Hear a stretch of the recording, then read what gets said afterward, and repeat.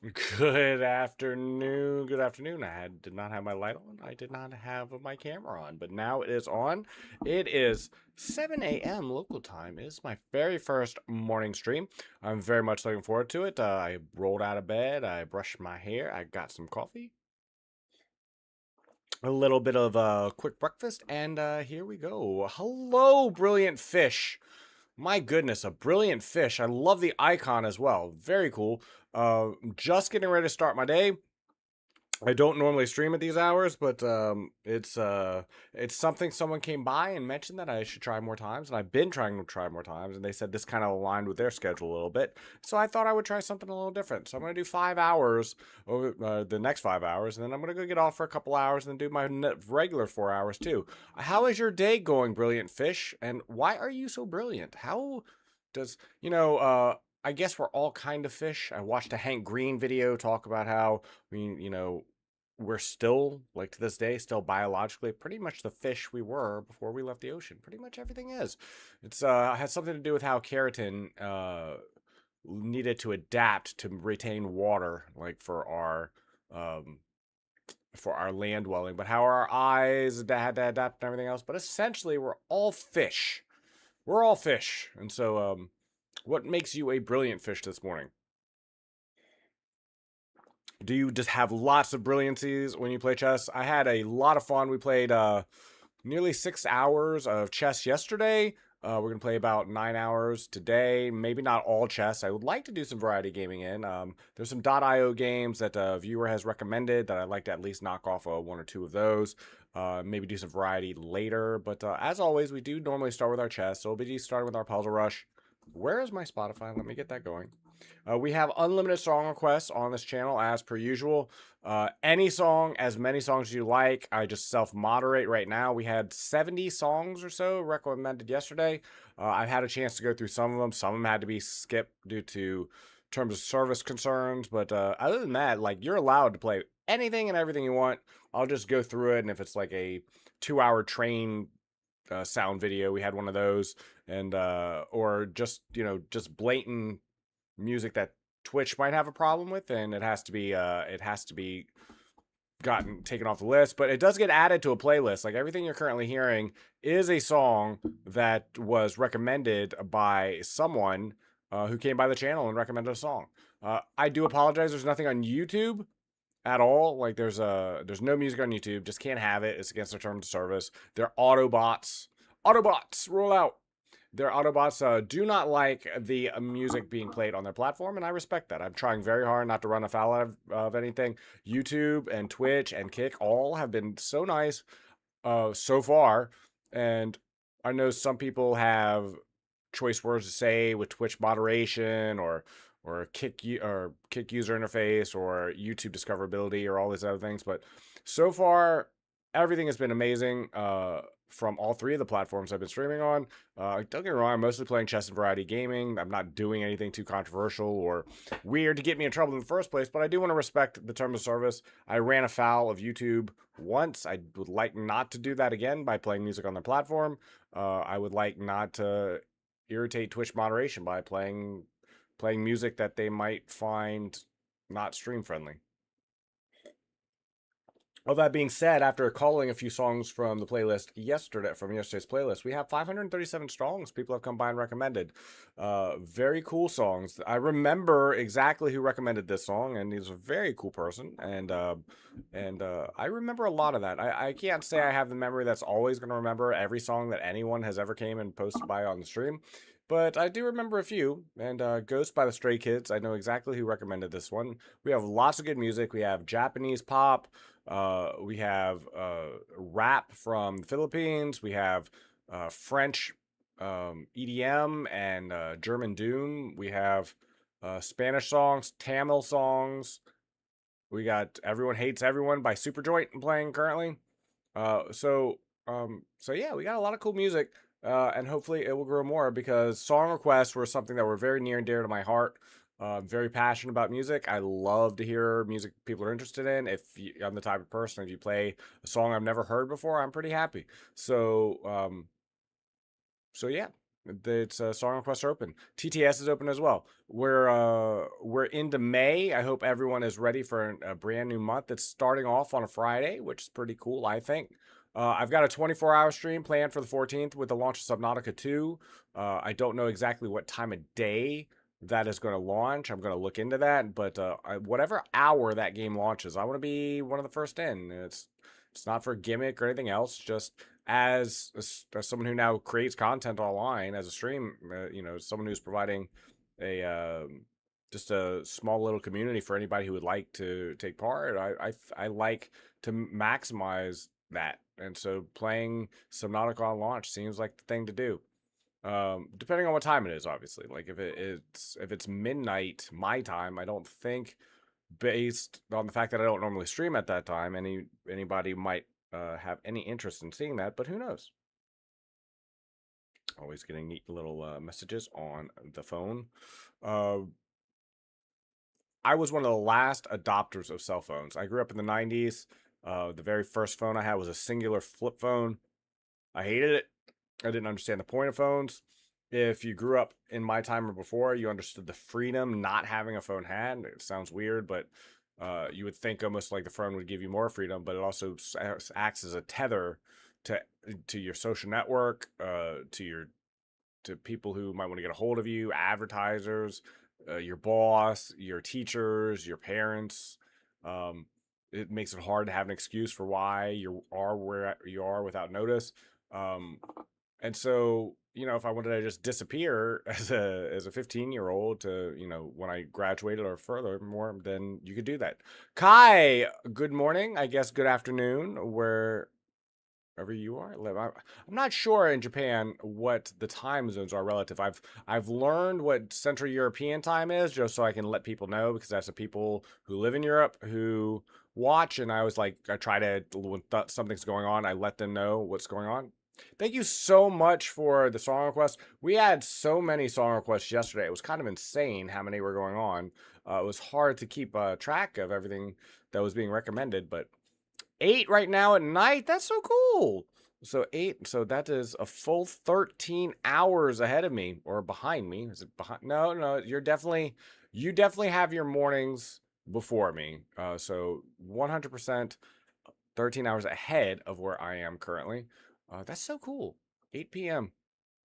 Huh. Okay, I'm gonna remember that. I think I'm definitely gonna remember that. So that'll have a general idea of time in at least, I know Japan probably stretches across at least a couple time zones, even though it's mostly a north and south country. It can be a little bit chonk on the east and west as well. So it's Thank you so much for the song requests. I know you know how much it means to me. Song requests are opening and Spotify widget is working, so I don't have to add anything in manually, which is awesome. Especially yesterday, we had like 3 people all at the same time. Nexo Vibes, thank you so much for saying hello on Twitch. How is your day going? My day is just getting started. I don't normally stream at this hour, but we had so many people requesting songs yesterday. We had over 70 songs requested yesterday on the platform. Since I'm small and just kind of starting out and I don't have a lot of viewership, people can have at it. I'll self-moderate. If there's anything really bad or long that's playing, I can just, I'm doing amazing Nexo Vibes. Love the name, by the way. I'm not sure what Nexo Vibes in particular are, but they sound cool. I could definitely vibe with some Nexo Vibes. I've got my widget working. I've been streaming a little over 2 months, a little under 2 months, and if you've been around my stream, I've been streaming every single day for the last over 3 weeks. I don't know exactly when I started being on a schedule where every day I'm getting online for at least 4 hours a day and streaming, trying new times. We got a 24-hour stream coming up on the 14th for the launch of Subnautica 2. We mostly play chess, in the sense that every day we play chess. We're going to do our chess puzzles here in a second. We're going to play some Blitz. We're going to play some Bullet, maybe some viewer games. We'll do that at least for an hour or two. I'm not sure I did 5 hours of chess yesterday. So at some point I'm going to probably not that I burnt out on it, but I don't want to burn out on it. If I play chess 9 hours today, that might make me not want to play chess anymore, to be honest with you. So at some point during the day, we'll switch to variety, maybe in the afternoon, maybe sometime in the morning. We will find out.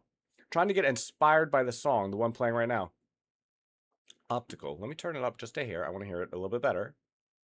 There we go. I'll turn it back down in a little bit. If it's too loud for chat, let me know. You're shit at chess. No, you're not. Nexo Vibes, you are not shit at chess. I've been educating people in chess ever since high school when I became an active member of the Officer coalition of the chess club, which was very big in my state and in my high school. I've been teaching people how to play chess my entire life. And what I tell everyone, if you're a regular channel, you've already heard the story. Magnus Carlsen, Hikaru Nakamura, Sindarov, Gukesh Domaraji, no matter who they all suck at chess. The best players in the world are absolutely terrible at chess. The computers have taught us that that is true. They will lose. Magnus Carlsen will lose every game, maybe draw one or two against Stockfish. He's bad at chess. We're all bad at chess. No one is good at chess. And so because no one's good at chess, no one's bad at chess. We're all just you either play chess or you don't. You play 15 to 20 games, you play ranked, let your rating sink if that's where your elo is, but after 15 to 20 games, you're going to be playing with people who you will win half the time with. And if you want to get better, quote unquote, at the game of chess, in the sense that you want to raise your elo, you can do that through study and through play, but if you're 500 rated chess or you're 2500 rated chess, you are bad at the game of chess. So don't worry about that. Thank you for saying I seem smart. I'm just someone who has a topical knowledge of things. I'm more of a jack of all trades type of person. It's very hard for me to like meet people on an expertise level on anything, but I can speak generally about a lot of things without making stuff up or acting like I'm smarter than I am. I really don't particularly enjoy personality types that do that. I understand why people do that. It's an ego thing. People like to seem more intelligent than they actually are, but I do have a college degree. I've been working my entire life. I read a lot of books, and so I appreciate that. Oh yeah, let me turn that down. Thank you so much for saying. It is very hard for me to hear how loud the stream is. I can hear because I can adjust the volume in my ears separate than the stream, and so the only real way I can tell how loud the music is playing is based on some bars that happen on my screen that's set up through my streaming software. Thank you for letting me know the music was a little loud. I had turned that song up a little bit because I wanted to hear it a little bit clearer though too. Thank you so much for the song request, Kai. I hope your studies are going well. I know you had some studies going on. I hope they're going well. But thank you for asking how I'm doing, and I'm glad to know you are just vibing as well. If you ever want to let me know what Nexo vibes are, I could be a Nexo viber too. I definitely could. But I'm drinking more coffee, and we're going to get ready to start. It seems like my thing that is advertising my links is doing it a little bit too often. I'm going to adjust that real quick. It's brand new. I try to make incremental upgrades to my stream, and I do that through things like having a little thing that advertises. I will slowly be getting commands and emotes and everything else going on. Managing everything pretty well. I'm finding time to do everything I want in a day. That's amazing. Do you plan for that? Like, I find if I try to do that without planning, my day I lose a lot of time in it. Okay, here we go. It's services, timers. Let me change this timer. Oh yeah, that's way too fast. How did that happen? It's supposed to be how many seconds? 60 seconds a minute. Every 18. That's not right. 1800 give or take 143. Okay. That should fix that. Nikita, how is it going? Thank you for all the amazing games yesterday. You whooped my behind, but it was so much fun. Speaking of which, we are going to switch scenes, and we are going to start playing some chess. We're going to open with our daily puzzle. I always recommend, no matter how good at chess you are, whether you're just starting out, whether you are a grandmaster, if you've ever watched GM Hikaru Nakamura, he very oftentimes starts his streams doing the puzzle rushes. They're a great warm-up. Great tactics training. Do 5 minutes if you're stretched for time. I prefer to do survival on stream just so I can continue to talk with chat, pay attention, and not worry about like looking terrible because I'm doing that and trying to keep up with time at the same time. I'll hop back on a bed. Have a good stream. Thank you so much, Kai, just for stopping by and saying hello. Enjoy your evening if it's past 8 p.m. there. And yeah, thank you so much for hopping by. Have a great day. Have a great evening. Try to suck down some coffee. I'm not normally up at this hour. Normally, my awake time is like about an hour from now. I get up relatively early my time. What time does everyone get up in the rest of the world? I, for my convenience, get up at 8 a.m. Sometimes I work a job in the morning. I have a part-time job that takes about 20 hours of my week in the morning. Obviously not today. And but I always generally tend to get up about 8 a.m. in the morning my time. I beat the hardest bot in infinitechess.org. Chess again, bots contempt, help me. Well, you know, considering how playing you, I'm going to bookmark this. Infinite Chess, what is it? Infinite Chess is a variant of chess in which there are no borders, much larger than your family 8x8 board. So it's like Minecraft. The queen, rooks, and bishops have no limit to how far they can move per turn. Pick any natural number up to infinity. What? But I imagine computers would be absolutely terrible at playing this game because they don't do well with infinities. They do not do with infinities at all. Okay. Okay, that's interesting. I would need I'm going to bookmark this page because I think it's cool, Nikita. And I'm gonna look into this later. I may become an infinite chess player myself, just not right this moment. It beat my ass as well. I'm trying to get better. That's all what it's all about. You know, it's in any game, it's all about pattern recognition. I don't know how easy it is to recognize patterns on an infinite board, but we're gonna get started with our puzzle rush. If you've never played before and you're just joining, you start off with simple puzzles that get progressively harder. You get a point earned for every puzzle you solve. The first puzzles are really simple, so I'm just gonna, unless you're just starting chess, there's not a lot of reason to go into explanations of these first ones. There's usually very few tricky puzzles in the early game, but as I get into double digits, I'll start explaining my thought process if you're interested, and we'll see how well we do. But doing your puzzles first before you start playing any games and in any given day is really helpful. It's great tactics training, and it'll let you know how well your brain is working on any given day. Our ability to self-analyze as human beings are pretty limited. No matter how well you think you feel, your brain might be feeling otherwise.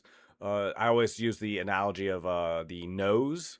The human nose, in the sense that at any given point, no matter where you're looking in any direction of the day, you have your nose in your field of vision. It's there, but you never think about it because your brain just kind of tunes it out, and you wouldn't know that. And you're because you know your brain doesn't tell you; it tells you it's not there altogether. Okay, so we are in the 11s. We've just solved 12 puzzles. We will go for there. Infinite chess is about balancing your defense and offense. Well, that sounds like regular chess. You got to do that in regular chess too. Okay, this is just obviously a queen takes queen situation. Here, it's probably here and here, but let me understand why real quick, because I can't take this. So it's, yeah, so this is an interesting tactic. This comes up in real games too. That's what I like about chess.com, a lot of their puzzles. I used to do puzzle books because we had to use books. I would go to scholastic chess events for middle school and high school chess tournaments, and there's always people selling merchandise there. You know, chess vendors and chess books were always a big sell. You know, you get the Nun's Bible. If you don't know what the Nun's Bible was, it was a book like that was this thick.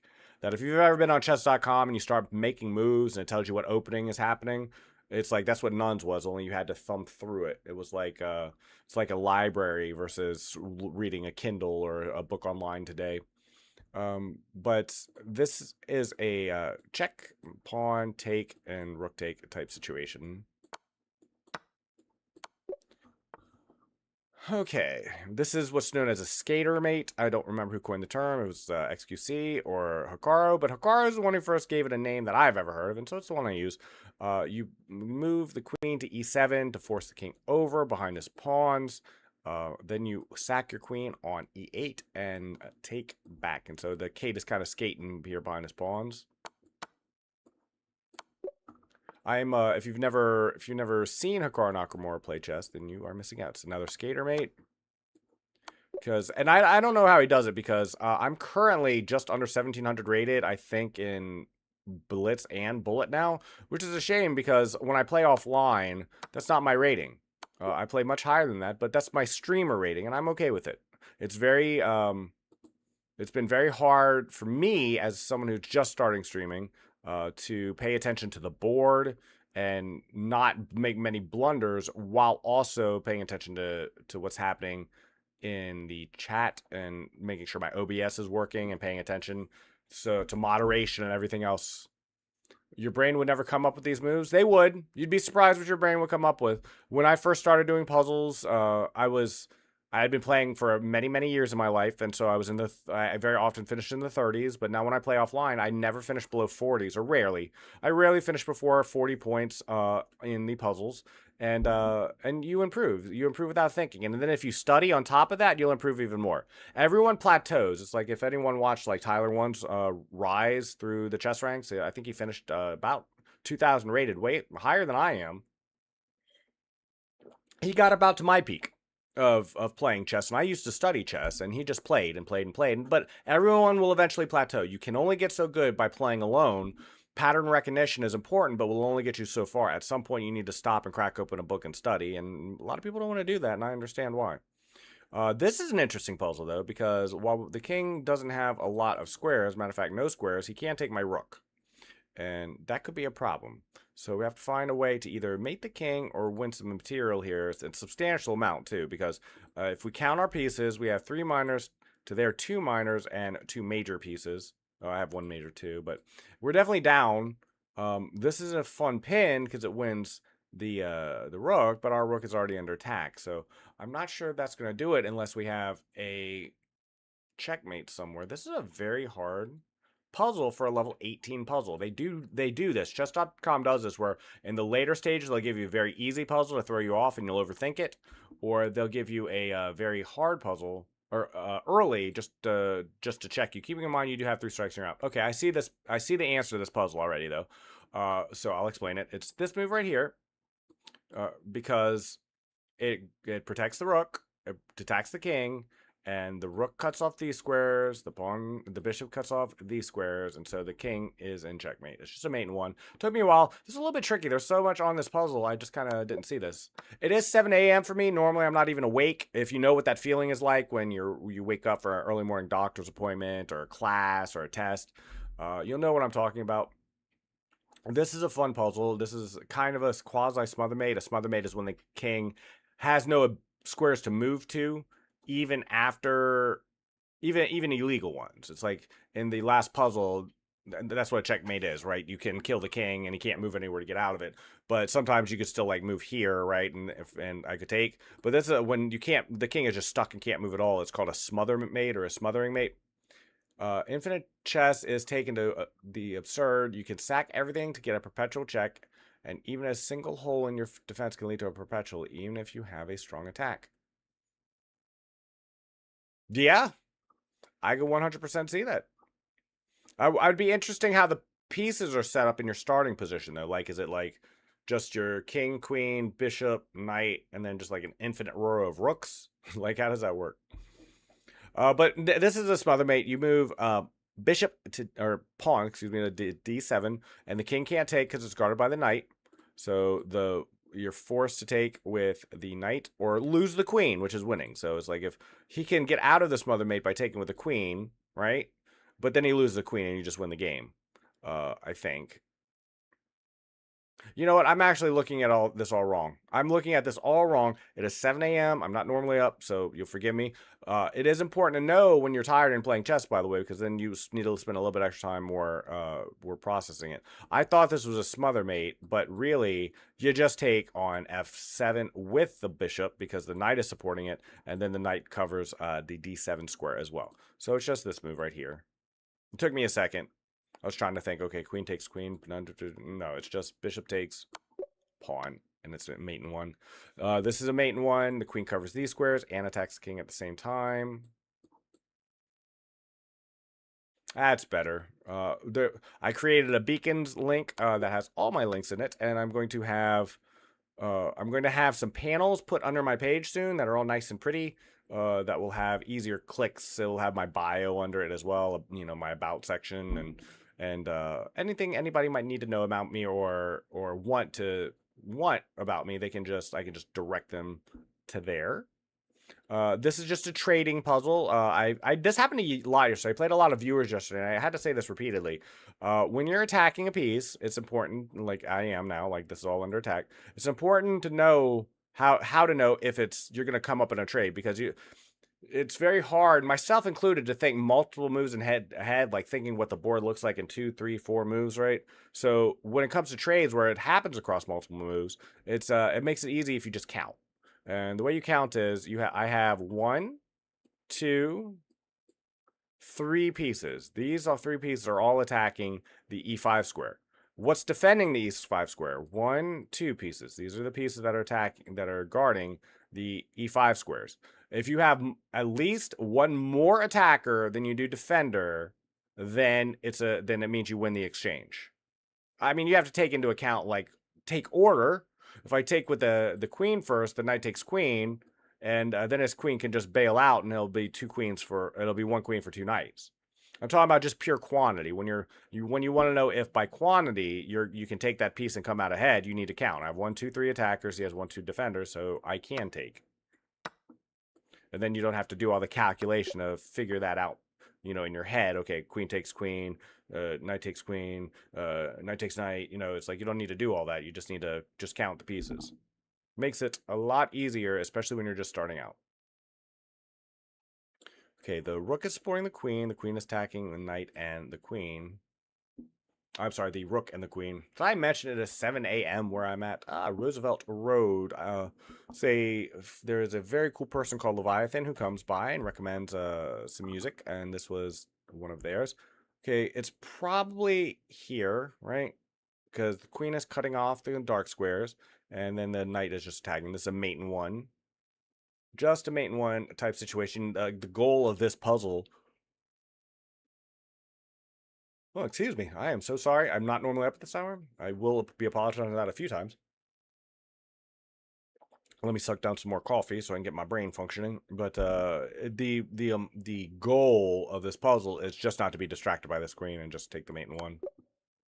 Which is true in real games as well, and we've all fallen afoul of it, especially towards the end of stream yesterday after I've been playing chess all day for 5 hours and then still playing viewers.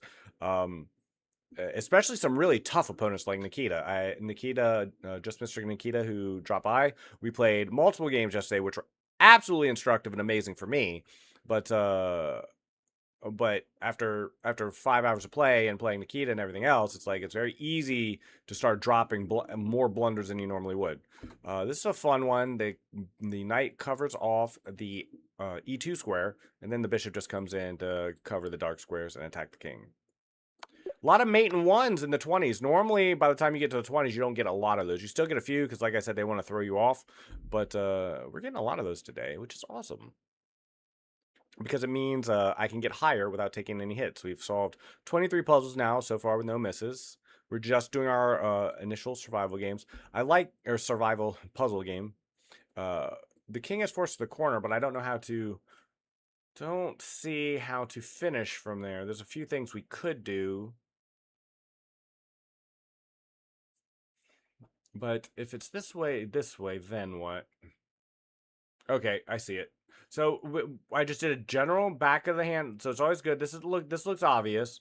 But the king is surprisingly safe in the corner with the queen and the rook on the back rank. I don't have any more way to make progress, and there's no checks. This doesn't work. This doesn't work. This doesn't work. This doesn't work. So this really is one of those process eliminations. It was definitely either this or this. It's our only 2 checks, and we are so far behind. I mean, you have a rook, queen, and knight. My opponent is ahead by a wide margin, especially with the pawn. So this pretty much has to be the right move in the first place. But the reason why it's the right move is because of here, and then here, and the king has nowhere to go because the queen covers all squares. All right, the G2 square is very well defended by both the rook and the queen. That's immediately sticks out. So it's got to be here. This is another mate in one. They're giving us a lot in mate in one puzzles in the 20s, which is good for us because it means we will go farther today. Normally with these puzzles, it's about counting pawn moves, and there's a few ways to do that, and I'll show you how. There's a few important things. We'll do the square rule, for example. It's going to be trading queens. Because after queen takes queen, pawn takes queen. This king cannot get there. Like the pawn will be on f5, and so the king tries to move to g4, then pawn to f6, and then it's like the king just can't seem to get there in time to catch the pawn.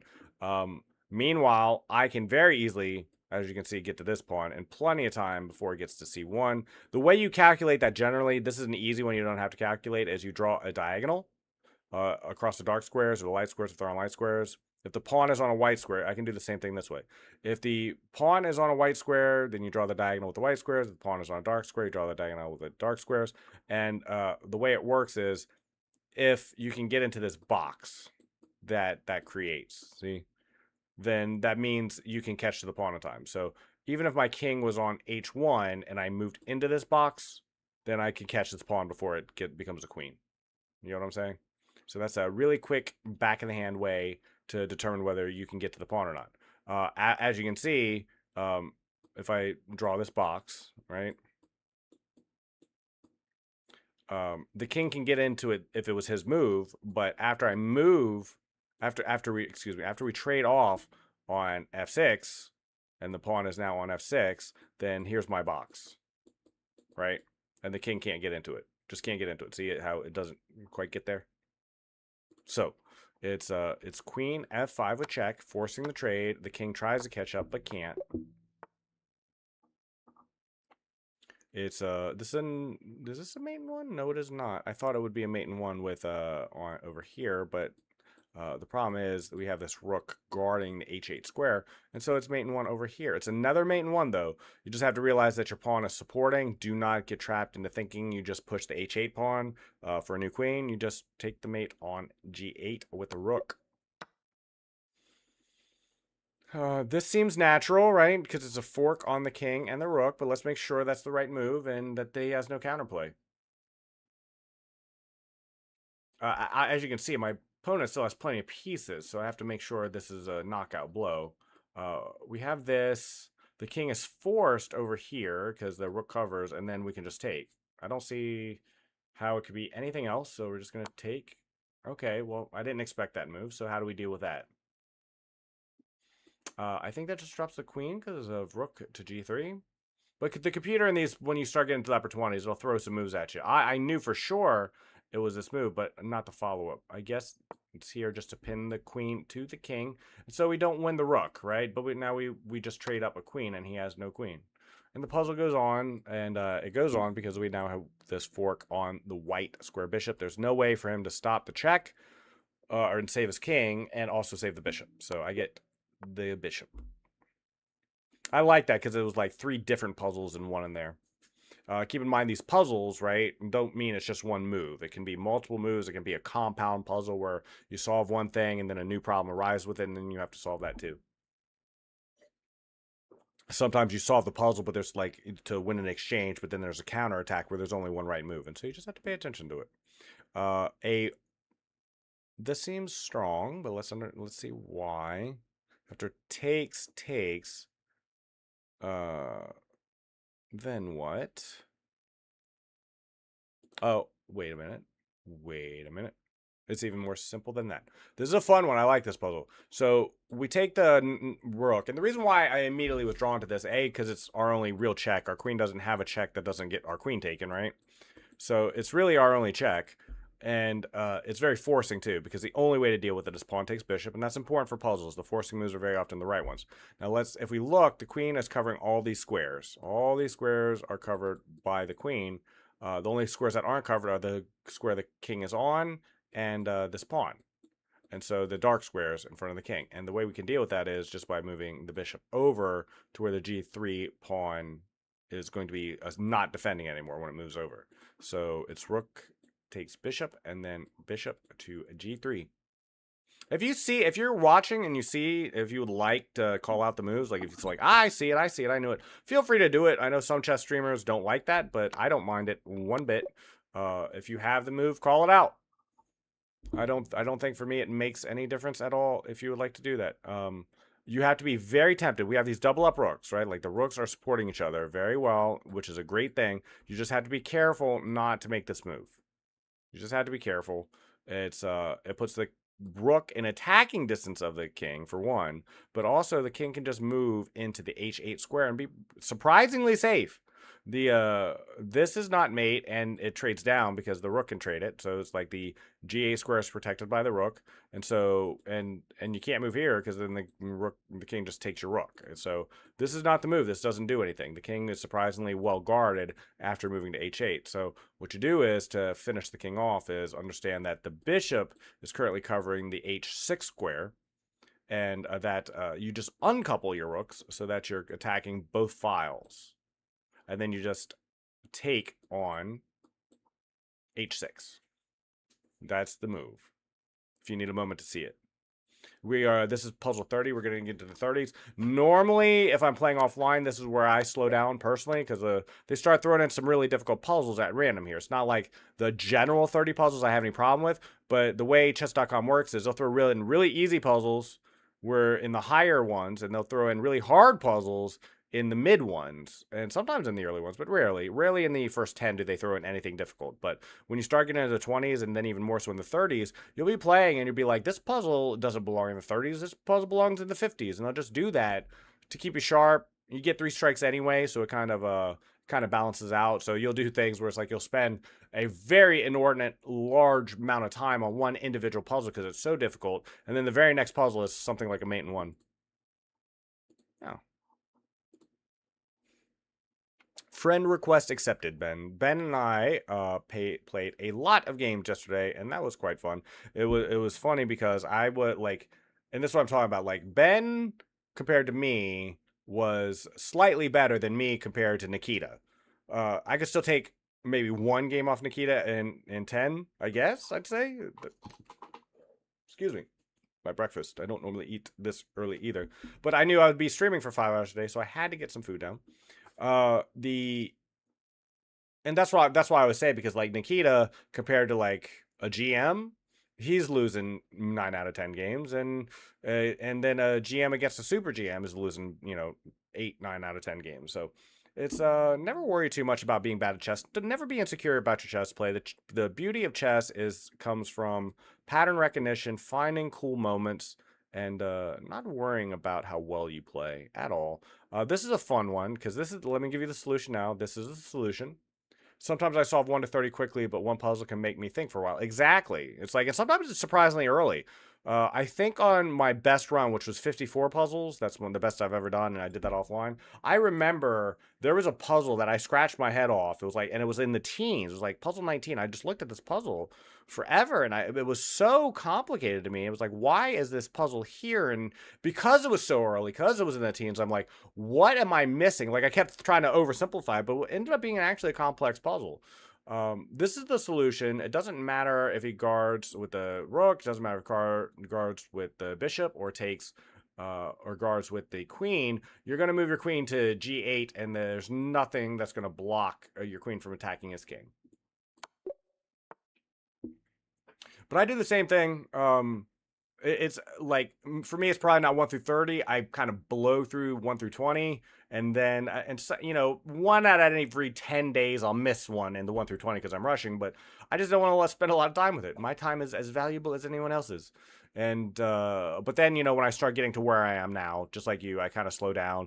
Normally I always finish in the 40s. It's very rare offline for me not to finish in the 40s somewhere. Sometimes in the 50s if I take my time, but I've never been anywhere near 60. I think if I spent days on a survival, I could. Like, I just where like when I get into the 50s, I spend a couple hours on each puzzle maybe. But my brain does not brain good enough. And it's always fun to me because I watch GM Hikaru Nakamura, and it's like he plays 5-minute games and gets into the 50s consistently, and without even much of a struggle very often. And I'm like, so he blows through his, like, if he was playing survival, he'd blow through the first 50 without batting an eye. And so it's kind of I think that's pretty cool. I've seen I was watching a chess creator. I do watch a lot of streams. I always have. Like, I'm a streamer, but I was always a viewer first. And this is a complicated puzzle in and of itself. There's a lot happening here. I feel like this may not even be. It's got to be a mate though, because let's count the pieces. We both have our queens and rooks. Let's see. We both have 3 minors, and the pawns are balanced. So it might be as simple as winning a piece, actually. It actually might be. So this is the most forcing move. Because it checks it's our only check. This is our only check. So it's probably the right move. But what happens if like just the king moves to e1? I mean, what is even the follow-up? Well, I guess then it would be a free knight, if nothing else, because he can't take back. So there's that. What about e4? Well, it's the same thing. I can take the knight because it's pinned. This is a surprisingly dang puzzle for 32, by the way. This feels like a 40 puzzle. It feels like one. Maybe I'm off. Maybe I'm wrong. And if he moves here, what's the play? Yeah, see, that's the issue I'm having. I think if the king moved in either direction, I could just take the knight and be in a completely winning endgame. Just a full piece up. But what about if he moves back this way? It pins this, but I mean, my knight is under attack now, and I've got no good way to guard it. I almost like to move here first, just so I have this square. Does that make sense? Because the king isn't going anywhere at all. What is this puzzle? This is a very weird puzzle. Our only two possible moves are this and this. I think that's the only thing that does it. This cuts off the white squares. But my issue is, if I move here, it's like, can't he just escape altogether? Well, no, because then I can still take the knight. And if he tries to escape, I can take either way. And I don't see any way for him to guard this. I'm going to go bishop c6. Wow, that was, for a level 31 puzzle, that was difficult. Just move. Rook takes h4. Hold on, let me think. Rook takes h4? I mean, I'm picturing it. So rook takes knight. Queen takes pawn. And then that pawn on the g file is strong enough to win that game? I'll go back and look. I'm going to open this in a new tab, and I'll look at it after. Let me make sure that didn't mess up my OBS. No, it did not. So I opened that in a new tab. I'm going to look at that after. But for a level 30 puzzle, that was a little strong. I mean, to calculate all that. We have 3 attackers on this pawn. That seems plenty enough to take it. I don't see any way for this queen to easily get out of this pin and guard the rook at the same time. So it's just important to take with this rook so that no shenanigans happen otherwise. Yep. Oh, that's a check. All right. I like how they throw those in. You can't guard with the queen because this is taking with check. And at the end of the day, my opponent wins a rook. So we have to move the king. Where do we move the king to, and why is it different? These are always annoying puzzles, like to me, because I have 1, 2, 3, 4 options, and there's only one right move.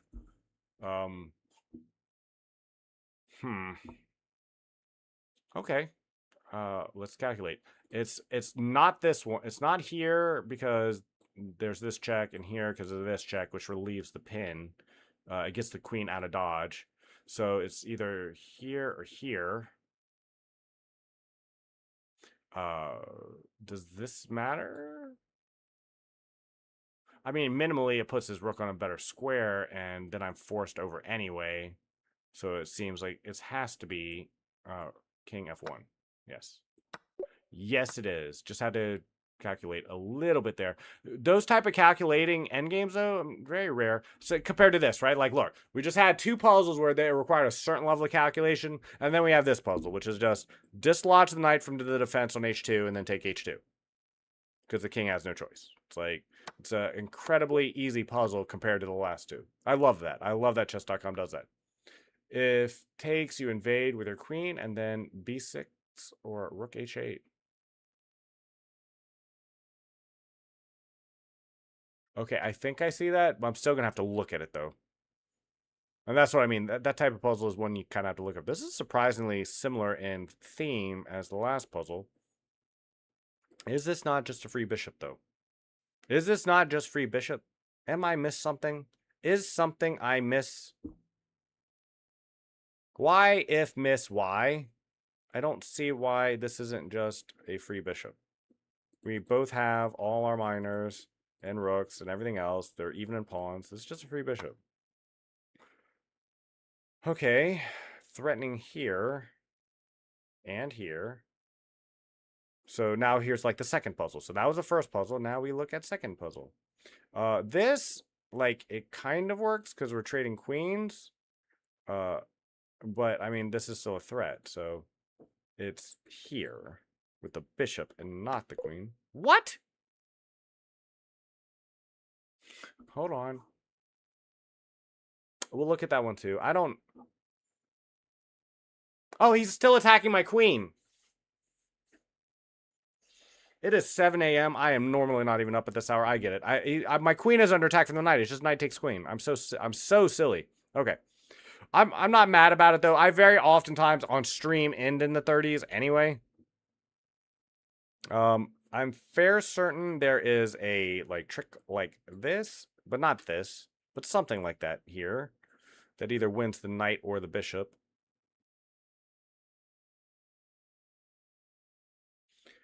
Something.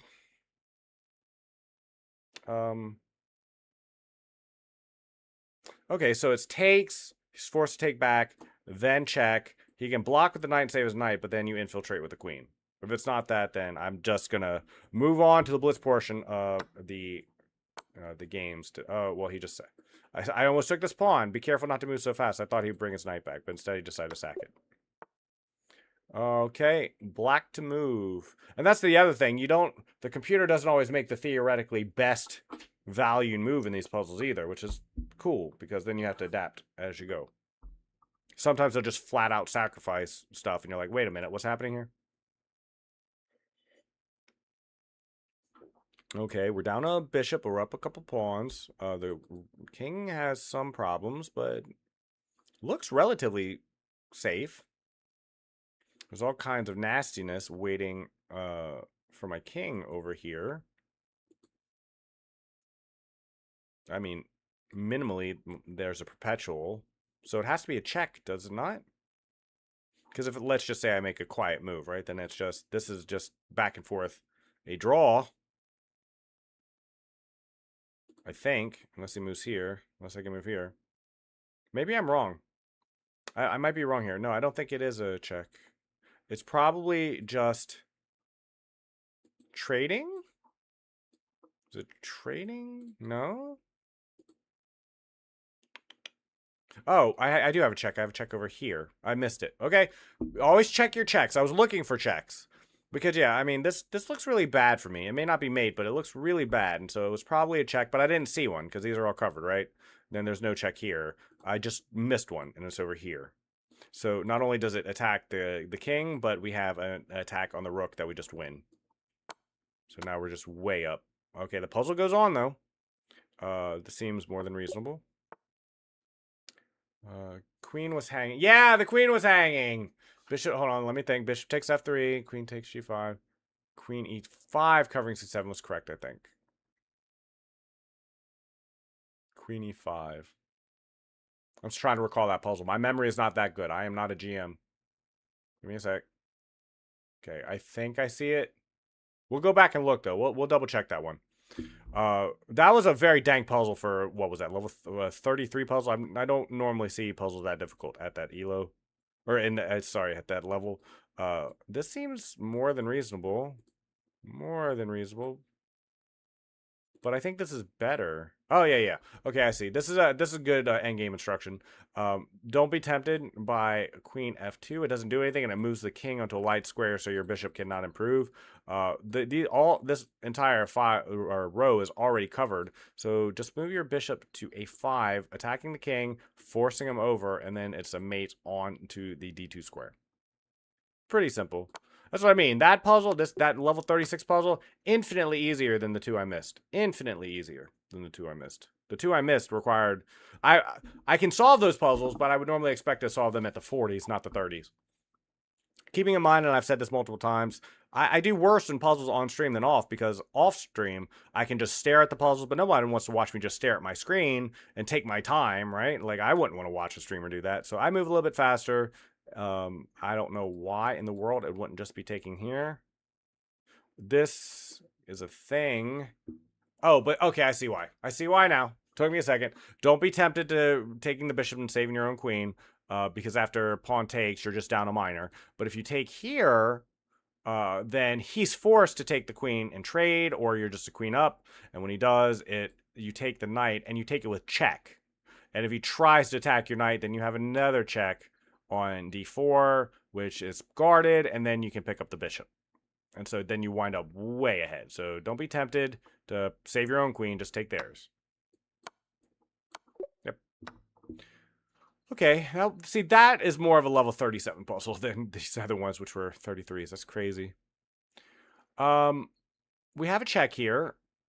We have this here attacking as well, and I kind of like this better instinctively because it also doubles up the attack on this pawn, which is very weak, versus if I move here, for example, I no longer have an attack on the g3 pawn because the queens do not move like knights. But we're going to calculate this because this does require a little bit of work on our end, because after here we have this queen check where I can't easily hide. Like, hiding is not easy in this position. It's almost like I'm very worried there's a perpetual or something here. I'm not sure this is cleanly winning. Let's give me a second to see if there is a more cleanly winning play. I don't see anything else that wins the bishop, though, is the thing.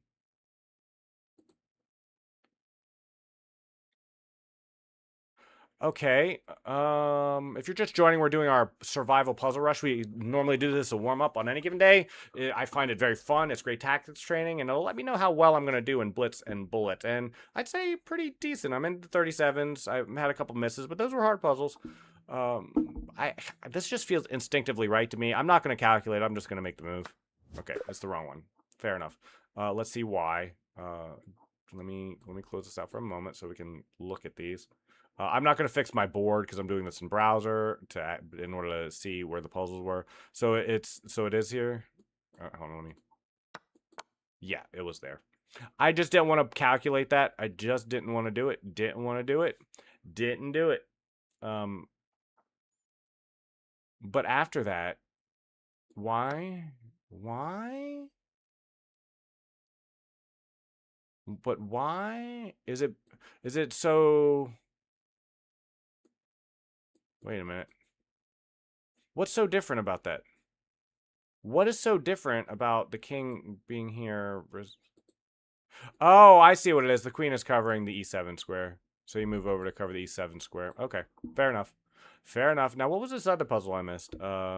So you said rook takes h4. I saw that. Then check, and this is just winning in the endgame? This is a one endgame.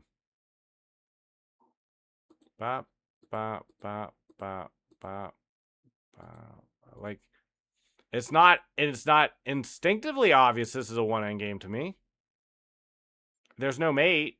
I mean, the king is getting away. I have no checks that result in anything. What is it like this? I can make this move, but what does it do?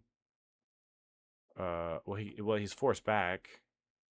Okay, all right. So the king has no squares. Okay, so he's forced back. And then after being forced back, what? Like, see, that's what I mean. This is not instinctively obvious to me. Is it here? Like, so here?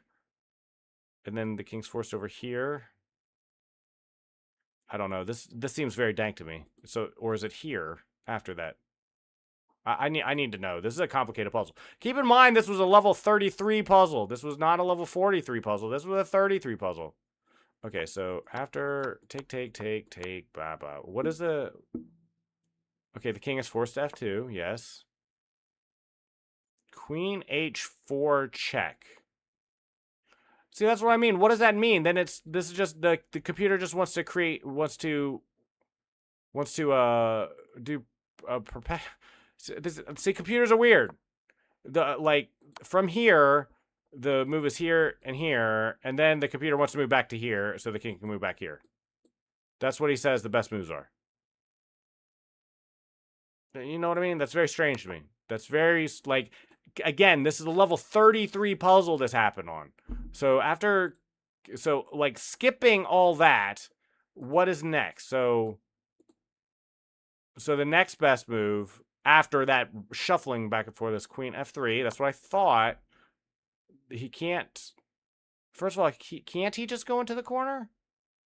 So King E1 is met with Queen takes what? Just the bishop, winning the bishop. Or here. So okay, so the end goal is to win this bishop. I wasn't even thinking about that bishop. Like, I'm thinking checkmates and pressure. At the end of the day, it's trading the rook your rook for a knight, a pawn, and a bishop. Like, the goal is to win this bishop. And that's one end game. And I get that. I see why, because then now everything's falling over here. Everything's weak, and yeah, and your king is very safe. So I get it, but I'm thinking there's a checkmate somewhere over here. There's no checkmate. There's no major win. There's no winning a rook. It's winning this bishop.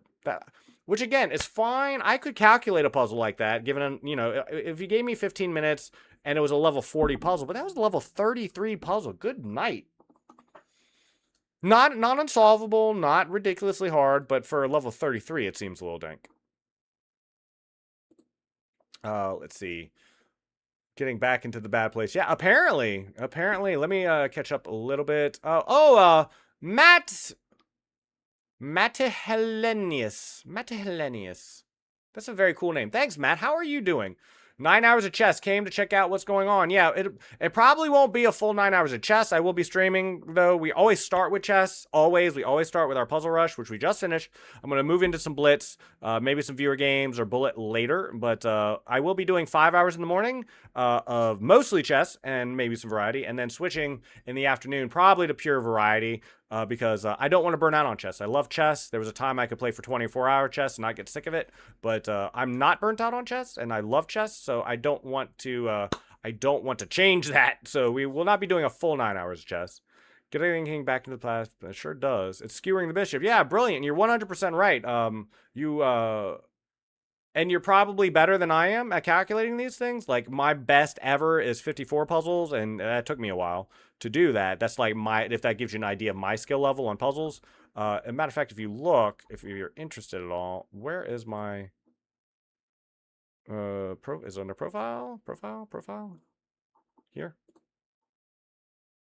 So as far as puzzles are concerned, I played at 2200 level, thereabout. This, you see how badly my rating has been as of late? It's actually going up in Bullet a little bit. Is this under the chess app? Am I seeing it is okay? Maybe, hopefully. But you're right, bro. It is about winning that bishop, but it's not that. It wasn't even the solution. What throws me off, and I don't know. Tell me if anyone else has this the same issue. Is it's not about the fact that you're supposed to win a bishop there. It's that it was a level 33 puzzle, and that level of calculation for a level 3 puzzle. Am I on the right scene? I don't think I am. Yep. Close this. Ah, that's why that happened. Okay. Make a small adjustment to my board. I don't know how streamers like Hikaru Nakamura do it with their board, because it's like, it takes them no time. It takes me forever to get my board set up for Blitz or puzzles or whatever else I'm doing. Yeah, but it wasn't about skewering the bishop. It was like I was expecting a challenge, like, compared to the next two puzzles in the run, like 34 and 35 were like this, mate and twos, like real simple, obvious to someone of my skill level. But that level 33 puzzle required... It required 5 moves to 7 moves of thinking ahead and understanding a complex position, which is rare for a level 33 puzzle. They just threw in a hard one, and sometimes they do that, and I love it. Yeah, because there was no mate. It could be mate if the opponent walked into it, but there was no way to mate. It was. You were right the first time. It was all about winning the bishop. The queen kind of shuffles around a little bit and annoys the king, but at the end of the day, it's all about winning that bishop at the end of that puzzle. You're right, but to me, Nikita, it wasn't that obvious, and I didn't want to spend a lot of time on it too. So I kind of somewhat blitzed out the bishop to G2 move because it looked reasonable, and I didn't want to spend forever on that puzzle. But when I made it, I didn't think I was going to be right either, because it was, again, a level 33 puzzle, and like making quiet moves are very common in level 50 puzzles. Making like these subtle, small moves that just slow, like just kind of quietly change the map, is very common in level 50 puzzles. But as a level 33 puzzle, it's almost never a quiet move, ever. It's never like just moving your bishop back a square to cover like some obscure attack. That happens all the time in 50 and above puzzles, but not in the 30 so much. And so when I made the bishop g2 move, I knew it probably wasn't right, but honestly, I just didn't see how to make progress. Sacking the rook on for the knight just didn't seem instantly obvious to me, and normally at that level I expect them to be. In any event, we're going to play a little bit of Blitz. We can certainly play some viewer games in a little bit, but I just kind of want to get warmed up a little bit. I don't want to start on Bullet today. I normally don't even stream at these hours, and so I'm just kind of trying to ease into the day, finish my coffee off, take it a little bit relaxed. But we'll definitely be down to playing some Bullet or maybe some viewer games if anyone's interested in a little bit. I just kind of want to get these first few games under my belt. I don't want that bishop coming in, or the knight for that matter. I never like it when this happens. It's very common in my elo, and Nikita's elo, it's a lot less common. But in my elo, people are just good enough to like get through the early game without major blunders if they're paying attention. But oftentimes they have no plan. Like, okay, like from here, it's like, okay, we got here, right? Now what happens? What do you do? But like white has all kinds of ideas it could be going for. Instead, it's like, let me just trade off everything on e4. And it's like, if you don't have a plan, that's why I always say it's better to have a bad plan than no plan at all. If you have no plan, you just start looking to trade off pieces, and then and then you wind up in very dry endgame positions. I was in a game once where very similar to this, where everything just got traded off, and the person offered a draw. Like they literally traded everything, so we were left with nothing but kings and pawns, and they were forceful about it. I tried not to trade. I tried to keep the game going a little bit, and they're like, no, I want to trade everything off, and they did. And then like aggressively did, and then they offered a draw. It was like it was crazy, man. It's not like sometimes you do that against higher elo players, because a draw you gain a lot of points on, because people who are much better than you, if they draw against you, it's like a loss as far as the rating system is concerned. But this person was like the same rating as me, and just like, yeah, I traded everything off. This is a drawn endgame. Let's just call it a draw. And I'm like, why play chess? Why play chess? What is this doing over here? This man has no plan. This person has no plan of how to make progress here. Where it's like, I'm already thinking about like taking an open file and pressuring somewhere down the line this, improving my bishop at some point to apply pressure over here, which looks like a highly reasonable move right now. Like, I think this is fine. This is also good though, because it covers this square. But again, I don't want to trade everything off. I just don't, I'm not looking to trade off my entire board and play an endgame for no reason. Yeah, I mean, this knight doesn't do anything as far as I can tell. It attacks this pawn, but I thought that pawn was easily guarded. You know what? It's not, though. I'm not going to be able to guard that pawn, so I have to take. So another piece gets traded off. Lovely, lovely. Let's move our rook to a white square. I was already planning on being on this file anyway. So now we're playing a very dry endgame. Very dry. This seems infinitely reasonable, but it doesn't really do anything. Just doesn't. I kind of want to centralize a few things. I kind of feel like I have to make this move because my knight isn't really doing anything right now where it's at. But I don't know. I'm going to make a little bit of progress, see if I can get my king a little bit further up, because the queens are off the board. We are essentially in an endgame now. There was a knight you'd have to capture it anyway. I'm not sure. Like in the moment, and I'm down to 30 seconds. Let me lock in. Let me lock in for a moment so I don't lose on time, if nothing else. I've spent a lot of time, and he's just trading off pieces. Like this guy who just wants to trade off everything and just call it a day. I never understood that about people in my elo. It's like they are so determined. Forcing the trade. All right. I'm planting a weakness here, though, that I'm looking to exploit. I'm not sure he can defend this, in fact. We shall see. Because he is going to run out of pawn moves, I think. Okay. Here. Alright. Now what? So this is the end game this person chose.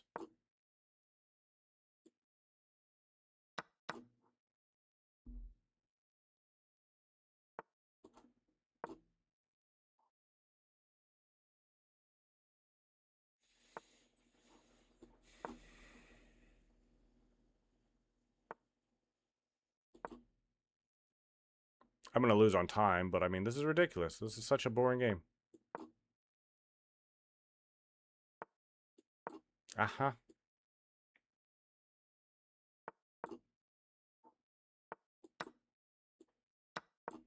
Okay.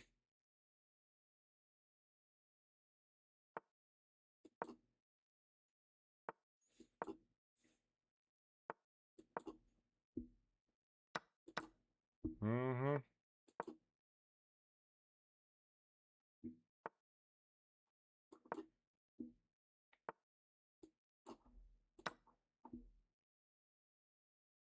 I'm losing on time either way. It doesn't matter to me. It doesn't, I didn't even want to play that game. It's so boring when people play like that. And because I'm streaming, I was way down on time because I'm trying to pay attention and talk, like through the position rather than just play it. I'm always happy to play this move because they almost always castle on kingside despite trading that off. Although this person looks like he wants to castle the... No, he doesn't want to castle the other way. Okay. Here? Okay. Okay. What the hell is that?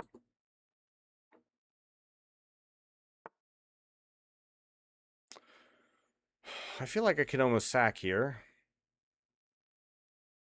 But I won't. I'll play it safe. And now it's like, now he's got nothing over here, so...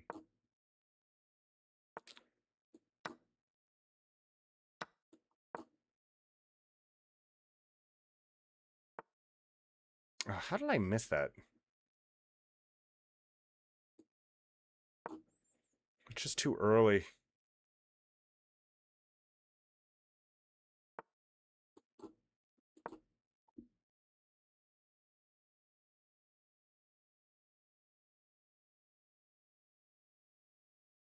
I think I win my minor back minimally here.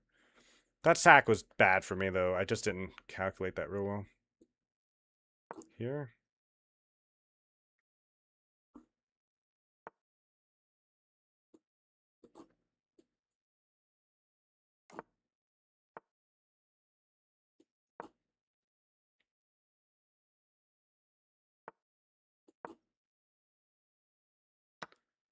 Don't get too close.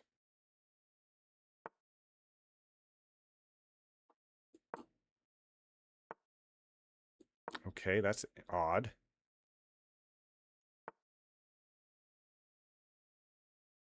I'm not sure what that does. Certainly not taking.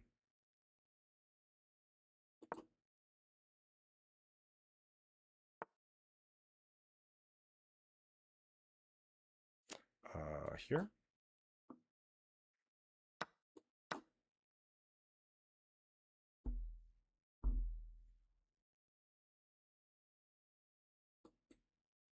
Still threats. Still threatening. Not sure I'm winning that end game, but still threatening.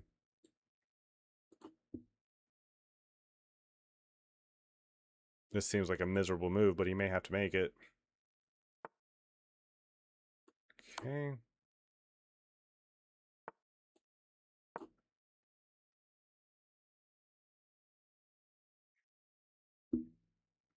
My opponent has blown his advantage royally, in fact. Okay.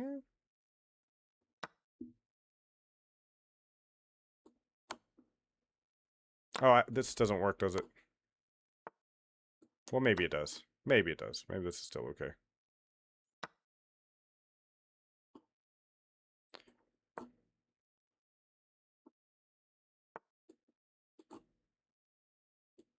Here?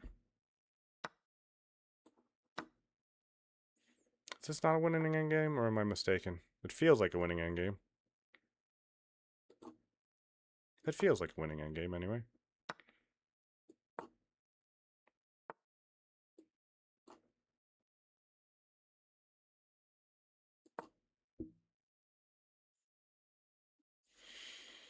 Maybe it's not.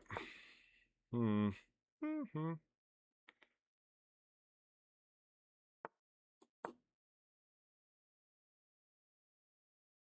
Not clear to me.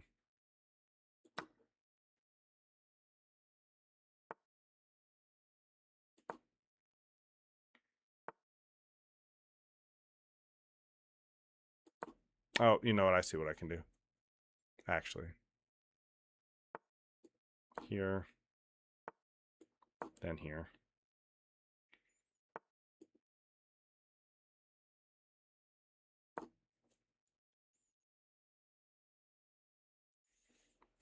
I might just try to draw this out. He's low on time, though, so maybe not. We'll see.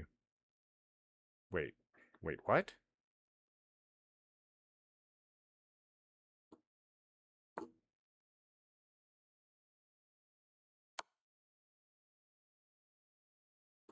Okay.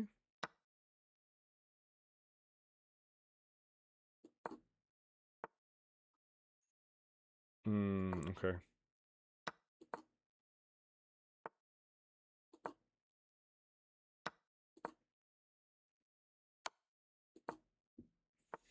Alright, let's see if you can figure it out in 15 seconds. Sure you can, but...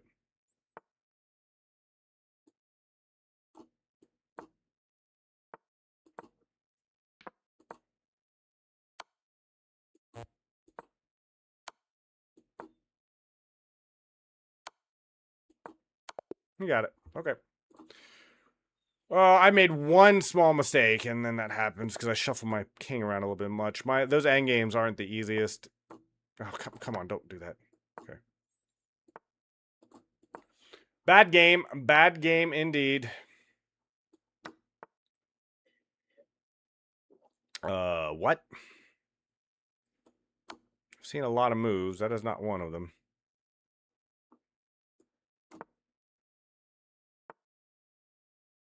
Okay, but doesn't that just drop the pawn in the center of the board?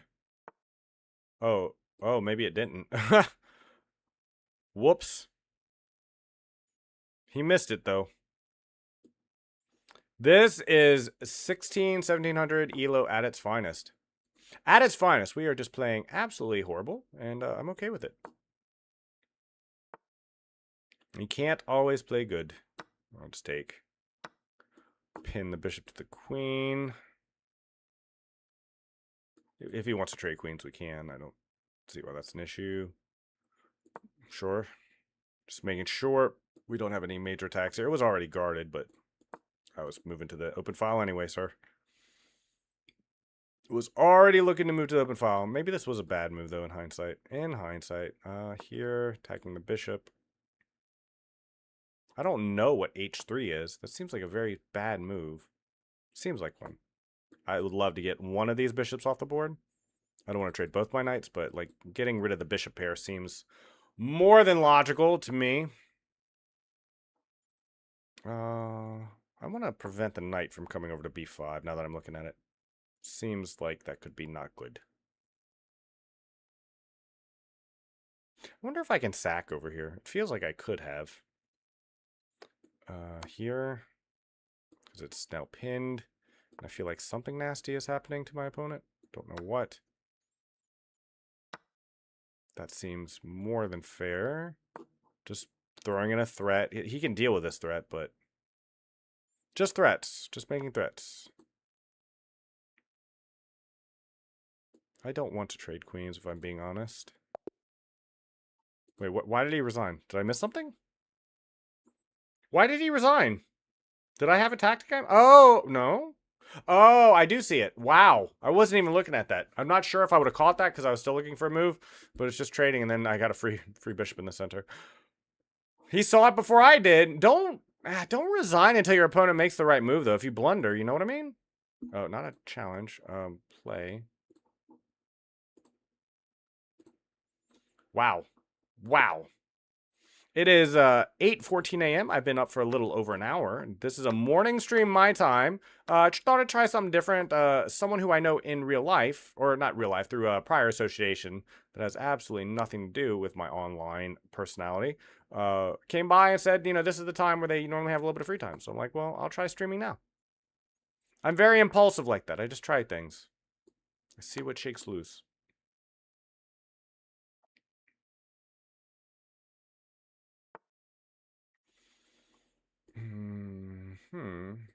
Here, if he takes with a knight, then I take this pawn. And I think this is just good for me. His bishop is stuck. Takes a little bit longer to get out. Might have very natural development, and I'm still making threats. I mean, here. I don't like that, huh? We'll just continue our development then. Keep our queen safe. Okay, but now though? Or should I just... I tell you, I'll just castle queenside. There's no attack currently because the bishop is guarding, and he just dropped a knight in the center of the board. Wow, 1684 at its best. Turkey? Is this Turkey? Turkey, yeah. Free pawn.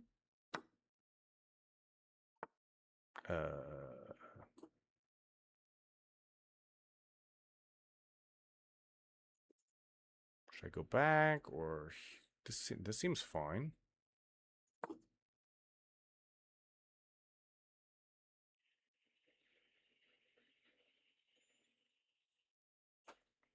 This seems fine.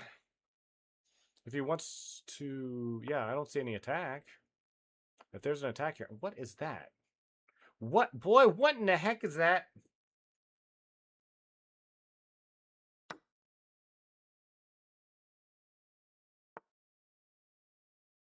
Why do I care about that, though? Is my question? This is covered. Did I have a free rook on B1 that whole time? Was there just a free rook there the entire time?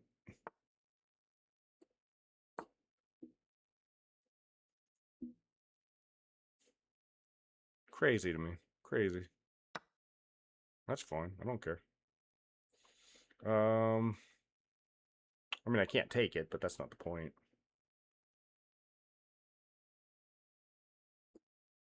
I'm gonna just move back. Yeah, this is fine. Fine for me. Here. This is guarded. There's nothing even attacking it, and it's guarded. Family fork! Family fork! I'm not saying I necessarily win any material here, but it's still funny. And this is just taking with check.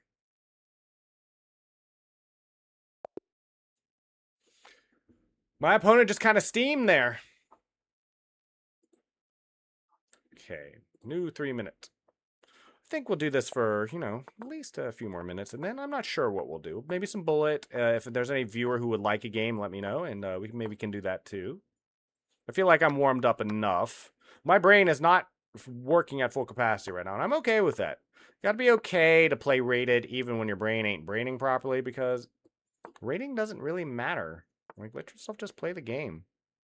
Wherever you are on that day, your elo will balance out. If you're playing 100 elo weaker than usual, that's all right.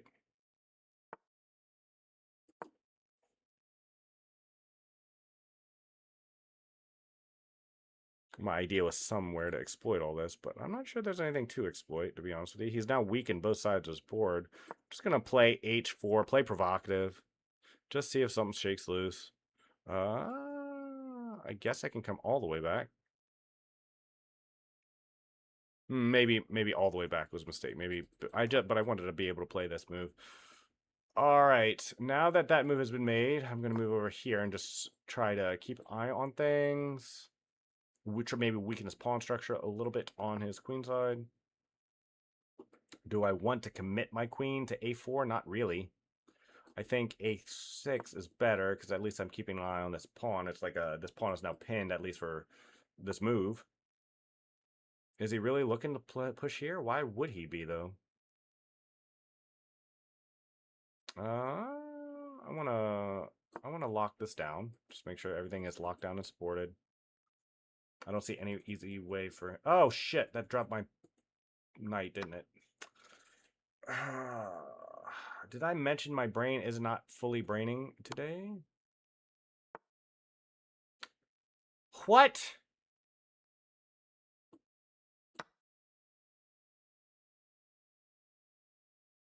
Is he that worried that he's not going to take my rook?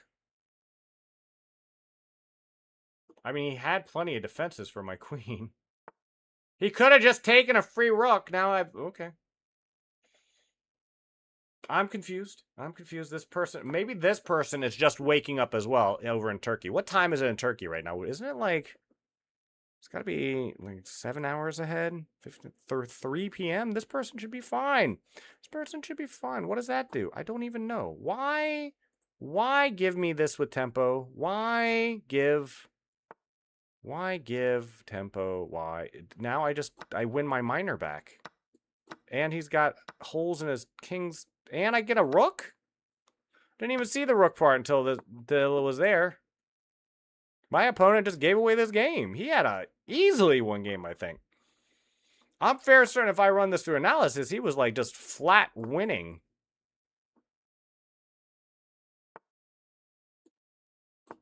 I mean, if he wants to trade that rook.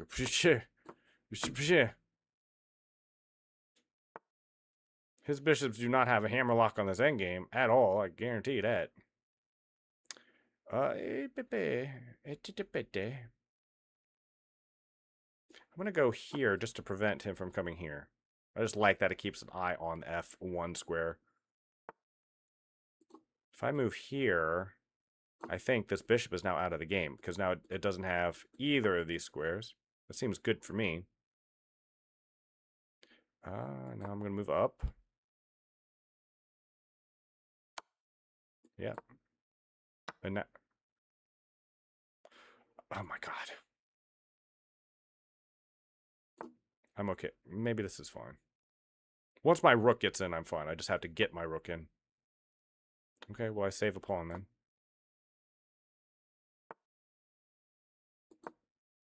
Now, I love that he did that, because now I have actual reasons to make this trade.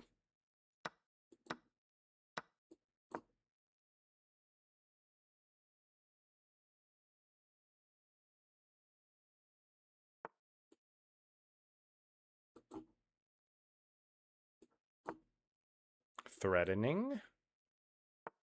He missed it. He missed it. Now it should be a clean win. Man, I really gummed up that endgame, though, didn't I? Man, I really made this harder than it needed to be.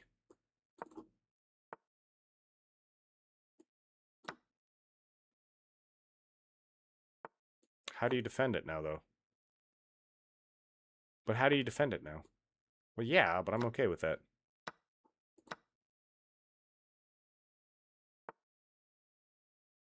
I can almost just completely ignore that. Almost. Threatening to push him onto the back rank.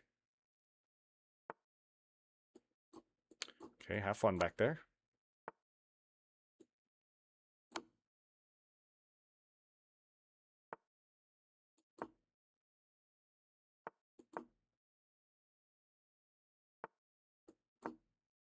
Everything's on white squares. This bishop is doing nothing.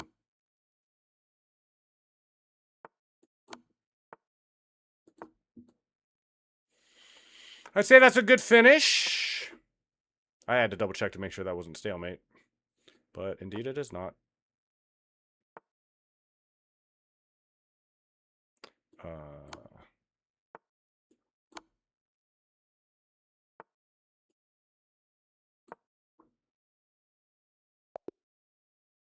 I think that was a mate in 2 after that. Mate in 3? 2 or 3?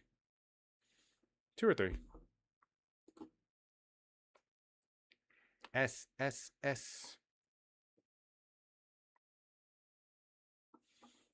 Oh, I didn't mean to challenge the same. I hate these buttons on chess.com. It's so not clear what new game is. This is not a blitz game, bullet game. Why do people do that?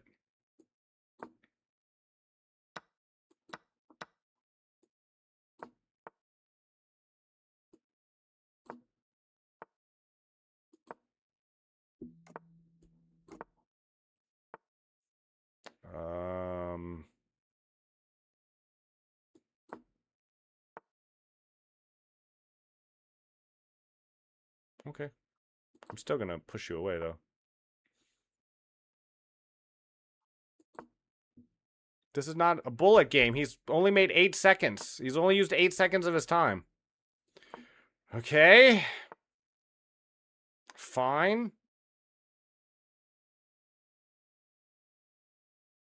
I see what the threat is. I'm just not sure it is a threat.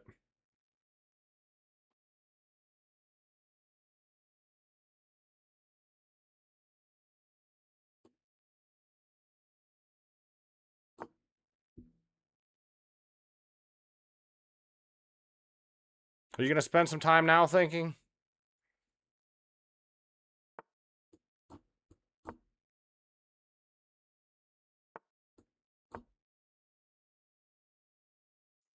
Apparently not. Oh. Okay. You know what we do with someone like this? We report them. Because this person is very clearly cheating. He spent a total of 26 seconds on that game. No calculation at all. Spent 0 time calculating that. You don't do that at the CeeLo. Not without cheating. So we just go about our day. You never let it bother you. The automated systems eventually catch him. I guarantee you. It's not even a question, especially looking at that guy's name. In a week, if I look that guy up, he's not going to be on the site anymore. Guarantee it. I would put money on it. And again, it's not the moves. And my Elos, people can find those moves. He used a total of 6 seconds on the first, 15 moves.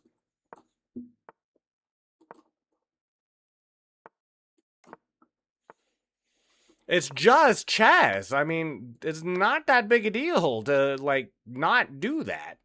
You lose rating, it doesn't mean anything. His account is going to be gone in a week. Again, it's not the moves, Nikita. It wasn't the moves. I promise you, it's not the moves. He made that entire game in under 26 seconds on his clock.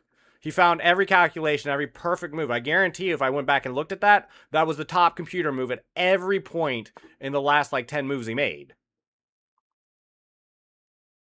It's not that he found those moves. If he would have had my time, if he would have spent a minute of that game doing that, I would have said no, absolutely not cheating. He made the first 10 moves in 6 seconds. He spent a total of 20 seconds on the entire game. That's not opening theory. My opponent in this game has already spent more time than he spent on that entire last game. And we're all the same. We're all in the same ballpark of Elo. And it wasn't an opening trick either. It's not like I fell for an alien gambit or an England or anything. It's like he just made multiple moves that were just what's happening? And again, I'm willing to bet. In other words, I'm willing to put reputation on the line that if I looked in a week, that account is gone. You'll never see that account again. Willing to bet. Willing to bet.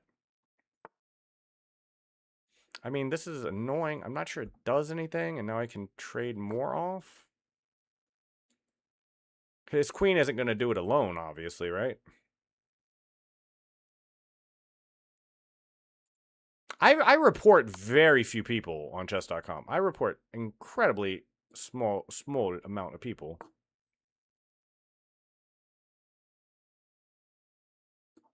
This is all covered. This queen is annoying, but it's not gonna. I've got a bishop, but it's not gonna do it by itself. This queen is not a one-man army. It's in your Elo, by the way, Nikita, I would also expect that not to be a cheating game. Even with the time usage. But in my Elo, a 1700 player moving that fast, making computer moves past the beginning portion of the game, no thought at all. It just seems very strange to me. Seems strange to me, anyway. The automated system will pick them up either way. My name is Celestial Udenberg. Udenberg. I mean, I like that name.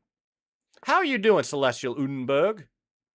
Thank you so much for the song request. We do have infinite song requests, unlimited song requests on this channel. If you and every song you add not only will play on stream, but it will be added to playlists that you're currently listening to.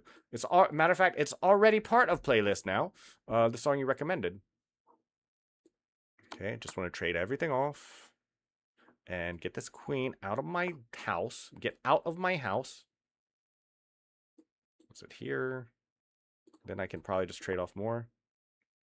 No, I can't force him. And this, I don't like that. Like forces, I'm not sure how all that plays out. Let's play very simple chess. Make sure the pawns are protecting each other. Just fortify the position. Get my king out of the way. He can't push. I'm more than covered. More than covered. Happy to trade. Just scoot my king away. Play very simple. I'm up a full bishop. I just have to be careful. He's still got some firepower on the board. As long as the opponent still has a queen. Yeah. I'm not sure. I'm not 100% sure, but I'm willing to bet. I'm willing to bet if I go back and look later, he's gone. He's just gone. He's just gone. This seems... I don't see how he defends this. The bishop is cutting off the white squares. Oh. That's fine, I guess. Just swing this over. Force him to... I said play very simple chess. I got 33 seconds on the clock. I have plenty of time, and then I do that. That's how the game goes. I think this is still a one game for me, potentially, though, so... It's fine. We make mistakes. I just have to sauce him on the clock now, if I'm being honest, though. Which I think I'll be able to do. He has not moved incredibly fast, and so I think we'll be okay.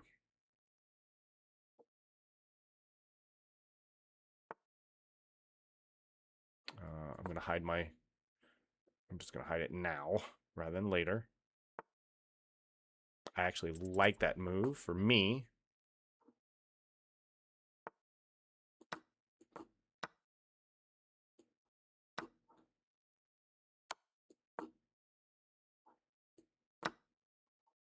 I think he had a mate in one there, did he not?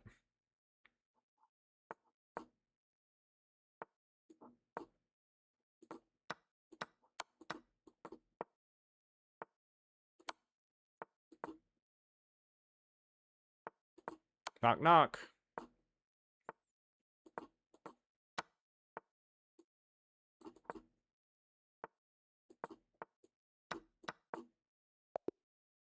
So I'm okay with that. Came close to winning that on time. Okay. I think we're getting warmed up a little bit. Come on, play c4. I like when we play. This is a bad opening. Don't play this opening. Ah, yeah, and he knows it too. Darn him.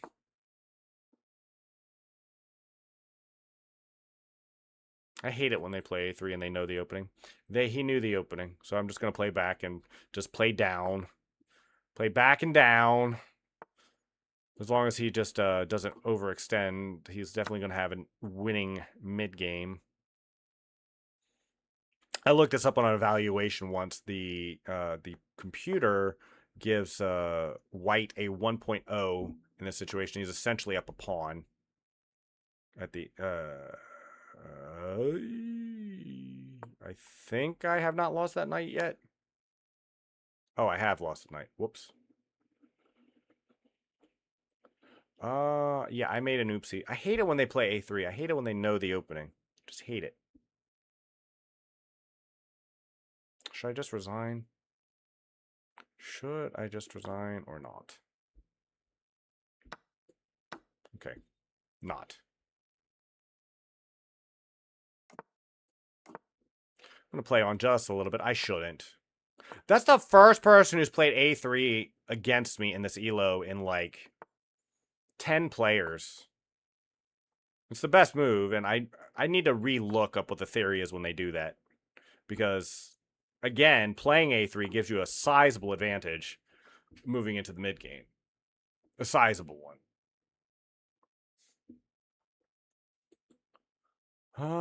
And I've got no good moves now either. That's another issue. My knight has no squares either. His knights and everything are just kind of hopping in. And is that just a lost bishop? It is. Wonderful. I mean, I lost rook. That's what I meant to say. Well, I have got no choice but to let him have that. In the meantime, I'm going to move here.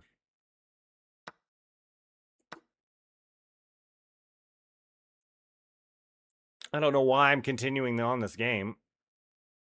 I am doing so bad this morning.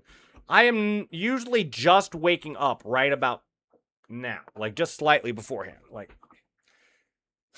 I look so bad when I play sometimes. Okay, well, I appreciate you moving away, but I don't really have anything. Okay, I'm gonna get punished for having this here soon, aren't I?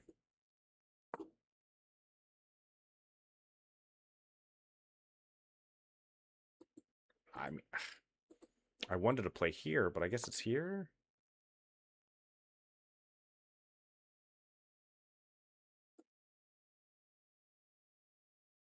This is probably just disastrous for me.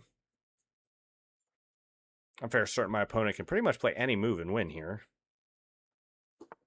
This bishop on d1 is doing me 0 favors.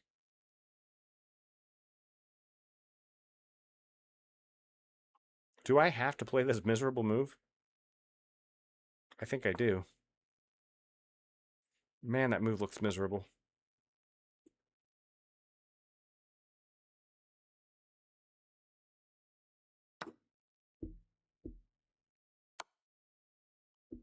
Oh, okay. I'm just going to resign. This guy is fine. I mean, he found the best moves, I'm fair certain, if I went and looked, but he's not cheating. He's just like, it was an easy position to play. He could have played anything and win, and he still played precisely. Let's play something a little different. Let's play the Trumpowski attack, and we'll go from there. If you're just joining me, I normally don't stream at this point in the morning, but I thought I'd try something different. Thank you to everyone who's already came by. We've had song requests already. We do have unlimited song requests. If you would like to recommend a song, it's just !SR. It has to be on Kick or Twitch, not on YouTube. So if you're on YouTube, I sorry. But we do have unlimited song requests if you would like one. Let me play this proper and expand on the queen side like I'm supposed to do, rather than what I always do, which is attack the king side with reckless abandon. I just enjoy it. What can I say? I enjoy doing it. I enjoy doing it. I don't think I can easily attack that, but I still want my queen over here just to keep an eye on everything. If he moves his knight away to guard or something, then it's fine. What is that move? That looks really bad to me. I just don't know why. I'm gonna move here.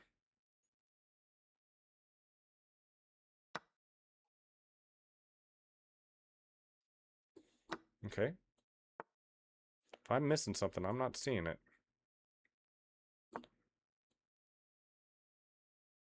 There's a few ways he can deal with this threat, but I don't know which one he will choose. I know not which one will choose it.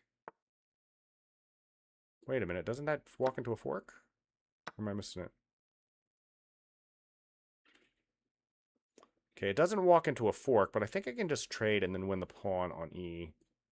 The E pawn, I mean. Wait a minute. This is under attack. Oh, but this is better. Yeah, this works. Because of take, fork. Yeah, I don't think that works. I don't think that works. It might work, maybe. Maybe it works, but then I have a pin. Okay, he just gives it up. All right, fair. I thought there might be a desperado. A desperado is where you don't have a rather than defending a piece, you defend the piece by attacking your opponent's piece. So rather than trying to come to the defense, you just go on the attack. But I did not. He chose not to even attempt a desperado there. So I think now we're just in a winning endgame. I want to keep an eye on this pawn somehow. But I don't. There's too many tricks. Weird tactics. I'm just going to play simple. Keep things centralized. Queen is guarding all the pawns. And I think this pawn will eventually fall. Or he'll just trade it off, which is also fine for me. Let me move this rook over first.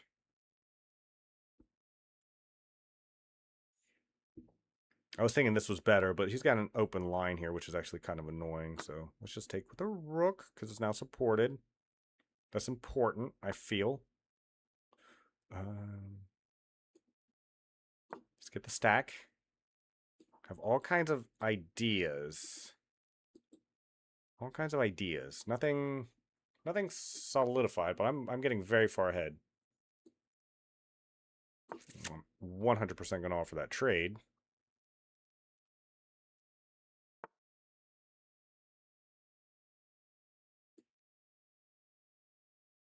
Oh, because he can take with check. Okay,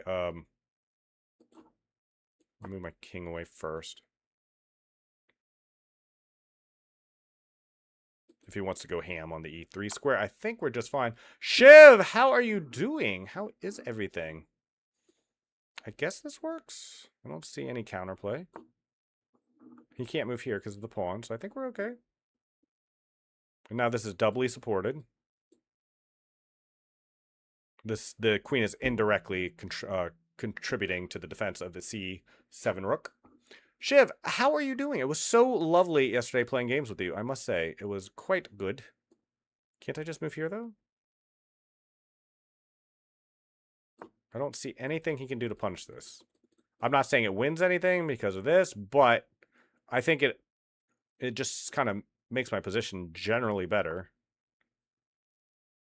Wait, but no, this has to be the move. It doesn't win material, but it forces trades. Right? Oh, I've got 20 seconds. I gotta move. Okay. Locking in.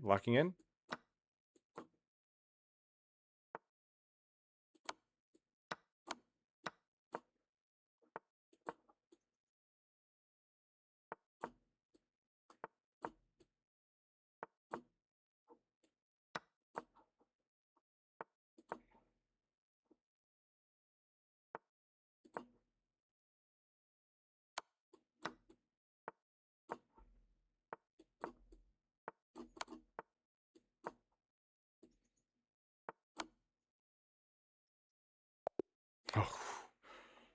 Ooh, there's probably a cleaner way to end all that out, but the important thing was not to lose on time. That was the important bit. Oh my goodness. Can you play back? You 100% can. This is a blitz game. I just saw your message. I already started this one. But 100%. Thank you for joining, Shiv, over there on YouTube.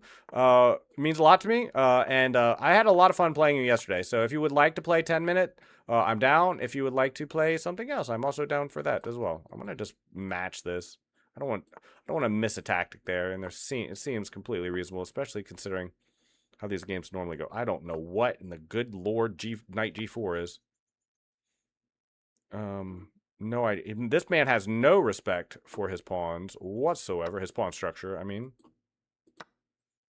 this would be a long way to go. He went here, here, just to trade. It's like, okay. I'm okay with this. Like, he has damaged his pawn structure so bad, I don't even mind in the slightest. I wasn't planning on castling over there anyway. I think this will win the pawn back. Because after here, this pawn is so isolated, it's not going to be hard to recapture.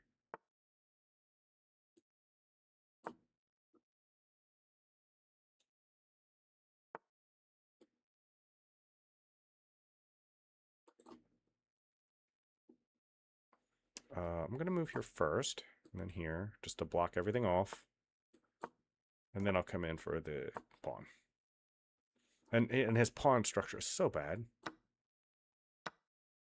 Okay. I get the open file at the end of all this, and he undoubles my pawns. There's no way this isn't good for me. There's just no way. And his attack here is far. What is that?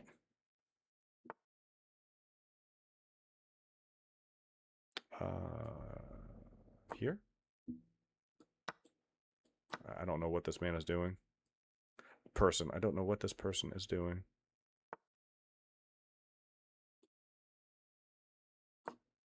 Just lock up the position. I mean, his queen can't do anything from there as far as I can tell. I mean, as far as I can tell, it can't.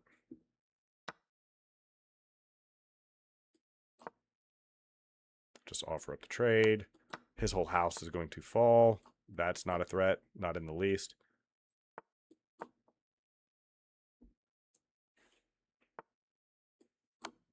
Take with check. Give me all pawns. Give me check. More pawns.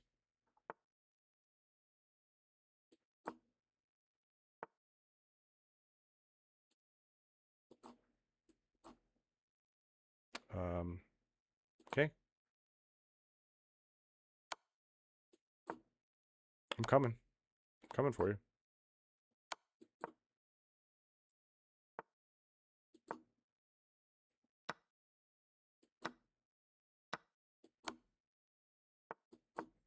This is just such a one game.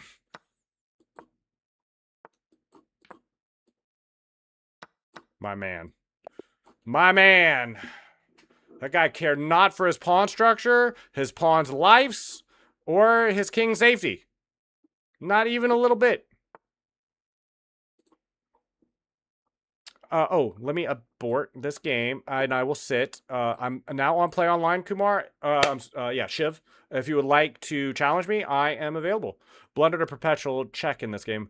I blundered it? He had a perpetual? I thought I kept his queen out the entire time. Was there a perpetual there? Hold on. I'm genuinely curious. Profile. Games. Oh, no. This is the wrong place. Here? Games. There was a perpetual? Game hits. Show me the game review. Yeah, rook end games. Rook b6. Rook b6. Way to go. You took the advantage when you saw your chance. 87.1 isn't bad for my elo, by the way. I'm not saying these are accurate, but I'd say that's pretty good. Establishing center control with your No, pawn. I don't need this. Your bishop. I know. Brother, stop. You're continuing down the road to checkmate. I don't need this type of analysis. Placing the rook on an open file. Shush! Where's just the analysis board? You calmly rook step the pawn b6. out. You escape the check from. You dodge the check, moving your king out of harm's way. Here? No. Where? Where rook b6? Nice, definitely defending. Hold on, let me find it. They exchange pieces of equal value. It was an even game. I don't see a perpetual anywhere. You get a chance to it. A logical cap. It No. was an even game, but now you cap. You recap. They defended. Nice idea. You connected your pawns. They should have played rook b6. You're right, like but what I'm saying is, like, even when I kind of move my king forward here, nice, definitely. I can always go back behind the pawn. I don't think there's a perpetual check there. You give up. They play. You dodge. Place. You escape. Your opponent moved. Or are we talking about further on? You reveal it. Their king. Good job, Step. Capturing your hanging pawn. Yeah. Yeah. No perpetual that I see. Lost. Not that I see. If there's a perpetual there, king c1. When I move to king c1.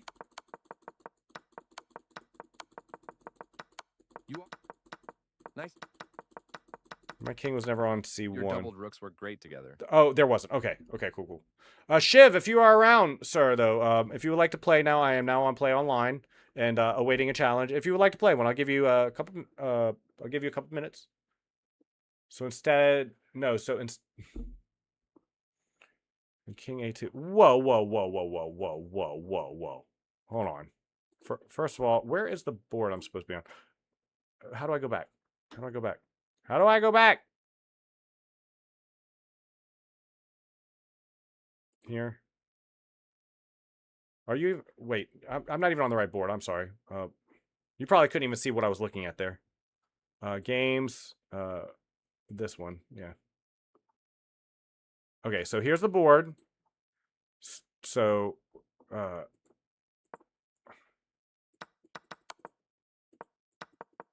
I just did an analysis of this one too. I closed it, but here, hold on. Let me close this. Make sure it's on the right one. Is it? Yeah, okay. So I did an analysis of this. It didn't say there was a draw anywhere. Like I was looking. King a2 is a draw. So you're saying if I would have moved king a2, it was a draw? Like where at? When there was still a queen on the board?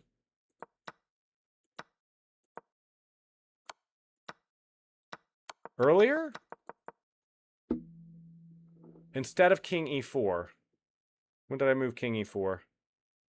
I moved king e5. I didn't.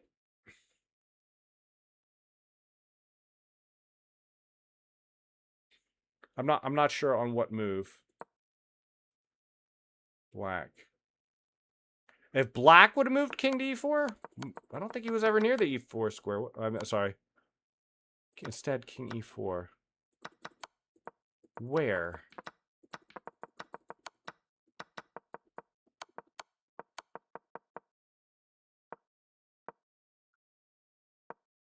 Yeah, and see what I was saying is like I'm looking at the analysis engine here on the left with the white bar, and it never went to half. Like it was never there was never a draw, at least not a forced draw. There might have been a tactic, right? And that's what I was looking for. But like here's the end of the game, and I'm just gonna quickly go through and just look at the evaluation bar on the left. I see no point where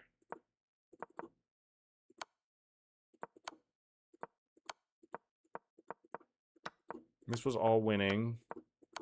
I did some inaccuracies in here somewhere, don't get me wrong, but yeah, there's no draw anywhere.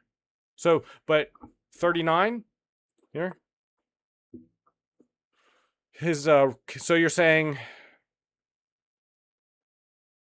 I don't see anything here. Like the valuation bar still says it's plus 6.43.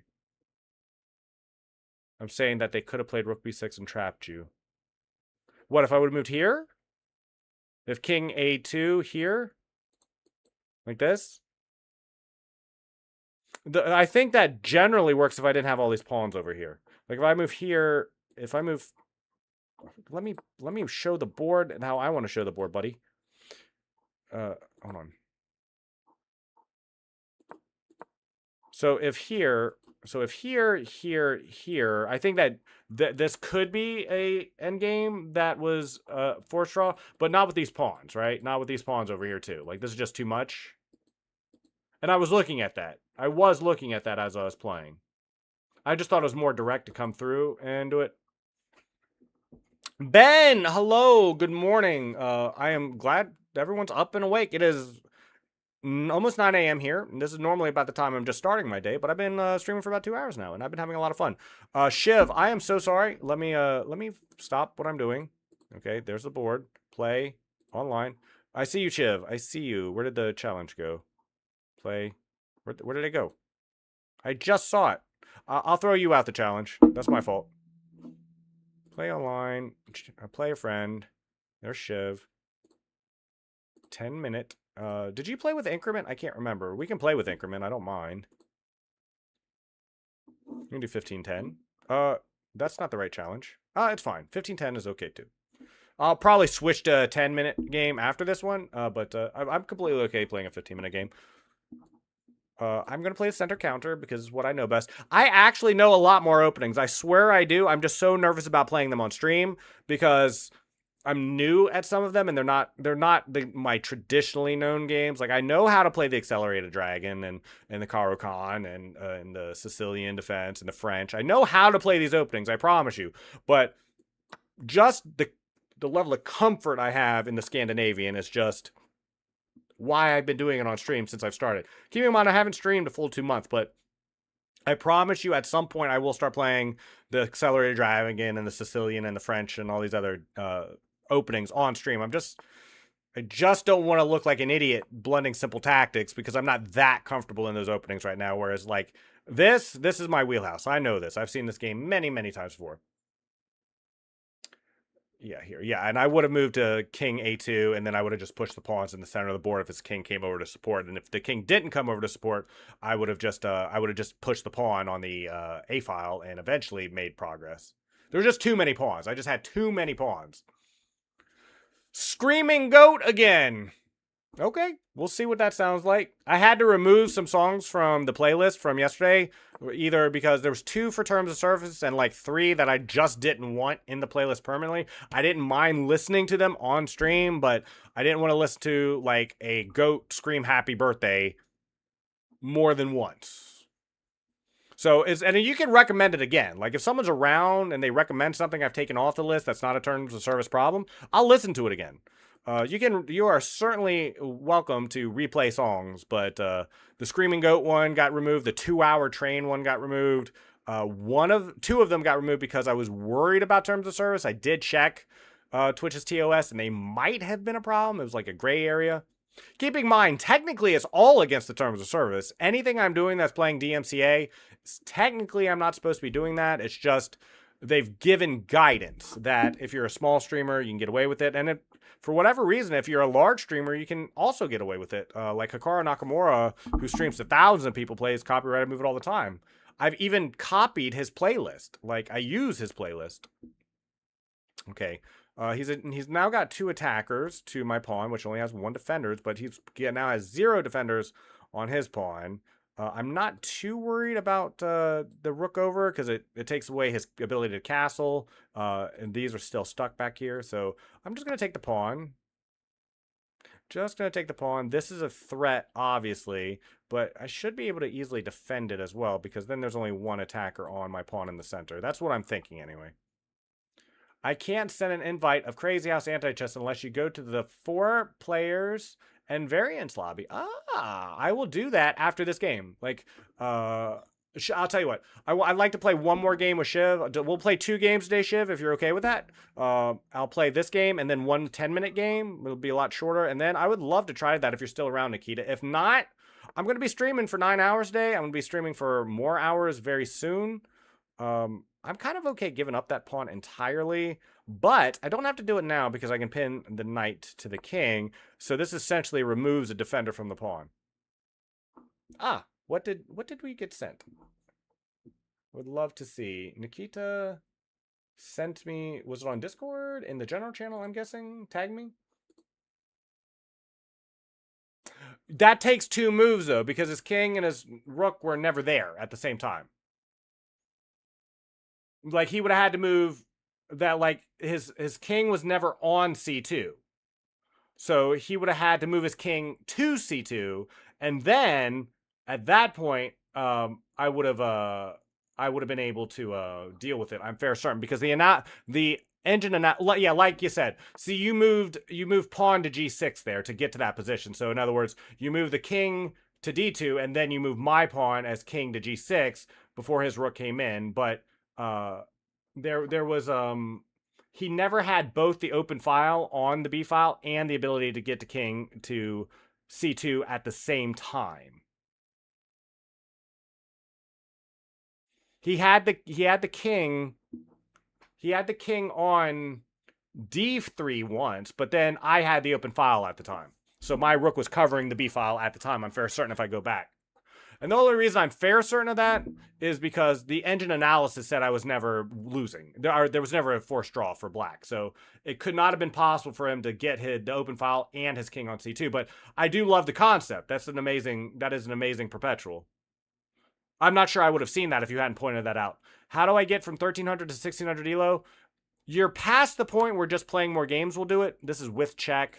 My opponent has nowhere to go, so he's forced to take, and then I have another take with check. So my pawn is still okay on the E4 square, and then I can...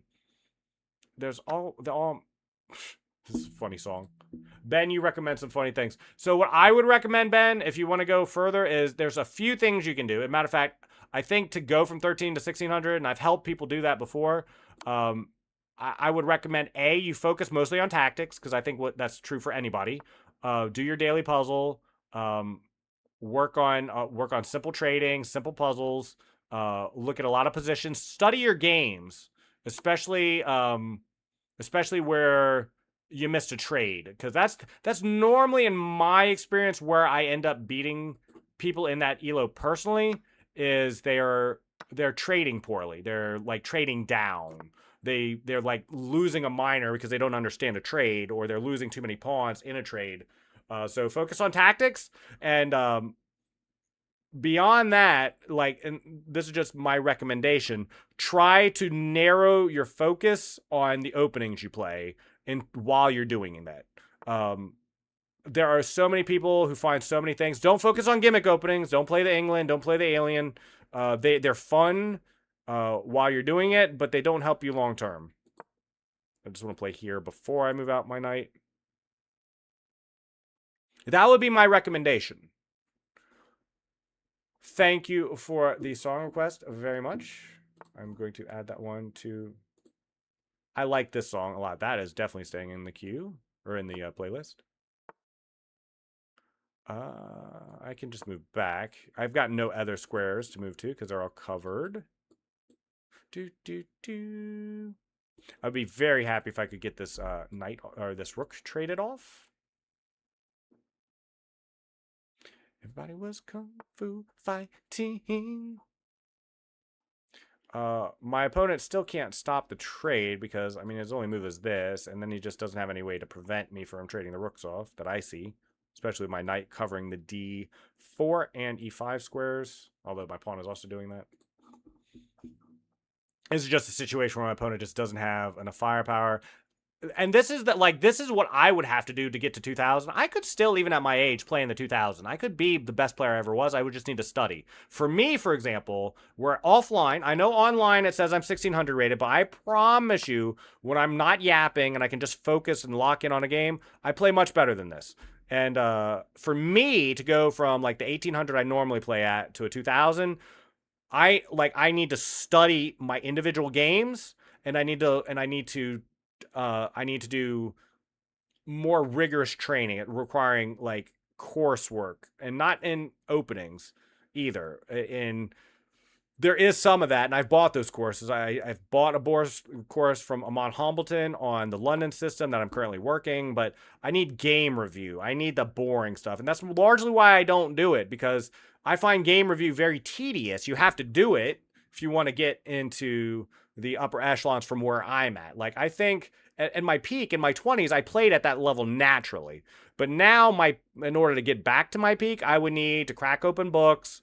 I would need to take advice from people who train way above my ability, and do some really boring stuff, like staring at positions and like, considering possibilities. And we did this, and the only reason I know this is because I went to a chess camp run by a GM called Grigory Kaidanov, one of the best players in the world of his time. He's a little bit old now, so it's his abilities are not what they once were, but he's still an amazing player. But now, is it worth letting his rook in just to trade this bishop off? And I'm gonna say I have so many pawns, it kind of is. So I'm gonna work on trading. It's a GM probably wouldn't play it like this, but I'm gonna play it like this. I'm just going to. Do I need to defend that pawn? I don't really, but I think it'll make the game go faster if I just guard this pawn and then just start pushing. Force his rook off of my 7th for comfort, so I can move my king more easily. And yeah, I think that's good. I have to be careful like how I push the pawns though, because if I go here, for example, it gets, well, now with the pawn under attack, it's fine. That is 100% fine. I think that instantly seeing all the hanging pieces is already a good level. It is, especially with time usage. Keeping in mind, oh yeah, that's the other thing, Ben. That's the other thing, Ben. This is very important. You play really good lightning. You're very good at pre-moving. You need to, if you want to improve your lightning, then honestly, you need to just understand what a safe pre-move is and a not safe pre-move is, and like half of the games you lose, you're going to start winning, and you're going to, until you get up to about 1600. So that's how you improve in bullet based on what I've seen from you. However, if you want to get better at chess in the long run, and better even at bullet in the long run, you got to stop playing bullet. I mean, I know that sucks because that was me. I did nothing but play bullet for a very long period of time. I love bullet. I just want to play as much as I could, fast, over and over and over again. I would play bullet after bullet after bullet for hours, especially in my teen years, like when I was in high school and I had the free time, because I kind of coasted through high school. I had very, very educated people who in my home life, and so coasted through high school, and so I played a lot of freaking chess online, and I would go for hours just playing bullet. So I get it. Bullet brain feels really good, but it hurts you long term. Hikaru Nakamura will tell you that. Dina Benedenkaya will tell you that. Darren Naroditsky would have told you that. Any top player, take your pick. Even the Vladimir Kramniks and Hans Niemanns of the world will tell you to stay away from bullet if you're really trying to improve your chess game overall. If you want to improve, Ben, you got to stop playing bullet altogether. I know it sucks. I get bullet brain. I love bullet brain myself, but it doesn't help your chess game. It hurts your chess game, in fact. Long term. In the short term is fine, and in short term, like bullet's fine, especially when you're just really trying to do pattern recognition and like get your wings, as it were, as well. But long term, you got to get away from it. I know it sucks, but you got to do it.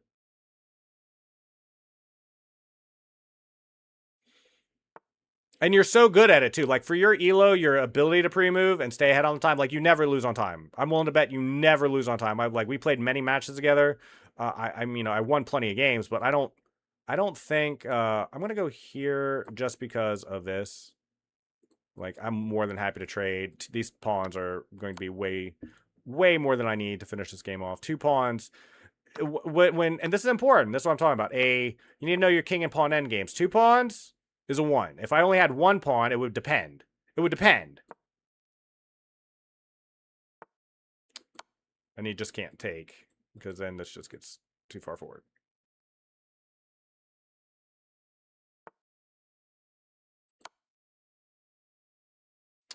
So basically my plan is just 5+ minute games and analyzing every game, and after going slow and thinking, ensuring not to make any mistakes. But then what after that? Well, that is after you have to reassess. That's what I'm saying. What happens after that depends on how well that goes. And I would not start analyzing every game. Don't do that. It's not as helpful as you think. Analyze the games where something went majorly wrong or you missed a tactic. That's the important thing. It's the feedback. It's the feedback. It's important. Run it through the analysis if you have diamond always. But if you're at a decent percentage or nothing major happened in that game, especially in your mind, if nothing major happened in that game, don't spend the time analyzing it. Don't analyze your win. If you win a game, don't analyze it at all. You're really only going to really benefit. I'm going to challenge you to a 10-minute game. 15 minutes is way more than we need, Shiv. That was a very good game though. Where did you go? Where is Shiv? Shiv? There you are. Let's do a 10-minute. How do I where's the 10-minute with increment?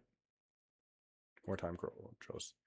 10-minute with a 5-second increment. There we go. So 10-minute, 5-second increment, so you don't have to worry about time. I don't think you've ever come close to flagging anyway, Shiv, so this should be more than enough time. And after this, I will be more than happy to see, Nikita, your custom game. It sounds fun. Like, that sounded a lot of fun, like a crazy house with, I can't remember the exact rules you said, but where you can't place in check or something.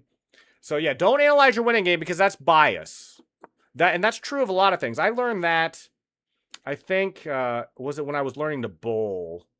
In other words, like, those shots, like when I used to bowl, I didn't at first, but when I became I was one of the best bowlers in my state as an adult. Like, and I have one of the highest series ever recorded in the state of Kentucky. And when I started getting serious about the game, though, I started recording myself, and I realized it doesn't do much good just to record yourself because you need to know what you're recording, like what happened with your shot. And when you throw that perfect ball and you get a strike, you don't learn anything from studying that. You may think you do because you're learning, okay, this is what I did right, but I promise you need feedback on where you went wrong, because if you let that fester, if you don't correct the habit, in other words, my sister, when she was learning to play the piano, had an amazing teacher. My sister has a music degree. Like, she ended up becoming a professional pianist, and or a college educated pianist, however you want to say it. And she told her instructor told her, and she took it to heart, and it's true. For every wrong note you hit, you need to hit it again correctly 10 times to get that out of your head.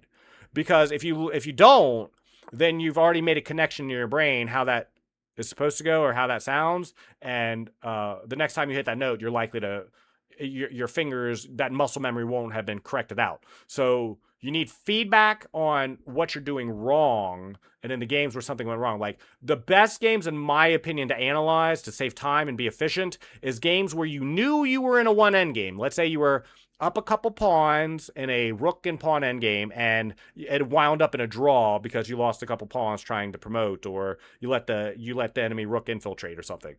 Study those games. Analyze those games so you can see where you went wrong. Yeah, light chess is a little bit more inflated than chess.com, keep in mind. Last time I played Bullet on light chess, I think I was still 2000 rated.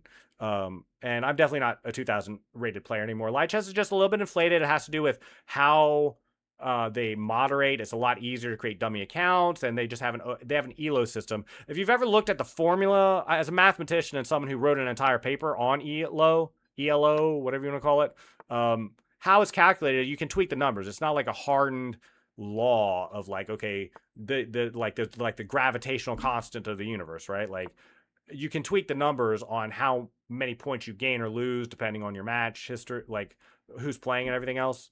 My opponent is probably looking to play this because it's very well supported, but he's got to worry about this f5 pawn if he does that. So not too worried at the moment about this. I do have to worry about moving my knight because of possible threats here and my ability to have agency to go somewhere, which it currently does now. But right now he's just chilling and he's well supported. This knight sucks, but he'll get into the game eventually. My main threat is just putting pressure on the king side. That's my plan anyway. My plan is just to apply pressure on this side of the map and take advantage of my opponent's lack of development currently. His black square bishop really just isn't doing anything. Keeping in mind, and we've talked about this before, about counting attackers, his bishop didn't need to come here in the first place because if he would have just pushed the pawn, and let's not take into account the f square, he's got 1, 2 defenders, and if I was to attack, I only have 1, 2 attackers, which is not enough. In other words, now he has 3 defenders of the e5 square should he push it, where he only needs 2.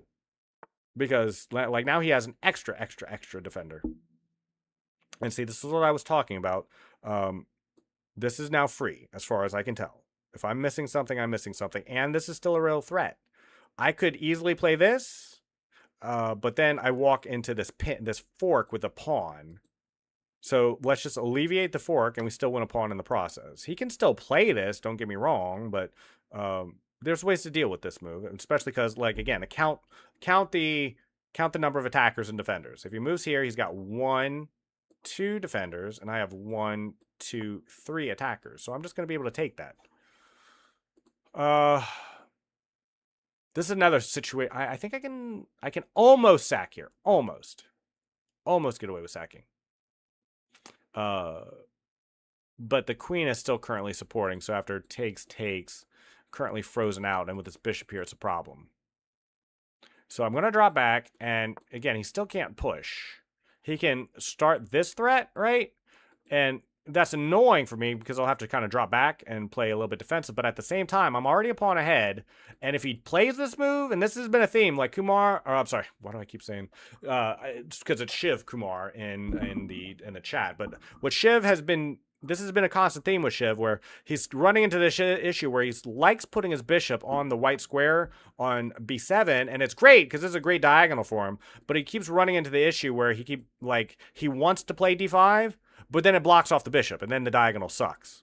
Again, this is a simple problem of he's only got 2 defenders, and I have 3 attackers.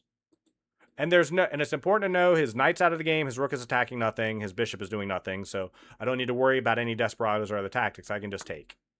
And I'm taking with the knight because I want to dislodge this bishop. He's going to probably trade, I'm assuming, but then I get the bishop onto the e square with tempo because it's going to be attacking the rook. And so then I also pick up the pawn because then he has to, then the time he's worrying about defending this rook, I can just pick up this pawn on the H file. That's the way I look at it anyway. Benyer, you've got a lot of potential. I don't remember how old you are. I don't remember. I'm not sure I ever asked or you said, and feel free not to answer. But you've got, it's my belief, it is my ardent belief that there is not a single person, young or old, of any skill level who can't get to 1600 if they work for it. They just need to do it with there's just a few things you need. You need deliberate practice with feedback. You need to put in the hours. You need to play in a high validity environment, which means don't play. In other words, all that amounts to in this situation is don't play bullet.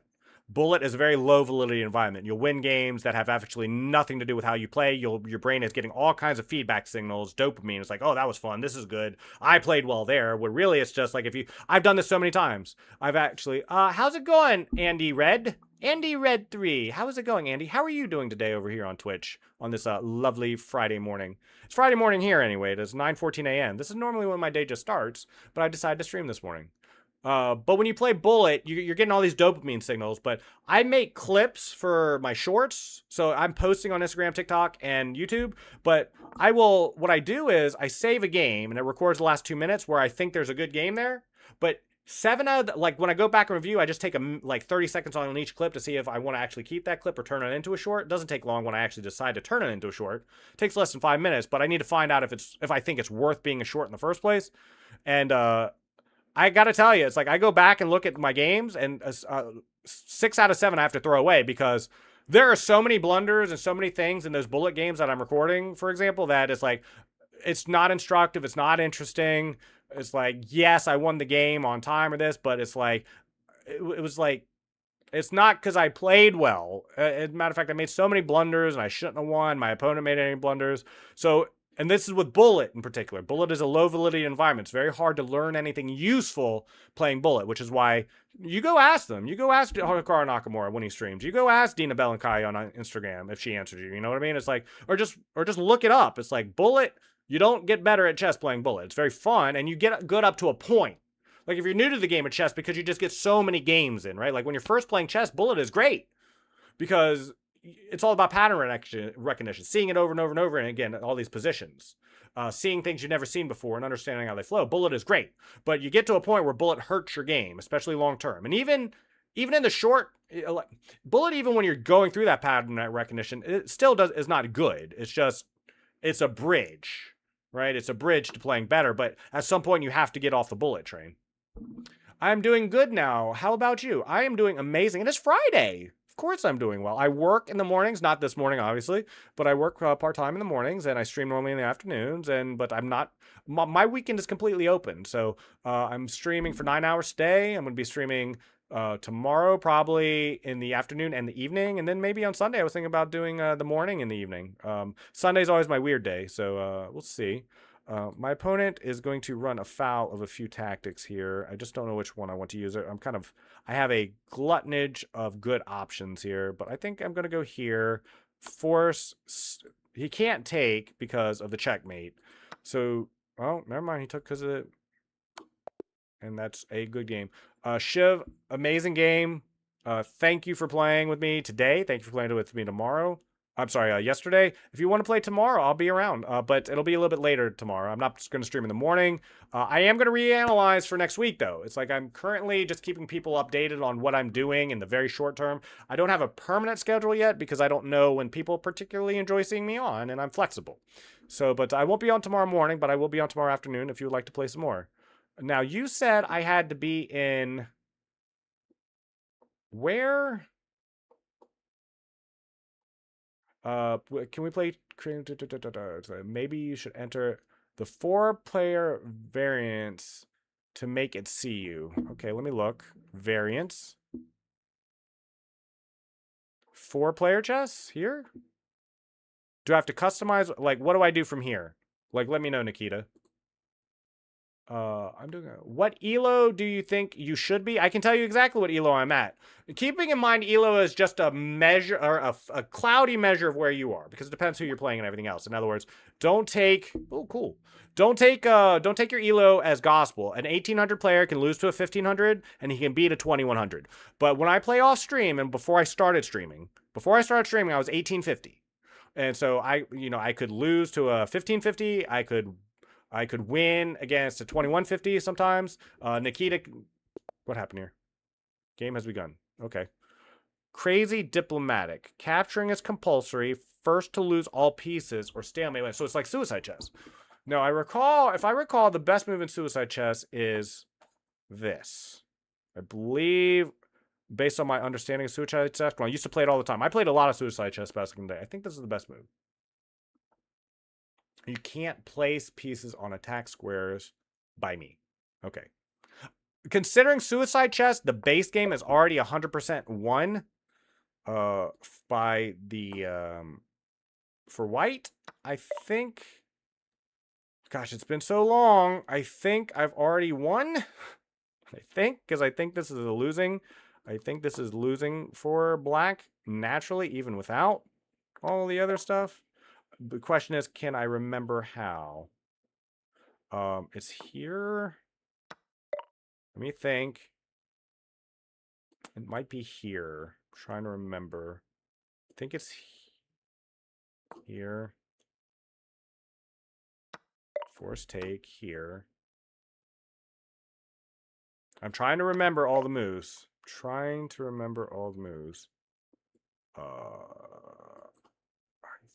It's definitely here because of this.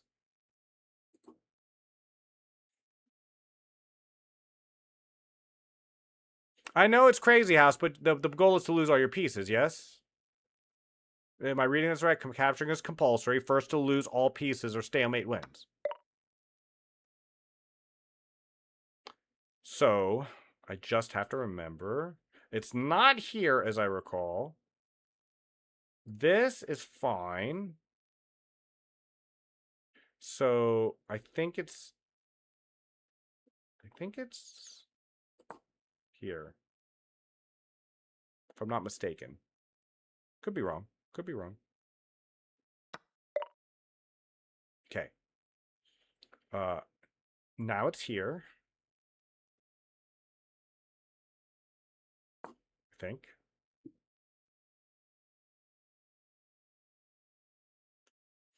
I haven't played Suicide Chess in 2 decades, so this is all from memory, mind you. Like, this is pure memorization. I think it's here.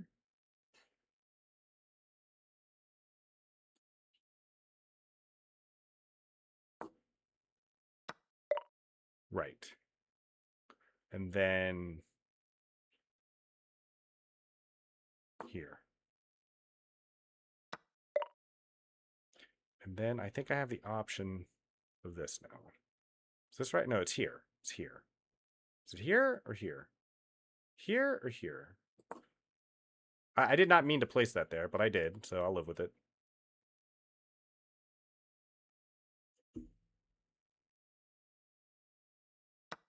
As a matter of fact, because this is Crazy House, I think this is even going to be a little easier for me here. Here. Here. Then I can place this here.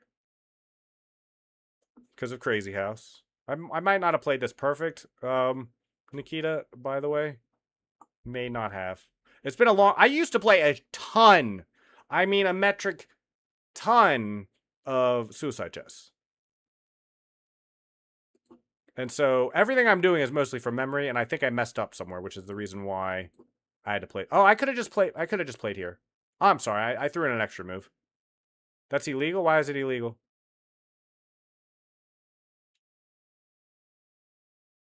Oh, I'm not allowed to place pieces? I thought you said you were allowed to place pieces.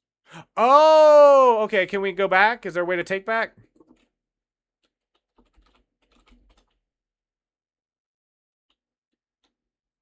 Yeah, there, here. Let me take back. Got it. I apologize. I shouldn't have made that move anyway, because it's just here. I wasn't paying attention. And then here. Okay.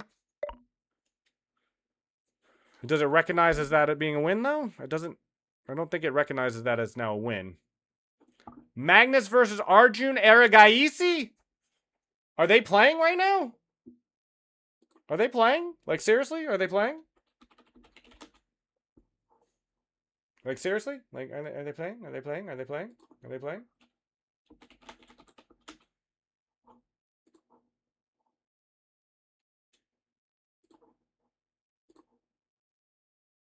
Photo chess? Does she have it up? Stream is starting. I don't see it. Are they currently playing? Like, seriously? Shiv? You can't... Oh! So, you're saying... Okay, so... But I can't put them on attack squares? So I have to place my last 2 pieces, but I can't put them on attack squares. That's what I'm hearing? Okay, I think I can still make this work. So, I place this... Hold on. Let me get rid of the... I think it would probably better do these first. So do the pawns first. That's not an attack square. I see what you're saying. You have to use all... You have to lose the pieces you capture, too. Got it. I think I can do that. can't put it there. So here.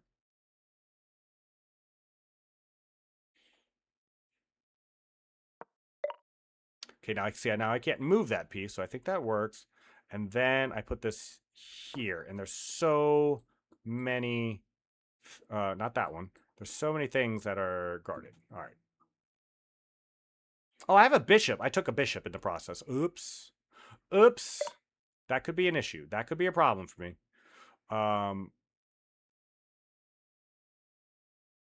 One second. Give me a second. I need a moment.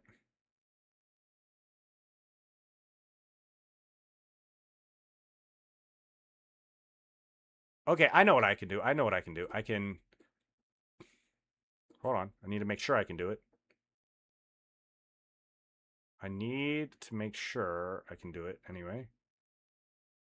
Kind of want to take the bishop, but I think it's here. Oh, now I have another pawn. Ah, gotcha. I see why this is an issue. I see why this is an issue. So I can't put it on an attack square.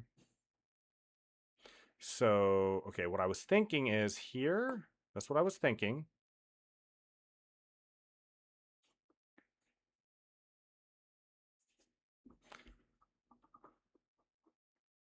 What does it say? Cashing out has to be full. Yeah, I get it. I get it. I have to lose all my pieces or stalemate. Makes sense. Okay, just take that.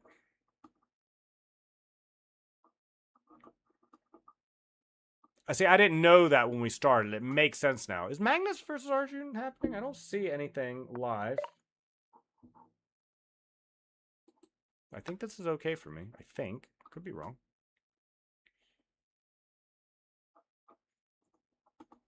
Yeah, but Andy, I definitely say I'm probably 1850 in just about anything I play that's of regular chess. In probably Fischer Random 2. I was one of the best atomic players in the world, in fact. Okay, it doesn't matter what I take with. The rook takes in return. So we'll just promote to a king.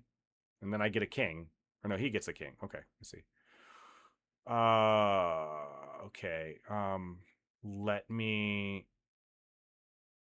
put this here. What happened? Oh, okay. It said something weird there.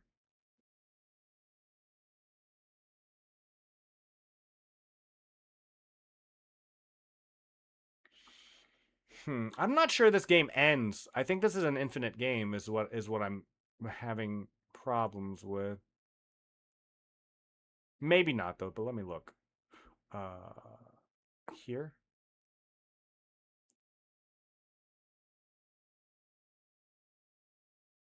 I'm not sure if I want to take pawns or bishops, to be honest with you.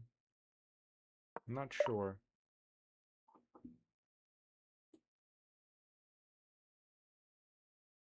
I think the bishop is better, in all seriousness.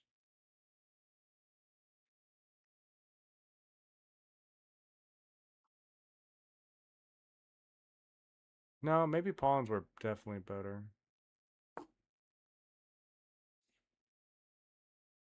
I think I see how this might end eventually. Okay. I think that's a good game for me because this is exactly what I was thinking. This is exactly, in fact, what I was thinking.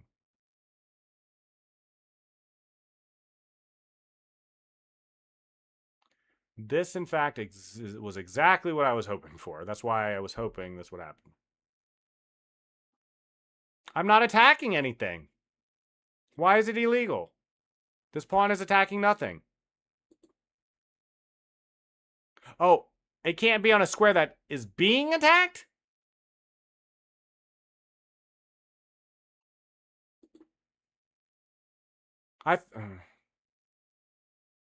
Okay.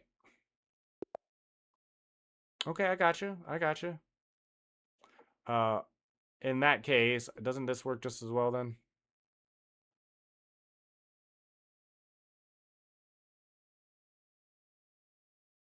Or am I missing something?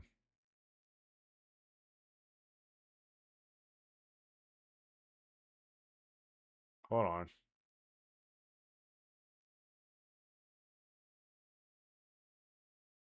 I don't know. Don't know. Here. I don't think so. I don't think there's a way to show winning strat here. Not that I'm seeing. But maybe. We'll see. Okay.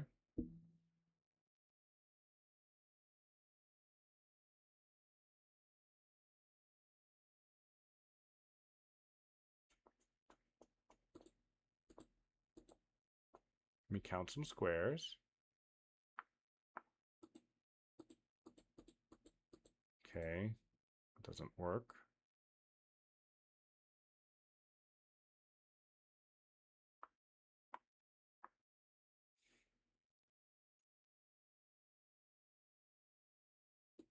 Arrows are public to show an illegal move. Okay.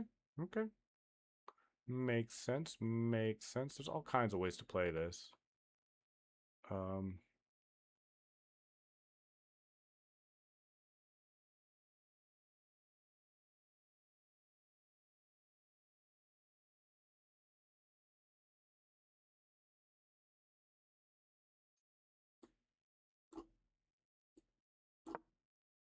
I think this works for now. For now.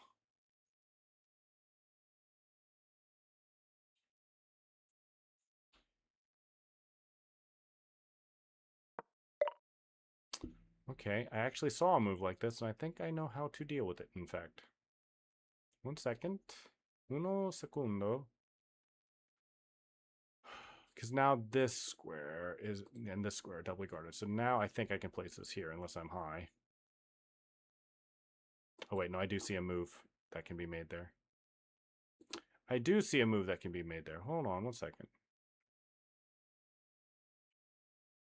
Does this move work? I don't know. Maybe this move works. Don't know. Don't know. We'll find out.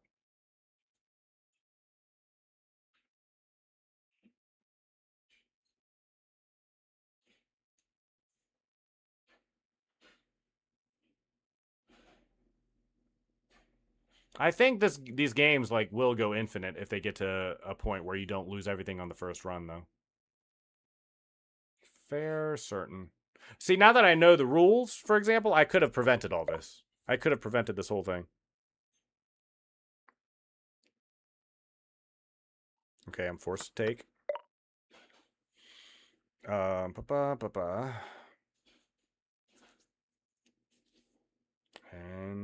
this goes here. And we're just going to take back, get back. Oh, it's under attack. Okay, got it. I got it.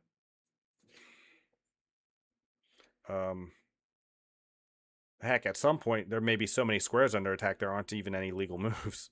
Like, that could very well be a thing.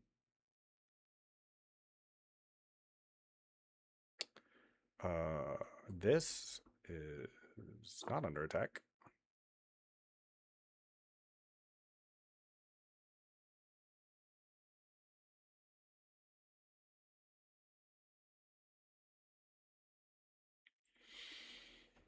Okay.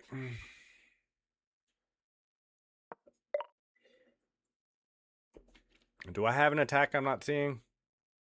Doesn't that just lose on the spot? Am I missing something? Hold on. It doesn't lose on the spot, but hold on. Give me a sec. Wait, no, I think it does. No, okay. I see what's happening here. I see what you're going for here anyway, is what I mean.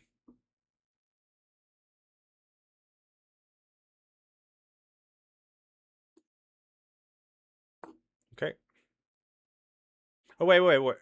You can't place... Hold on. Hold on. I want to take back for a second. I'm just doing this for instructional purposes. I do apologize. I'm just doing this purely for instructional purposes.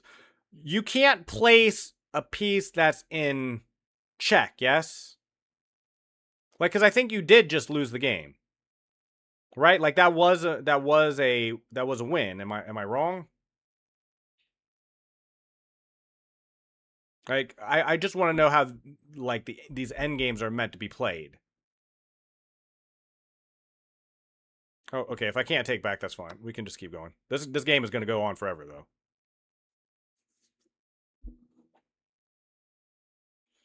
But that was a win in hindsight. In hindsight, it was a win because you cannot force me to take a piece with my king. Because you can't move, you can't place a piece anywhere over here. You're not allowed to place anything on A2, B2, or C1. After this, Ben, like after we're done with this, I will be more than happy to play you. Like, if I would have moved forward and you would have taken and I moved into the corner, well, that's just the end of the game then.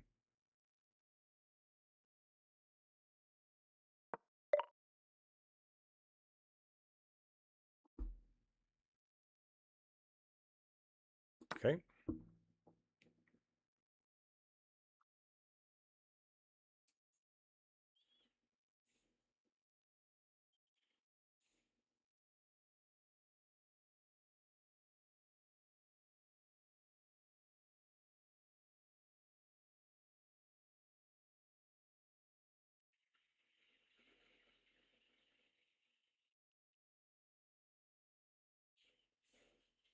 I mean, the queens alone prove this. Like, as long as my king's on the board, you can never place a queen on the board where it's attacked by my king.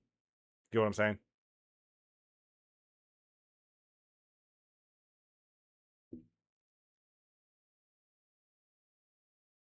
Keeping in mind, things are going to get weird when we start having multiple kings out on the board.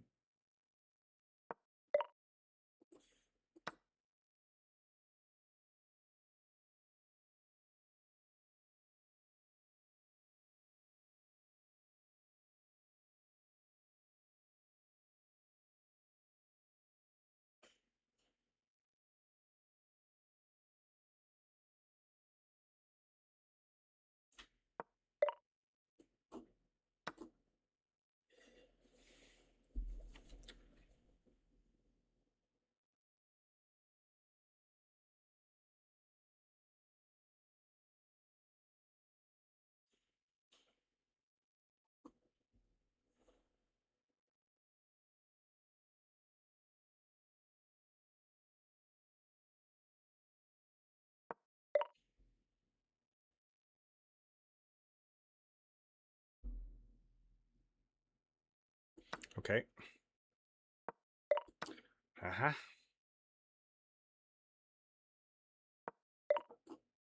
Okay.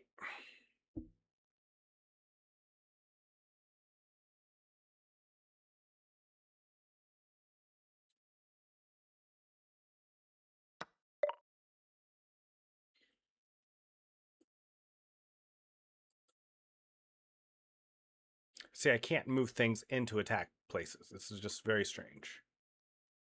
I can't place pieces where they're being under attack.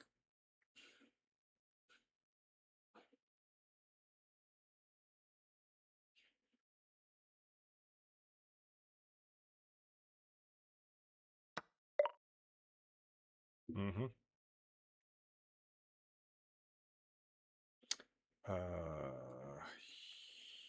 Here.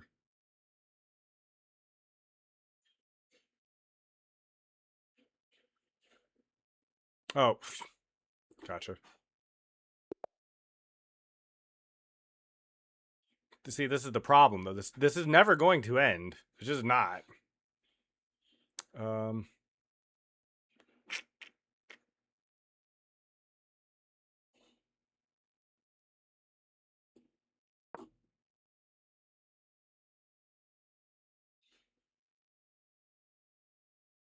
Wait, come to think of it, what the hell was this then? You were constantly placing pieces that were under attack by my king. Look at this. What do you mean you can't place pieces that are under attack? King takes a7. Oh, you put it one away? Oh, okay. All right, no, I get it. All right. I get it. I get it. I think that gives me an idea, but it just doesn't. It just doesn't. Hold on. Give me a sec.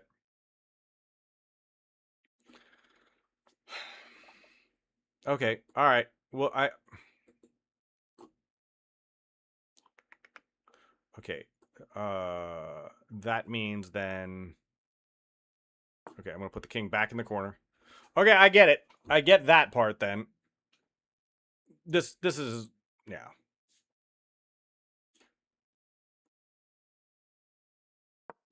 Okay, I get it. I get it.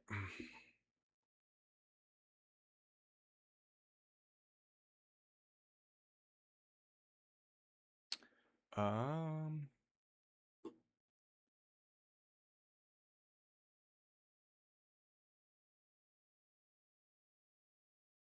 that's not under attack. That's not protected.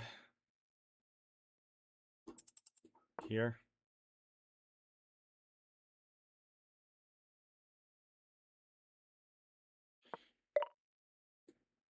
Okay.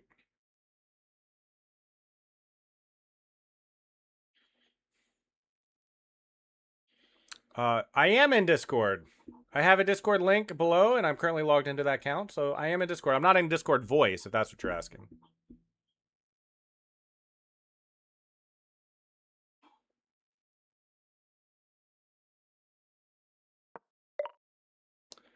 All right. I think. Yeah. This is a little bit silly.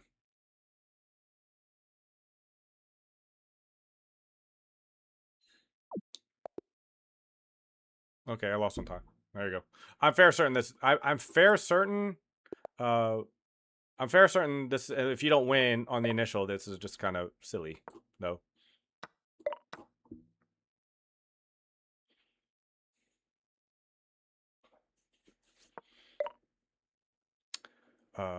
Let's see if I can recall how this goes. It's here, and then take, take, take. I think this is it.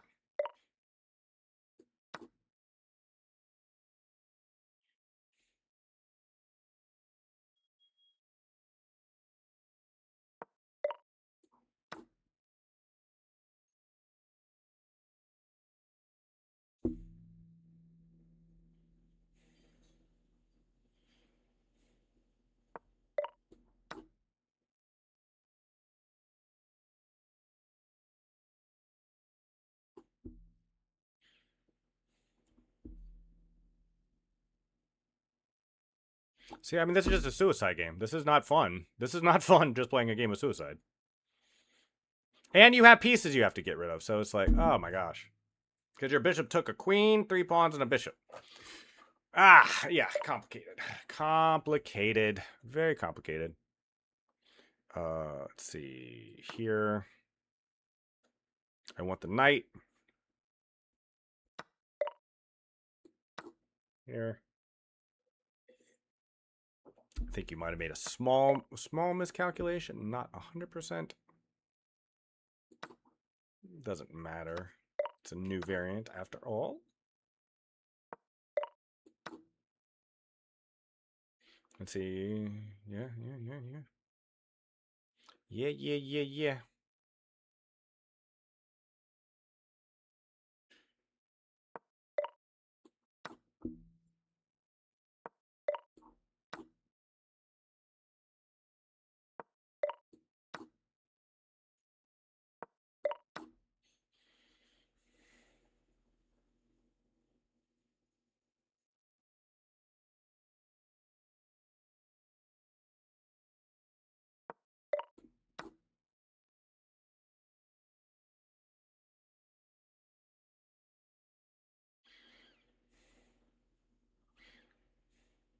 Surfing USA.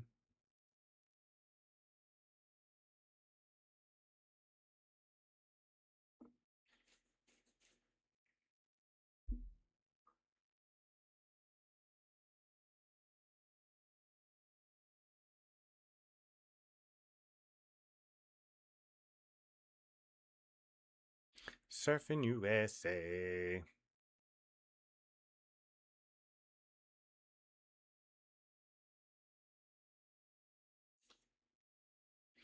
see, did I miss anything? You are in Discord. Hey, yeah, by Outcast. Oh, man, we had all kinds of cool songs being played by Ben in the meantime. Ben, I swear after this game, win, lose, or draw, we can 100% play a game. I did forget.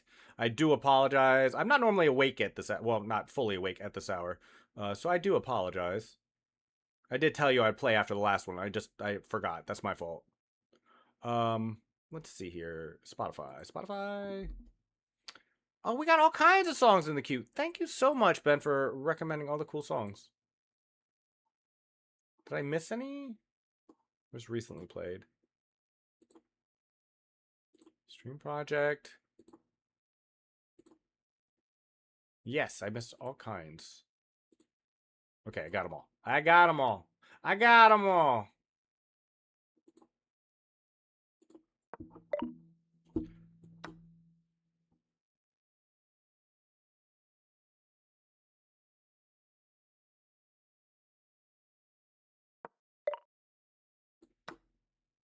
Ooh na na. Vanna, ooh na na. Ooh na na. It's in Havana.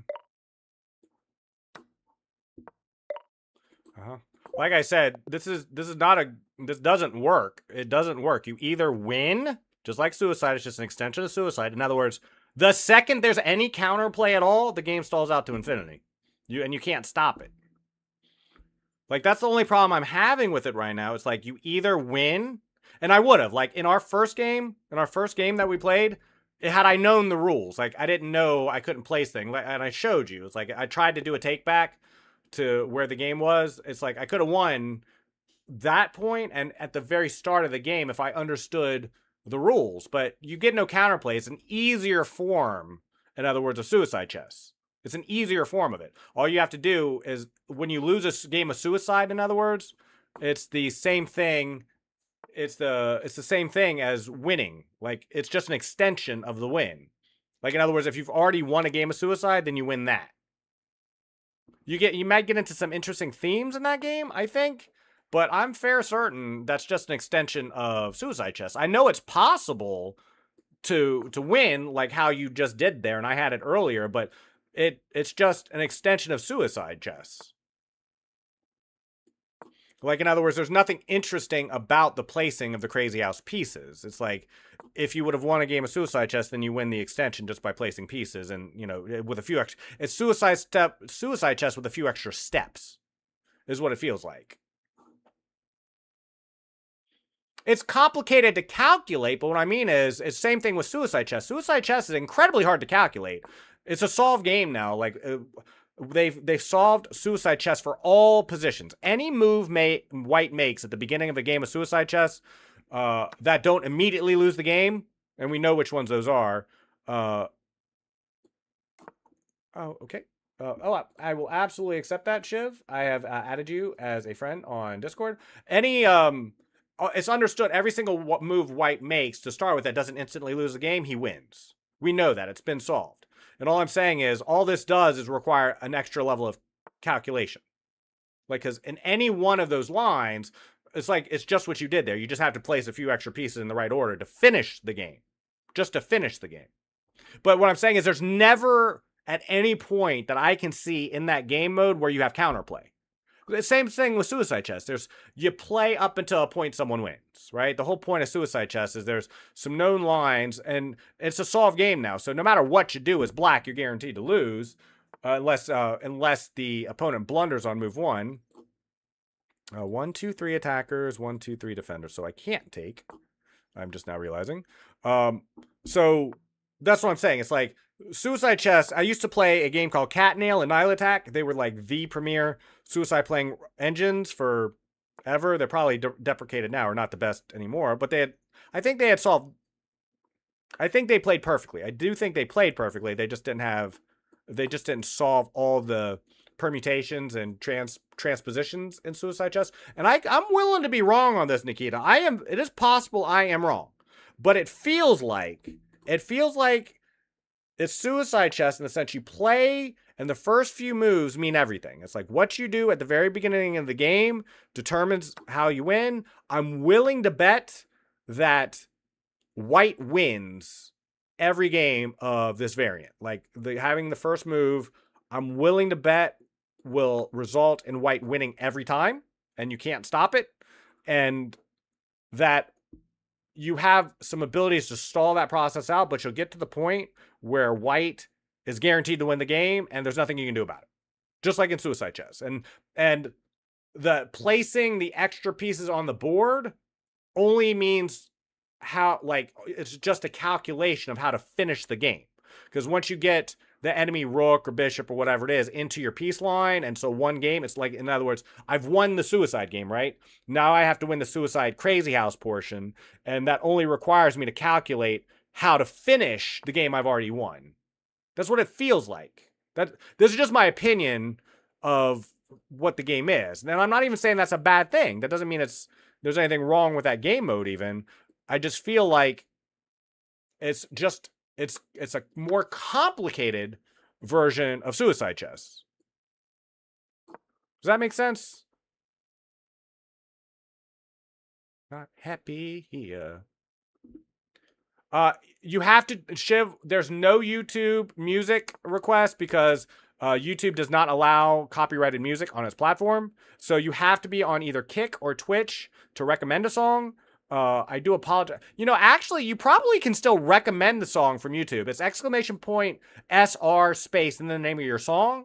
And I think no, I don't think it will. No, I take that back. It wouldn't. It would not recognize a song request from YouTube. But you have to be on Kick or Twitch in order to recommend a song, and it's just !SR space the name of the song in chat, and that will play the song. But it's just not available on YouTube.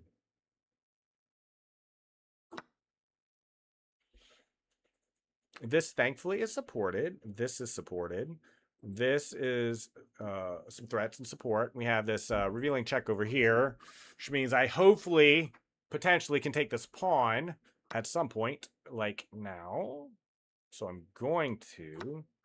My opponent has some annoyances here, though, so I have to be careful. He can shoo me away as well, but I don't think that's a major problem. I like the game. I don't mean to sound frustrated or mad about it, though, Nikita. I do like the game. I think it's a wonderful idea. It just feels like, I'm just giving you my honest feeling about the game. I think it feels like Suicide with a few extra steps at the end game. The placing the pieces in the middle of the game or the beginning of the game, right? That doesn't make sense. Why would you do it? It doesn't do anything. You can't put them in an attacking position anyway. Nothing really gets accomplished by doing so. And so you just hold on to the pieces you take until you've already won the game in the mid game, because at some point early on, like at some point in the middle of the game, it's a one game. Just like in Suicide Chess. Like where the middle game would be. Like after I think in Suicide Chess, it's something like, I looked this up once. It's something like within 10 moves, it's guaranteed to resolve. Like someone wins or loses, something like that. Unless people are just like moving their knight back and forth and not playing, right? Like if you're making honest moves to win, I think Suicide after 10 moves it resolves the winner. And so I feel like it's going to be the same thing. Like within the first 10 moves of the game, white or black wins, no counterplay. No counterplay, you just lose. That's what it feels like. I love the concept, though. I don't know how you might tweak it to prevent that. Like maybe it's like you can't put your pieces into an attacking position unless it's the king. So maybe that adds a new dynamic where it's like you have to be more careful about placing your king down because you can always get the king forced to. Okay, I'm not sure what my opponent just did. Did I trap his queen? Was his queen trapped here? Let's see. 1, 2. Not there, not there, not there. Not there, not there, not there. Not there, not there. Wow, I trapped his queen and I didn't even realize it. Like, that's unexpected. That's unexpected. Sometimes you blunder into greatness. I gotta go here. I'm gonna lose the knight, but thankfully I don't lose anything more than that. And I'm just gonna be a queen up for a rook and oh, I took with the wrong piece. But that's fine though. Matter of fact, I like that I did that because now we have a game on our hands. Now we have a game.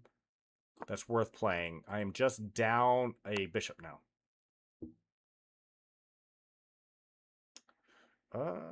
Here, have to.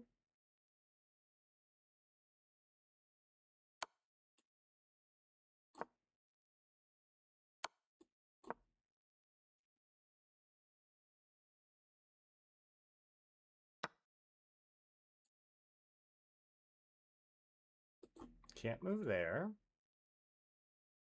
I lost more than I thought I was from that blunder. I just took with the wrong piece. I'm still thinking about the game mode that Nikita came up with. When you had no pieces except a king, when you are wondering how I placed my bishop, I was going to set up a chain. But I did the same thing, though. Remember I tried to do a take back? I'm just going to resign this game. I do apologize, Ben. I wasn't really paying attention here. We can certainly play another one. I was not watching the game and I blundered my queen. I didn't even realize I had trapped your queen, to be honest with you.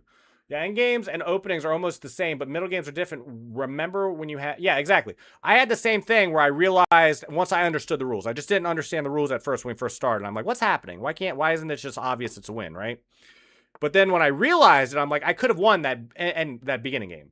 Matter of fact, just in the same way you won the second game, I could have won the first one. In the exact same way. I had that opportunity. I just didn't understand how the pieces worked. But it feels like, and I could be wrong. I don't think that game has a middle game. I don't think it in the same way Suicide Chess doesn't. The game resolves in 10, 15 moves at tops, and then someone just wins or loses, and it feels like it's even easier for that to happen with the placement of pieces. It feels that way. Like once you start taking pieces in a game of Suicide Chess, it snowballs. Right? It's compulsory piece take. You just start throwing things down. And then the pieces that you can place, because, you know, it's just like what you did in that endgame. You had to calculate. I saw you had to stop, calculate, say, okay, wait. Okay, pawn, bishop takes pawn, bishop takes pawn, bishop takes rook.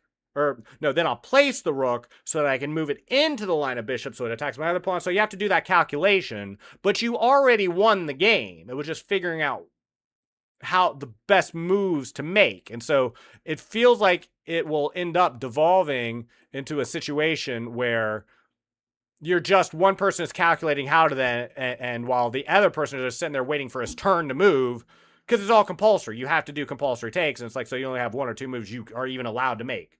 So one person is just sitting there on their clock figuring out how to finish the game while the other person just waiting there bored. That's what it feels like. I'm not saying that is what it is. You might be right. There might be a middle game. You could be right. I think the only way to know for sure is if you can get a copy of Catnail. Catnail was the premier suicide engine, and maybe tweak it so it understands how to play pieces or something, and then give it the reins. It'll figure that out for you, whether or not that's true or not. But it really, really, really, really feels like once someone has a win in that game, if it was a suicide game, they have a win in that game if it wasn't one. It just feels that way. Not saying it is. Could be wrong. But not, especially now that I understand the rules and like how you won that second game, I think all games will end like that. Every single one. I think every single game will end like that. As a matter of fact, that first game we played where I thought it was going infinite and there was some back and forth, you know, it was like where I had opportunities to place pieces and you had opportunities to place pieces. And that's the other worry. That is the other worry, especially in like when amateurs play that game, like high level people, it may be fine. Similar to, did I not accept that friend request? I'm sorry, Shiv. I did now. Yeah, accept. So I accepted your friend request, Shiv. I'm sorry, I missed that earlier. I thought I accepted, I didn't. So for people of like in atomic chess who understand the basic defenses of knight f3 and knight f1, you can get some pretty interesting games. You have to remember these very long lines just so that you can play an interesting game of atomic where it's not guaranteed instant loss for black, even though white is guaranteed to win a game of atomic. It's very interesting for those people at that high level. At the low end, people get very frustrated with atomic. They queue up. They think it's going to be fun. They keep getting blown up on f6 over and over and over again in these traps, and it's not fun for them at all. And so what I'm worried about is that someone who is like a slightly lower elo in classical chess as Ben is. Like if Shiv, for example, was to play in that form, like because even amateurs will win or lose a suicide game with enough time, right? But in this Crazy House version, it is certainly possible to get into a situation where neither player knows how to win. Like they keep placing pieces thinking, okay, this will win the game or end the game, but they can't figure out how to end the game. You know what I mean? Does that make sense? Like with lower rated players, and I'm just thinking out loud here because that was very fun. Like playing that was very fun for me, and now I just want to talk about it, if that makes sense. I want to just tell you my opinion and what I'm thinking about the game, and what I'm thinking is lower elo players are going to be in infinite games and end up just having to agree to a draw or flagging because they're not going to know how to finish that game. They're going to get into situations where they're just like hopelessly putting pieces and they don't understand how to finish a game. What am I listening to? Oh, okay. I am going to remove that. Sorry. I think that's going to count as sexualized content. Oh, I removed the wrong thing. Or did I? Hold on. I do apologize whoever played that. I just I don't think that's going to be TOS friendly on Twitch. I don't know. I don't know for certain, but I try really hard to respect Twitch's terms of service. They've been very good to me, and so I try to be very good to them. I am adding everything else though to the playlist. Which give me 1 second. I will finish doing that. Yep. Okay. So everything in the queue and everything that's played thus far should play just fine. Okay. I think this is safe, and I can trade everything off at some point. Mario Kart. Cool. Yeah. So I'm not sure. So really, Nikita, I had a lot of fun playing that. It was a little bit confusing. Like I was learning something new. So if I seemed irritated or frustrated, I promise you I wasn't. I was just like really into what was happening, and I'm just giving you my opinion on this. I think even if it is a good game mode, it will be like Suicide Chess or Atomic, where it's going to be largely favoring people who have the ability to calculate. Suicide is notorious for scaring off beginners because, again, what happens is you play D4, which loses on the spot to black, and anyone who knows how to play black and has memorized that opening will just force you to take all their pieces while you just sit there like just they're making the moves and you're just taking all their pieces, and 16 moves later you lost the game, you know? And so a lot of people stay away from Suicide Chess because of that. I'm going to move here first. I don't want that knight here. I really don't. Kind of don't want him here either, to be honest with you. This is guarded, so that's fine. And now I want to trade off rooks. Now that this knight can't come in. Cannot come in. Do not come in. That's guarded. We're okay with that. What's the best way to make progress in this position, though? Is it... I may have to be forced to protect that, though, at some point. So let me get my other knight in the game. So, yeah. Really fun to learn a new game mode. That was very fun, in fact. Okay. That might be a little premature. I'm not sure. I'm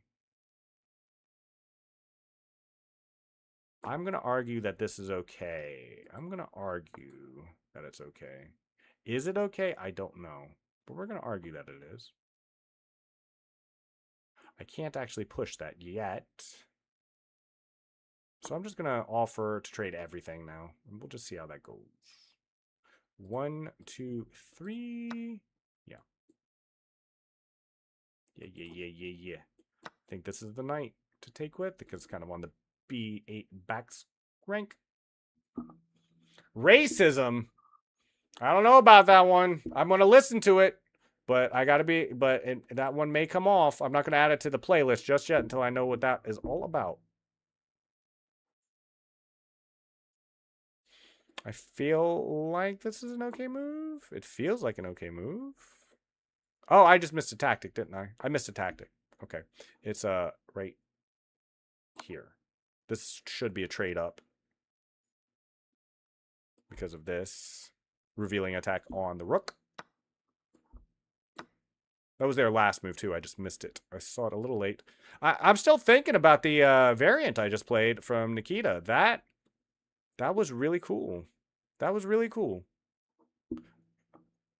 Thanks for the feedback. It was intended to be a game where both players have pieces left in hand and on the board, and they have to do clever trades. My main point was the less pieces in the hand you have, the worse for you, except queens. Imagine where your opponent has only a rook and the board is filled with pieces.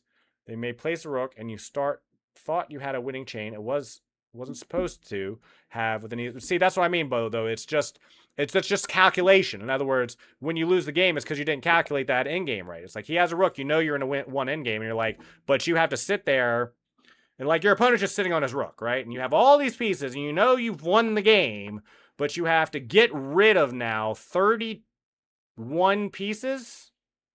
So he's got one piece, you have 31 pieces, and it's just like you have to sit there and like, okay, pawn, bishop here, rook here, queen, blah, blah, blah, blah. And your opponent's just sitting there just wondering, can I get out of this game? This person's taking the 10 minutes he needs to solve this puzzle. And then, let's say you mess it up and you don't solve it correctly, right? Then it's like, okay, now we both have 12 pieces. Like now we both have 16 pieces in our hand, and the board is messy as hell. Who's winning this game? Who's losing this game? I don't know. It could go on forever. I don't know. That's what I'm saying. Like, because if whoever has more pieces wins, like, you know, you're leaving your person with just a king or a bishop, and you've got the game won, and you've got 31 pieces in your hand that you got to dump off. Well, that's going to take some time to calculate, and if you calculate it wrong, then it all starts over again. And so now you got like there you're going to just trade pieces back and forth, not knowing who's even ahead in the game until you get in. You kind of just stumble into a situation because it's so complicated. And then you get into a position again, and then someone flags because you've spent an hour going back and forth with this. Or, and this was my original point, or the game just ends. Like, in other words, like a suicide game. Like someone does exactly what you did in the second game to me, or that I should have done in the first game to you, right? Good move, Ben, by the way. I'm still I'd like an engine game. I'd like to, and engines games would be fun. I think, and this is the other issue, engines aren't going to help here. It's important to understand just how bad engines play the game of Atomic. Engines play Atomic very, very poorly, even to my knowledge to this day. Because when you start talking about placing pieces or like these complicated rules, and Atomic is just like you take a piece and everything blows around it except pawns, right? They're awful at it. They're amazing at playing. They're amazing at playing Suicide. But if you ask a computer to play Crazy House or Bug House, it's like the best Bug House players in the world. Last I checked, you just blundered your queen, and I missed it. I know. I saw. Then you blundered your rook in response. I saw that, Ben. I think I'm probably going to purposely blunder something back because I like doing that with you. In other words, I like playing good games with you where it's like more even. And so at some point, I'm probably going to give you a knight and then we'll just play an endgame. But I want to see if I can grab a pawn first, if that's all right with you. But yeah. So again, I'm just thinking out here, Nikita, by the way. It may not go down like that at all. Maybe it's just a perfectly valid form of variant, and that things don't resolve as quickly, or there's a lot of interesting counterplay. Like, I'm not sure you've ever played it before, because again, nobody except the people who have a deep understanding of Atomic would care, and that's very few people. Very few people. You were looking at one of the best Atomic players in the world, I'd say. Like, at least when I was playing. And don't get me wrong, T'Pau, if you know who T'Pau or Chronotog or all the gods of Atomic Chess, the people who did all the theory crafting, the people who have the YouTube accounts and everything, I'm not as good as them by any stretch. Like, not even close. I would lose to them 100 times out of 100. But I was one of the best players in the world at Atomic Chess. I was rated something like 3,000 in Atomic. And which just means the pool of players who care about Atomic are so small. However, endgame puzzles in Atomic are one of the coolest things I've ever played. If you care about Atomic, you can set up the board in these ways where it's not clear who wins, like it's not a forced win, or it's a puzzle, right, where you're guaranteed to win, but you have to find neat moves, very similar to the way puzzles are now. And it is so fun. It is so cool. I love it so much. But it's so complicated. In other words, like, because let me tell you, endgame, like quote unquote endgames in Atomic Chess, are very rare, very, very, very rare, in fact. And they are so misunderstood. Like most lower elo people never even get to an endgame in Atomic Chess. Just doesn't even happen. Like they wouldn't even understand how to finish a game. Like in the game of Atomic, the kings can touch, for example, because to take the enemy king is also to blow yourself up. And most people wouldn't even know how, most people don't know how to fix that issue. Like, okay, I've got 2 pawns, but his king is attacking my king. How do I fix this game? Like, how do I win? You know what I mean? And I'm going to give you this knight.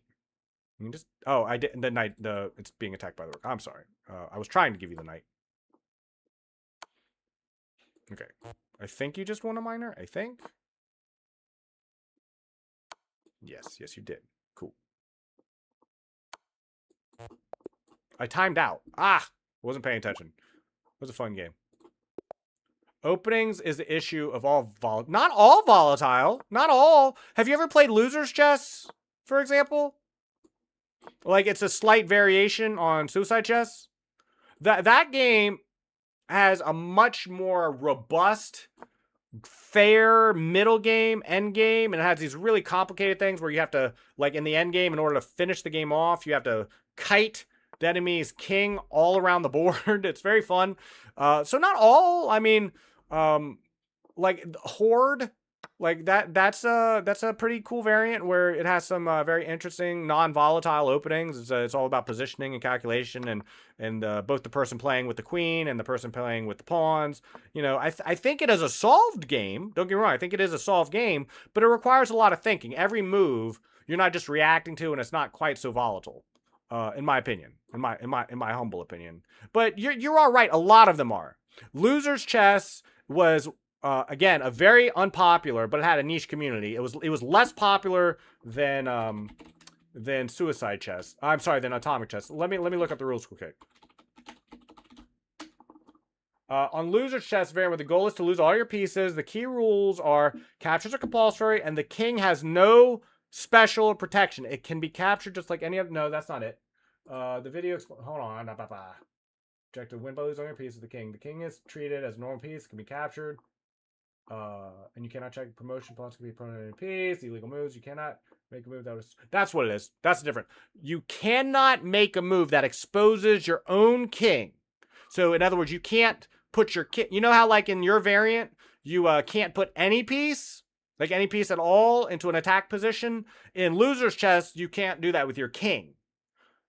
And that's a big difference because if you've played Suicide Chess, you can understand like how important bridging the king is to get in the enemy bishop or queen as a bridge to the rest of your pieces.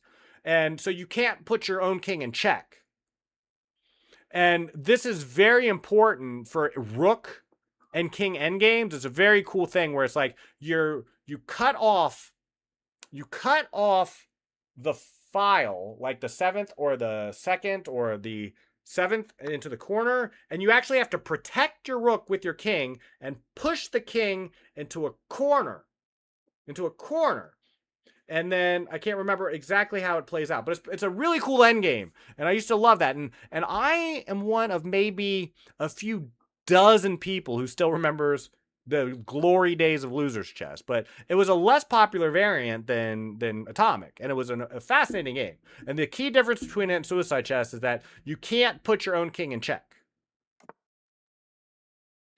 And so you can get checkmated. That was a way you could also win. Yeah, that's what it is. You needed to force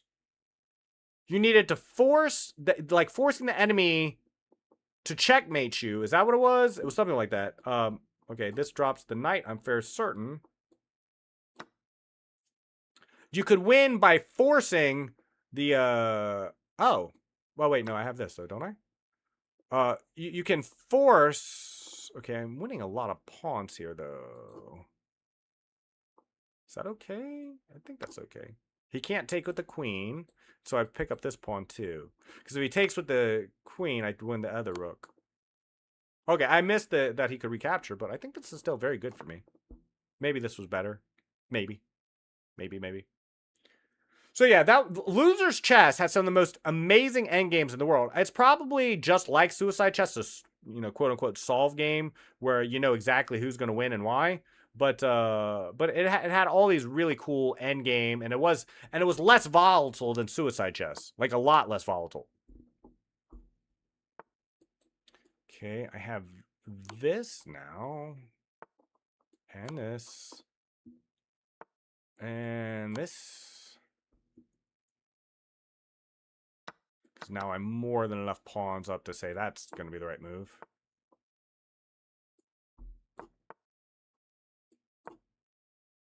I see what you were doing. I see what you were doing trying to win my pawn. Leave my pawn alone.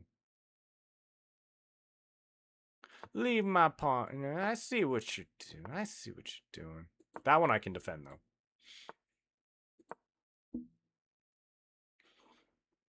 Is this... I've never heard this before. Oh, I'm almost out of time. I gotta lock in. Locking in. Locking in so I don't lose on time.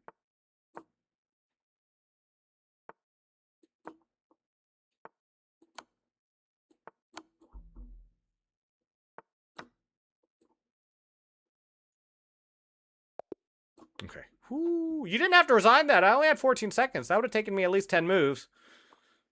The song distracted you? That's fair. It distracted me too. I'm probably not going to add this to the playlist if you don't mind, because I don't think I'm ever going to vibe with this song.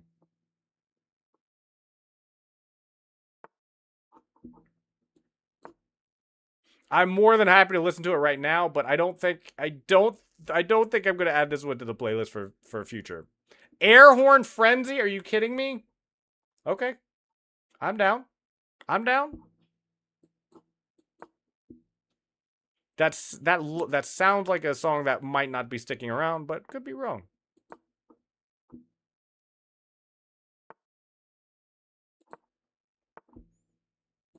Okay, I'm gonna move here this time, I think, rather than C2.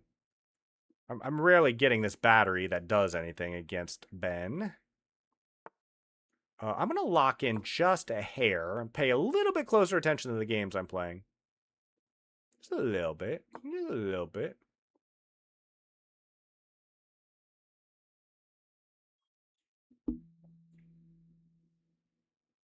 What a strange song. What a strange song. What a strange world. I'm gonna open this up. Planning here, and that's why I kept the queen on E2 rather than C2, because this always seems to be more valuable to me. Okay. Hold on. There's something here. There is something here. I am convinced.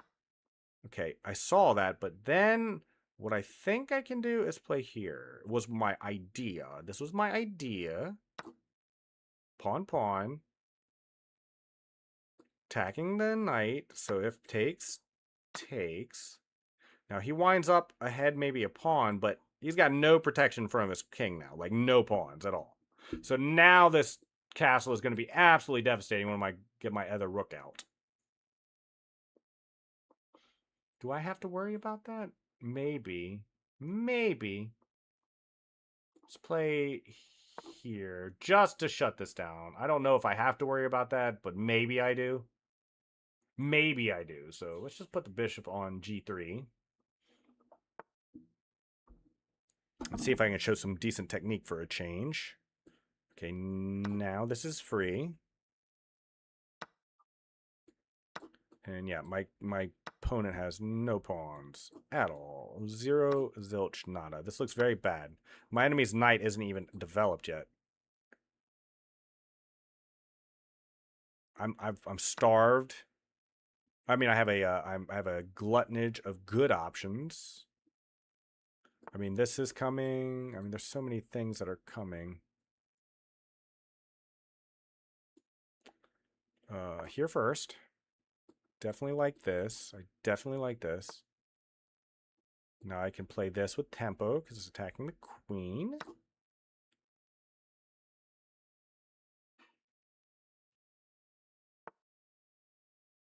Okay, that's guarded. That is currently guarded. See what my opponent is going for, but I have, again, his king is so exposed. I can start making mate threats.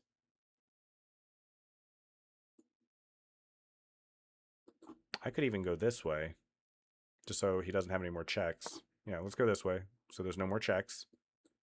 If I went the other way, there's checks. And my opponent just like has a lot of problems. Still don't want to get any checks. Oh, he's going for broke.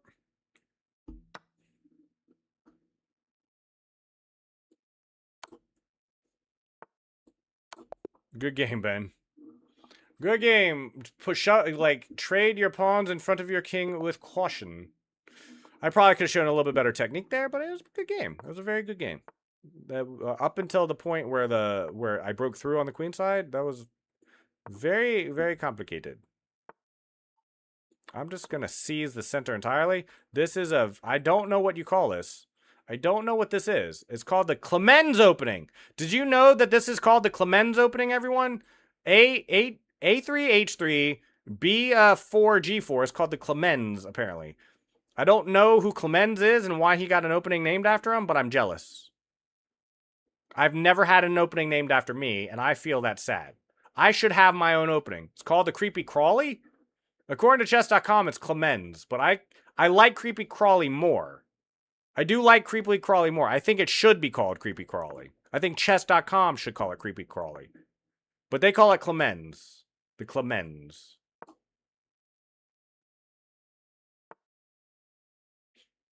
It's very easy when opponents play openings like this, by the way, to over attack.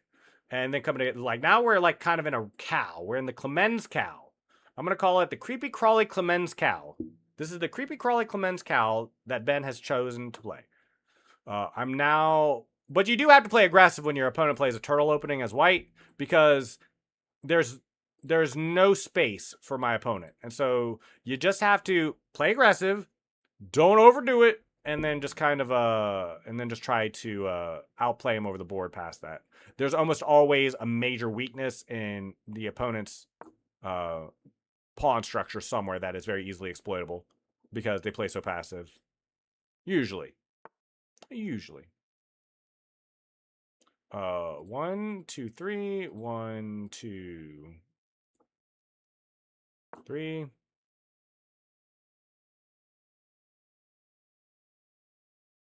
What am I listening to? Did you recommend this song?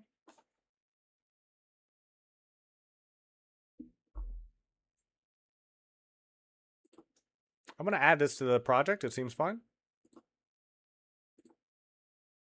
Maybe not.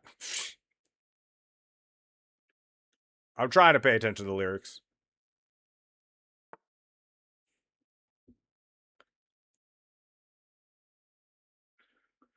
Okay.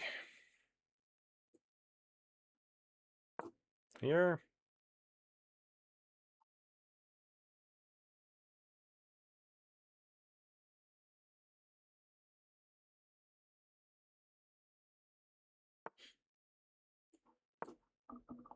Yeah, I was kind of hoping for that almost. Yeah, I mean, I could just take this and really damage the pawn structure, or play a little bit more provocatively. I need to get my queen out anyway. Okay, that kind of forces my hand. And now, do we push here? Oh, you know what I like? I like this move. I actually like this move a lot. He can't shove my knight away. This is coming at some point. And I think I have this outpost for now. I like this outpost. The queen is currently guarding the knight, so it can't move too far away. That was an interesting song. I like that one. The most annoying song ever.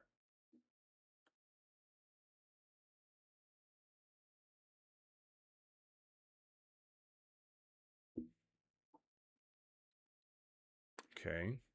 Let me think. How do I exploit this? Oh, I only got 49 seconds. Let me just move faster. Okay, that's what we'll do. We'll move faster. That's the plan.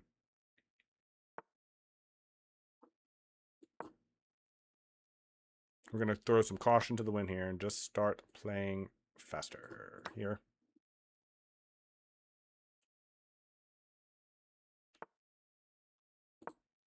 Expected that. My knight is pretty amazing.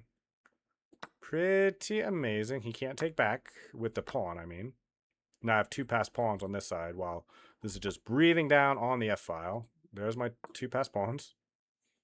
Connected. That's why I didn't take, because I'd rather them be connected.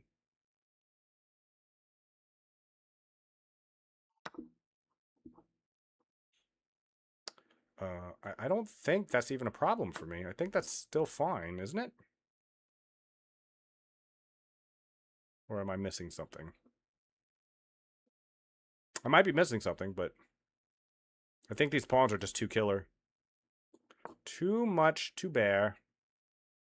Now the bishop's going to fall too, and I still have this on the side. And this, again, a pawn on the 7th or the 2nd, depending on how you look at things, is as good as a minor. And sometimes even better. Like these, because they're connected, like...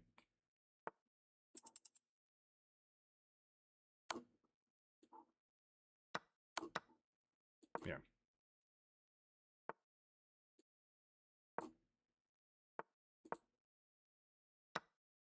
Okay.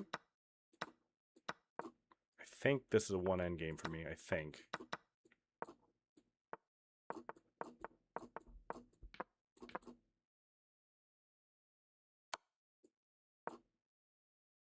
Could be wrong.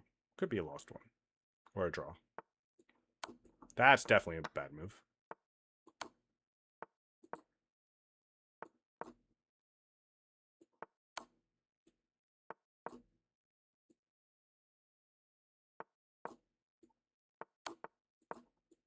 Close one. Close one! 1.8 seconds, 1.7 seconds. My goodness. What a finish. What a finish. You're very fast. What do you mean, Ben? You're very fast. You just, like, blundering your queen at the end did it for you. Like, I think you would have won on time if nothing else, because you are faster than me. I promise you you're faster than me. I know you're faster than me. It's one of the big advantages you have over me.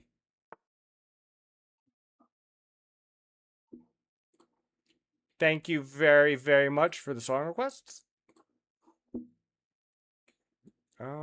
Here. Song requests are unlimited. If anyone is just dropping by, you can request as many songs as you like. And they will play not only on stream, but they will be added to a playlist that you're currently listening to. Every song that you hear on my stream, usually, sometimes I switch the playlist up. Sometimes I get very emotionally charged and I'm just not vibing with it. But they will forever play on the stream so long as I keep streaming. Okay, I think that's free. Unless I'm missing something. Just back up. Here. I'm more than happy to open up that file. And I didn't drop a minor there. That was just pawn, right?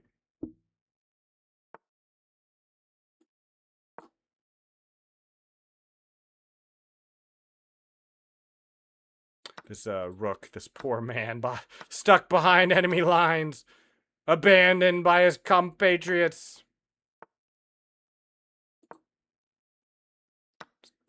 Just kind of want to trade everything. Just trade everything. Let's get this knight out. Let's trade. Hold on. Yeah, here.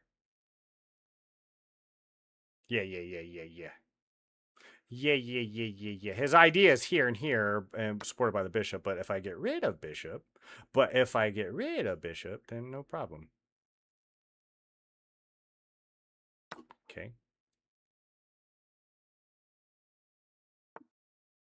Interesting. I was not expecting that move. I see what you're doing, though. I look. I hear you. I see you. Please no kill king. Please no kill king. You can kill rook. No kill king. I can't. I'm so happy I have it. Rook h2. I am so elated that this works. I did not plan that. I just saw it. I had 2 minutes left on the clock. It's very important in a 3-minute game, if you're not aware, to take your time at the critical moments of the game. That was a mate threat. There was all kinds of things going wrong for me in that position. And then, you know, noticing it and fixing it and actually having a move. I'm going to go here before something else bad happens to me. See if I can relink the rooks and see if I have some escape squares now. Relink the rooks. What's the best way to finish this, though? Yeah, move over here. Just freeze out the rook so that he can't come in with the king. If he locks it down, then I can just go back, and now I'm happy. I'm still happy. I'm still happy. Because now there's no more threat there. We are very happy about that. Now I just need to push this pawn. Take this pawn. Continue to support the... See, that's the thing. You got to remember what's important in this position. And what's important in this position is keeping this rook supported.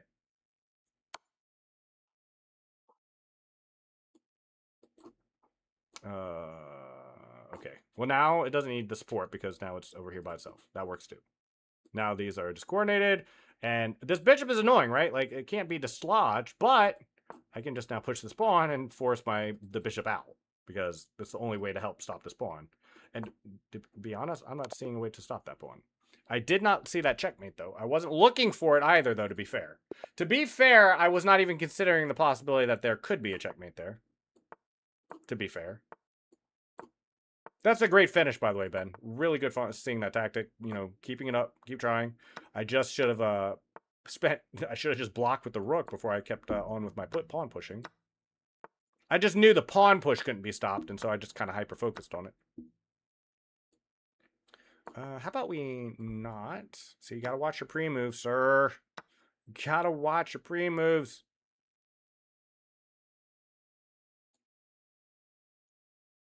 I think this is fine. Yeah, saw that, but I don't think that does anything in particular that I have to worry about. I don't think. I think he runs out of checks now, I think. The queen isn't going to do it on itself, and my rooks are not only supporting each other, but they are quite happy as clams. Also as oysters.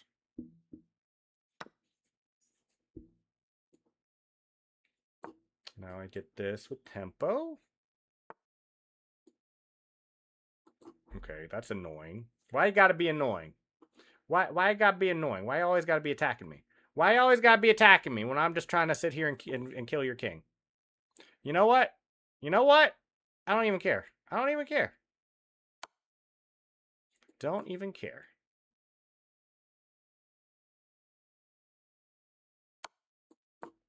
I'm going to argue that it doesn't even matter. I'm going to argue that my attack on your king is so good that it don't even matter.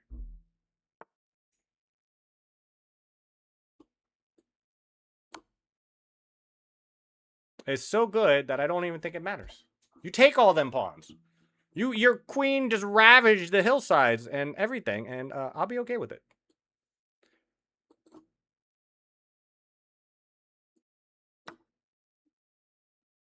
Threatening mate on h1. Okay.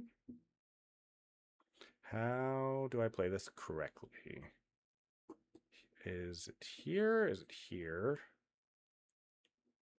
Is it here? It might be staying close to the rook. Might be. Okay, we'll stay close to the rook. Keep everything covered. Keep everything covered up.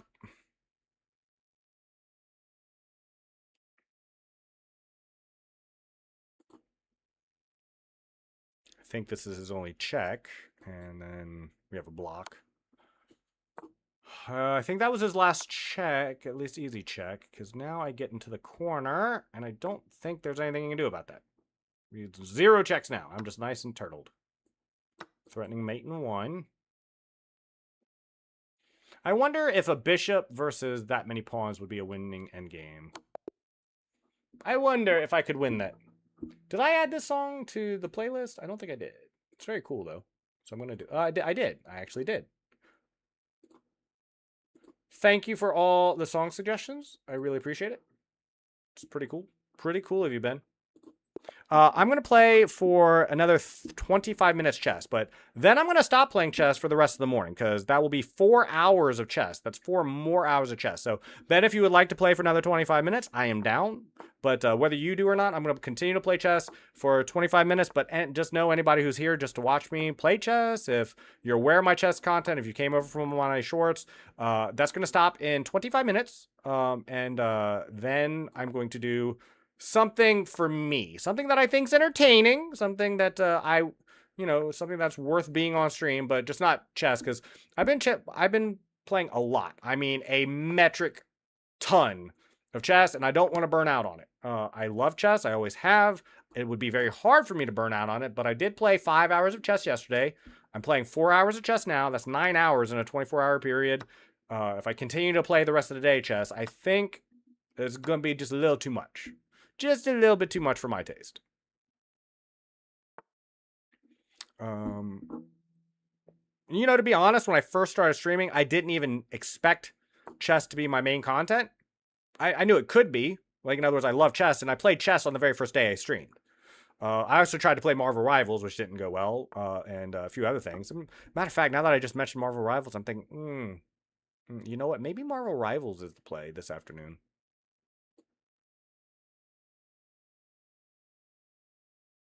I'm not sure that's winning or not. Don't I have to make this move, though? Do I not have to make this move?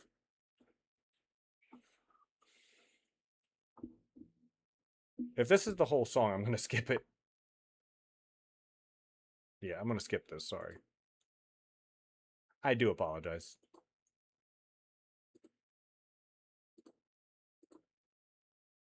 Thank you for the song suggestion, though. I do appreciate it.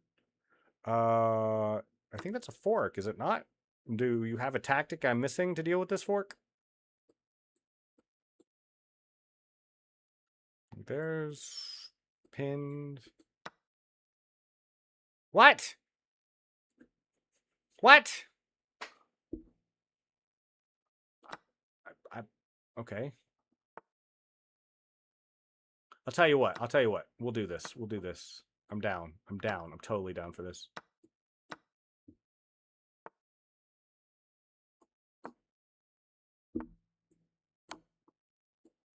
I would just trade back and we could play a pawn endgame, but I think it'd be just more fun to just go next. What's the cleanest way to do this?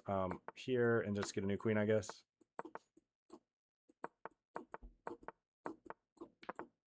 There's no chance of me flagging here, so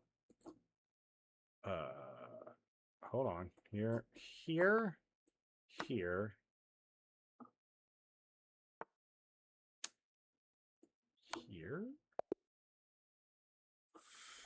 Good game.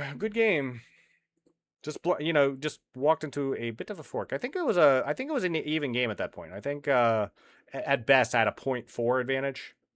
Oof, man.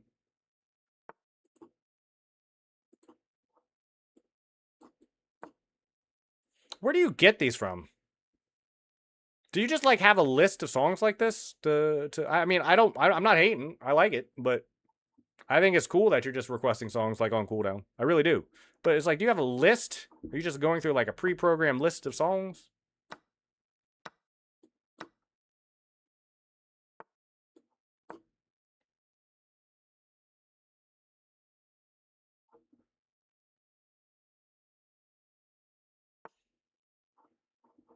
Interesting.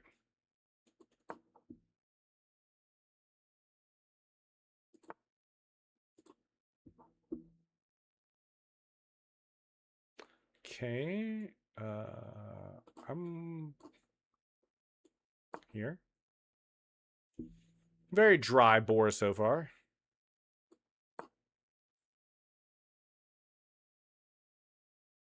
I never mind it when this happens because I kind of like this diagonal. It normally ends up working out pretty well. More than happy to trade bishops if they want to.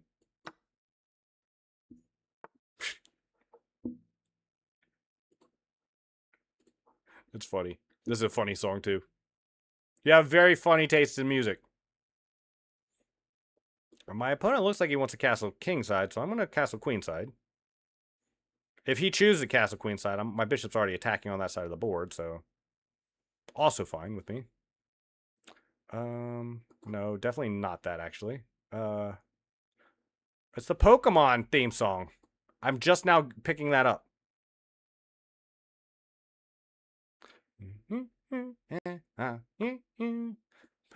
Wait a minute. What is that? Ben, you had 2 minutes on the clock, sir. Brother.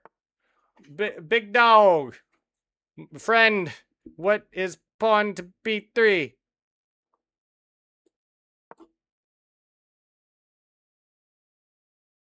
See, that's where tactics training comes in. We talked about that earlier, like how you can improve beyond where you're currently at. Tactics, and more tactics. There's not, and again, at any ELO, and this is coming from Hikaru Nakamura and Dina Belankaya and other people I've learned from, like, you know, whose lessons I have tried to elaborate at any ELO at all. Tactics, and more tactics. That's how you get better at chess. For any ELO, no matter what you are. Do I want to trade? No, it's a better than trade. No, it's an even trade. But it's still advantageous to me. Okay.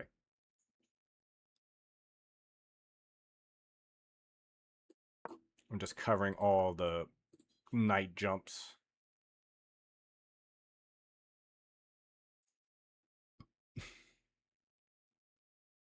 I used to get so frustrated when I was first starting out and I was like maybe 1,000 rated player. Like when you want to make this, right? But it's like, but he won't take my pawn. Why can't I make him take my pawn? I used to get so mad. It used to tilt me so much. I'm like, I moved. This is a good move because and it opens and everything else. But he won't take my pawn. Make him take my pawn. You know, this is me in middle school. Keep in mind, like an 8-year-old child. You know, it's like, please. I don't understand. It's like in my head, because in my head it all made sense. Like, I play a5, and then he takes a5, and then all is good. I see what you're doing, and you know what? Challenge accepted. Challenge accepted. I see what you're doing. I see your plan. I see your goal.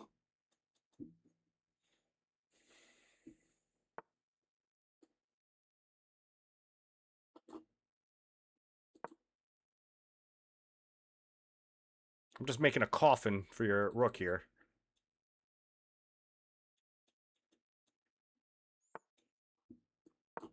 It's like, make him take it. Make him trade it.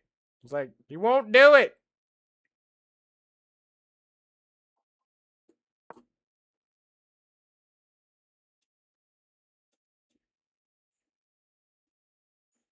See, if I go here, he'll take it, and then I'll get out. And it's like, but what if he just doesn't take it? What if he just won't take it? You know, kind of like this. Like, what if he just won't take my rook? Take my rook! Why won't he take my rook? I used to be like that. Like, no kidding. When I was a child, I would get so tilted by that. Again, I'm 8 years old at the time. I used to be very passionate and get play very passionate over the board. I'm not like that anymore, but I used to, it used to bother me to no end. I couldn't figure out why things were the way they were. Why I couldn't. Because in my mind it worked beautifully. I push pawn, he takes pawn. But what if he doesn't take pawn? What if no take pawn? Then what do? What do now? What do you mean he doesn't have to take my pawn? Good game. A plan is better than no plan at all. You are right. A bad plan is better than no plan at all, in fact. In fact. Because even bad plans work out sometime and they lead you astray. It's kind of like, it's kind of wandering through the woods, like having a plan. It's like, I'm going to head south. And it's like, where you're supposed to be going is north. And instead, you start heading south. But, you know, that's better than just wandering around aimlessly. You know what I mean? Because then you could just go in circles all day and might get lost or something. Unless that's your plan, is to cover more ground and go in circles, which is better, again, than having no plan at all. Maybe a chaotic plan is worse than no plan at all, but having a plan is always better. It's like, okay, we're on top of this mountain. You can choose to stay on top of this mountain, or you can try to leave the mountain to get help. So either hoping help comes to you, or expecting to be saved, right? Or I'm sorry, expecting to save yourself. Those are your options. What do you do, right? But don't the worst thing. And this happens. I've watched survival stories sometimes.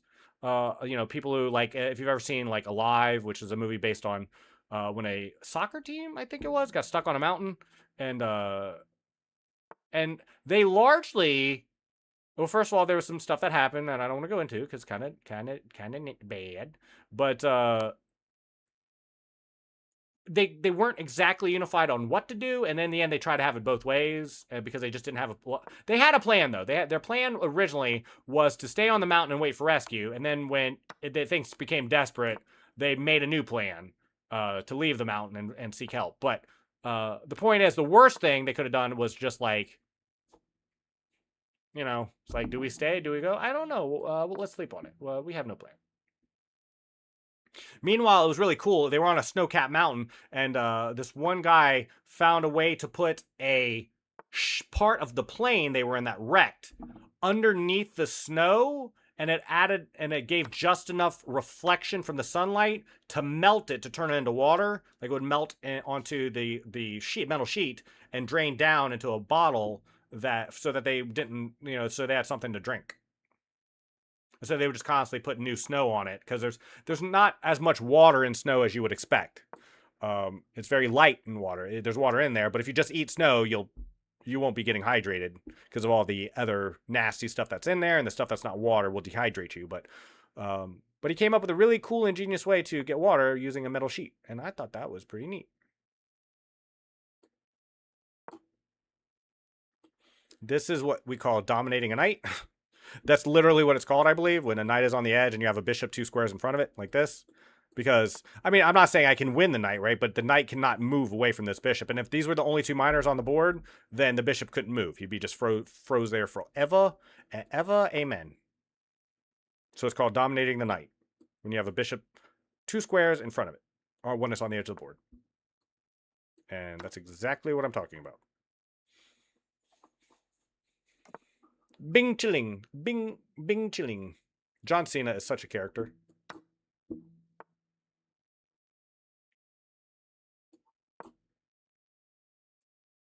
I don't have to worry about the background because I have a knight here and I have the open file. The only open file is mine. My open file. I get all the open files, Ben.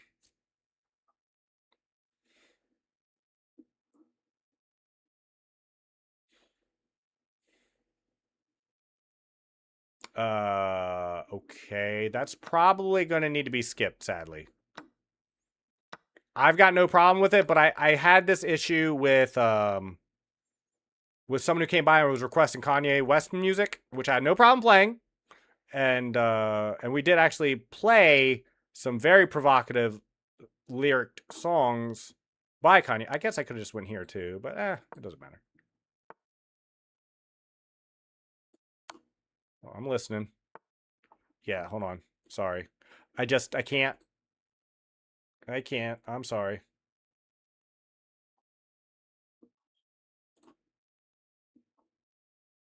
I can't. Apologize. I have no problem with listening to songs because to me, they're either historical in nature, or if they're not open calls to violence, I mean, then I've got no problem playing them.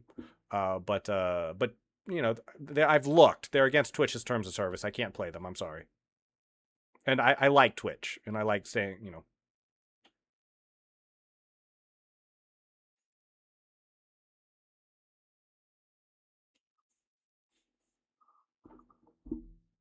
The Blitz, 1940, by Harry Gregson Williams. That might be, I don't know. We shall see. I don't mind listening to anything. I just, again, it has to be Twitch TOS compliant. Twitch has been very good to me. I want to follow rule. Even if I don't agree with rule, still follow rule.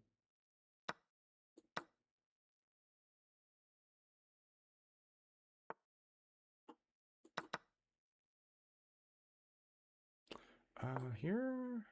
That was probably not the right move, but that's okay. Yeah, that was definitely not right move, in fact.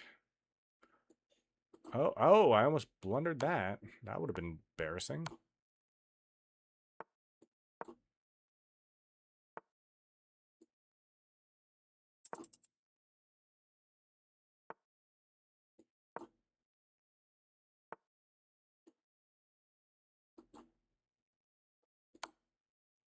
Almost missed that.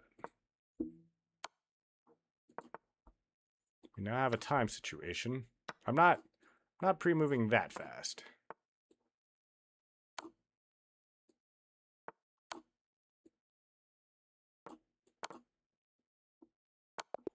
Good game, though. Good game. Came right down to the wire again. Your speed makes a big difference.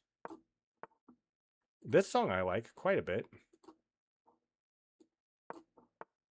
Very chill and not too long. Love it.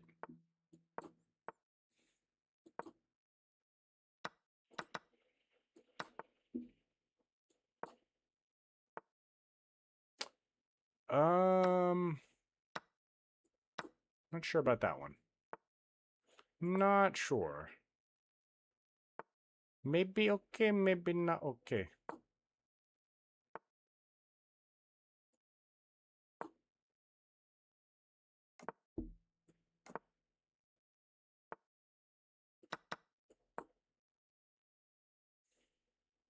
Very happy to open up the board a little bit. Apply pressure on E3 square.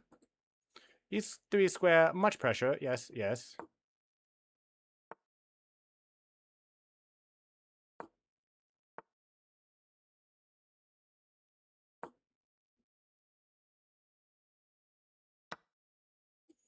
Which way to take? Which way to take? This way?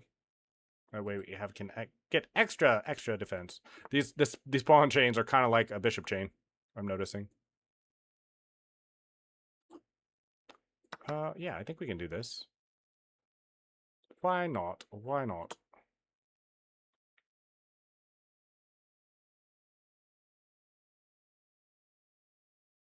The sea lion.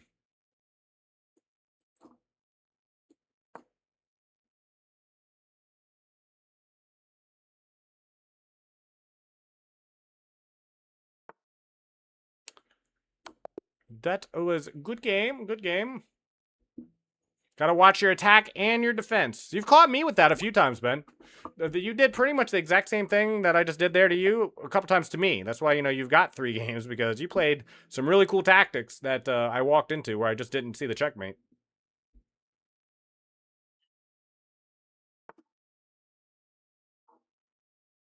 Interesting song. Again, where do you get these from, Ben? Did you, like, just Google songs of a particular caliber? Because they're so varied, too. Or did you just ask for random meme songs? Or how did you come across all these? Here, first. And just back up. That's my plan. That's my plan. Trade a couple pawns and back up.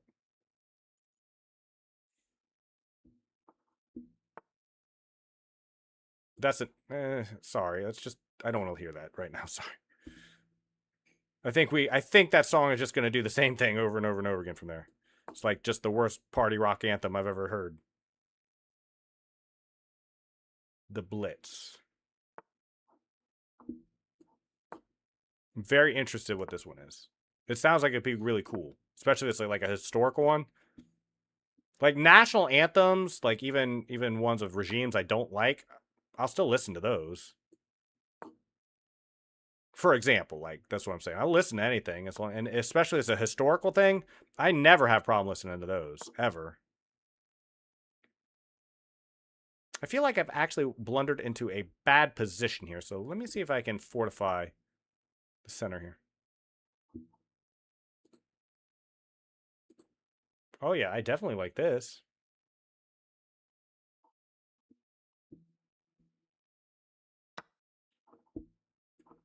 I almost forgot that I had to that what I did there. Like I almost forgot that was the whole point of me moving here. Offering the queen trade, but like just take back and keep my pawn structure intact. Okay, that's a good move. I think this gives me this though. I think. Does this not give me this? I mean, I understand it opens up a line of attack, but you know what? I think I'm okay just trading a pawn down there and grabbing the open file, to be honest with you. I think I'm okay with that.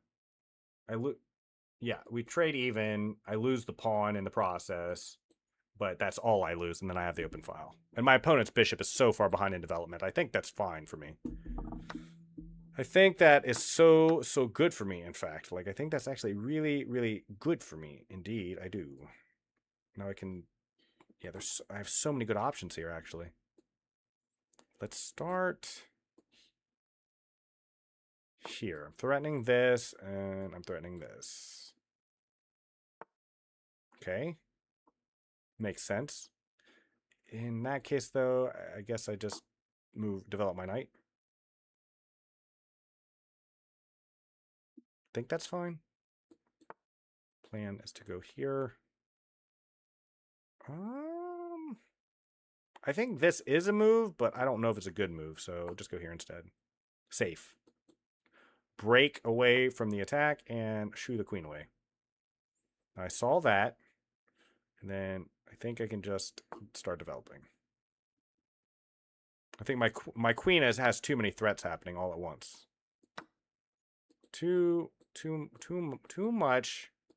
I mean, there's a lot happening here, and I'm not sure exactly where I'm going to win a pawn, but I'm very certain I'm going to win a pawn somewhere in here. Feels like it. Certainly feels like it. Here, here, here, here. Yeah, there's too much for my enemy, for the glue to hold for my enemy. Now I'm threatening this fork, still attacking here. This, like, there's a lot. There's a lot. I don't know how I want to deal with that. I kind of want to attack the queen first, though. I know that much. Let's attack the enemy queen. And then rather than defend this knight, if the queen moves away, for example, then... Okay, that's a good move. I didn't see that one. I got to worry about back rank checkmates now, too. Darn it. So we'll go here instead, threatening this. This is a mate threat. Like, he can't take the rook because of...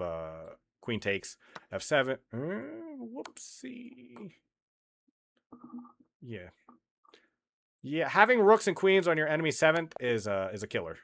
You gotta be really careful about that one. That was a great game, though. Great game, Ben. I like that last song, by the way. That was really cool. I didn't know what that was going to be, but it ended up being pretty cool. Let me adjust my board just slightly. I think I messed it. I think I mussed it up a little bit. Okay. Shiv, how's it going? I am playing chess. This is probably my last game, unless you would like one. Shiv, for you, just for you, man, because I enjoy your company so much. If you would like to play just one rapid game, I will be more than happy to play a rapid game with you. After this game. This is going to be a fun game. I can feel it already. This game has fun written all over it.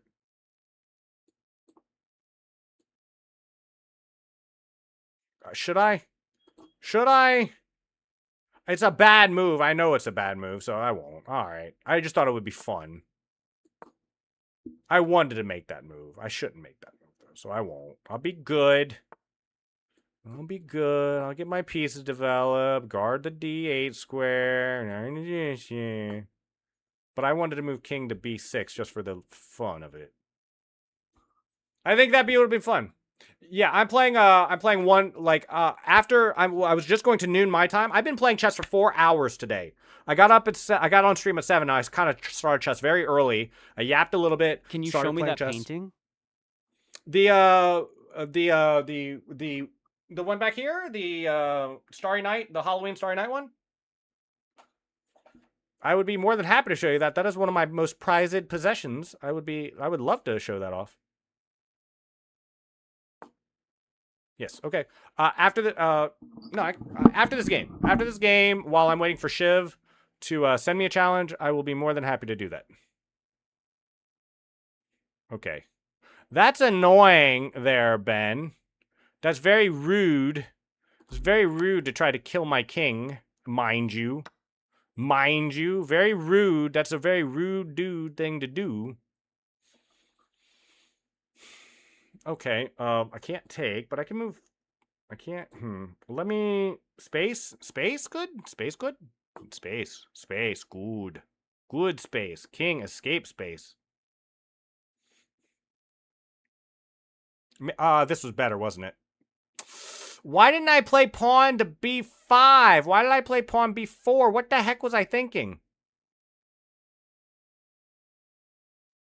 Yeah, Shiv, if after this one you want to send me a challenge, though, I will be more than happy to play one more Raptor game before I end the chess portion of my stream. Here. This is a fun game. I knew it was going to be a fun game. This is a fun game. I'm losing all my pawns, but my king is now somewhat safe. Safe? Big air quotes. This is called a Desperado, but I don't actually think it works because I'm also losing the bishop. How do I deal with that? Does this Desperado work? No, that doesn't work. Well, hold on. It might. The king has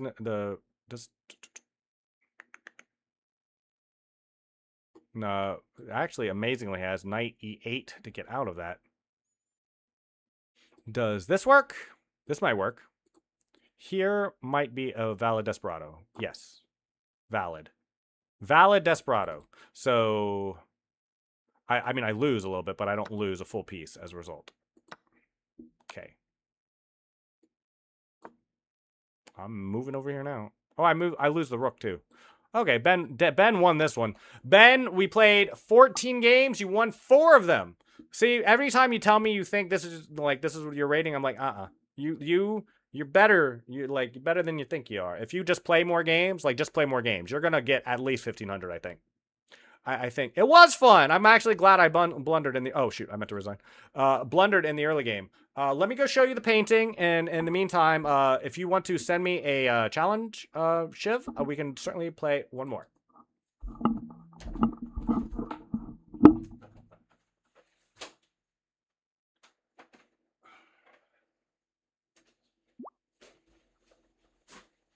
I'm not sure how well you can see this. Let me pull it up on OBS. Here, I'll switch scenes so you can see real well. So this is the painting. It is a Halloween themed take on Starry Night. It is one of my most favorite possessions, or treasured possessions, I should say. It's a treasured possession. It was made by a streamer. She signed it and then sent it to me. There's her signature. And I'll tell you a little bit about it in a sec. But I love this painting. I love this painting in general. Just in general. She was just painting it for fun, largely, for her stream. She's a streamer herself. But I genuinely like this painting. This painting is genuinely cool, I find. Good boy.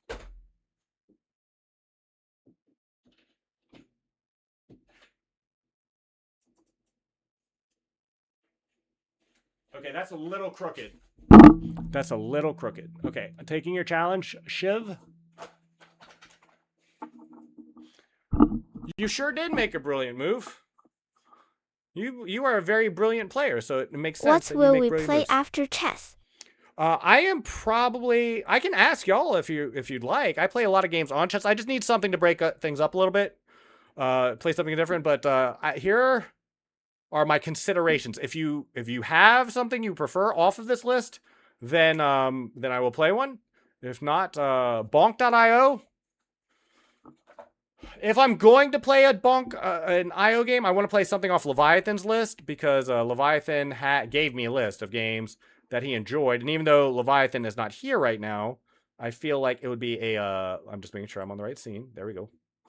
It's even though Leviathan is not here right now, I would prefer to, because I told him. You squeezed your Okay. opponent like a boa constrictor in the middle game, and from there the victory was inevitable. And that is a great analysis of exactly what happened.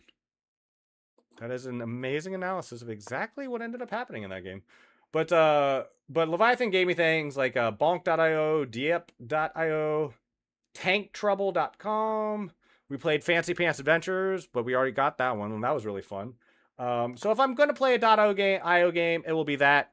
But I might play something that's just a little bit, even though the .io games are fun, I might try to do something else. The games I've been playing, other than chess, have been Battlefield 6, Counter-Strike 2, Jump King, Marvel Rivals, Phasmophobia, Slay the Spire 2, Team Fortress 2, Vampire Crawlers, Chivalry 2. I've been playing TFT, Fortnite. So those are what I've been playing. And these are comfort games. These are games I know how to play, am decent at, and kind of make things give some gravitas to all that. Evades.io? I'll add that to the list. I'll be more than happy to add that to the list. Maybe we can play Evades.io. If I do play .io games, though, it'll only be for half an hour. I don't think I have the mental capacity. I'll play more in the afternoon. If you're around, or Leviathan is around, Nikita, I will play. I will be more than happy in the afternoon. I'm going to go offline in about an hour, but I will be back online 2 hours after that.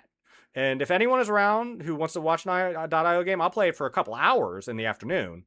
But I played 5 hours of chess yesterday, afternoon, evening, and I've played 4 hours of chess this morning. I need a break for my brain so I don't burn out. I enjoy being entertaining, trying to just be entertaining, play chess. Most people who come by want to see me play chess, but I also want to play some variety in the back half because I stream a long time, which is another thing that I think is important. When I watch streamers, it's like they're online a lot, and so I'm trying to kind of do the same thing, and I really enjoy streaming. So it's what I've been doing. It's kind of been working, but I just don't want to burn out on it either, if that makes any sense. Alara Jamaica, hello, how are you? I'm amazing. I hope you're amazing too, because it is Friday. It is a start of a weekend for me. I've got no morning work. I have a part-time job I sometimes do in the mornings, but I do not have that this morning, and I am very, very pleased about that.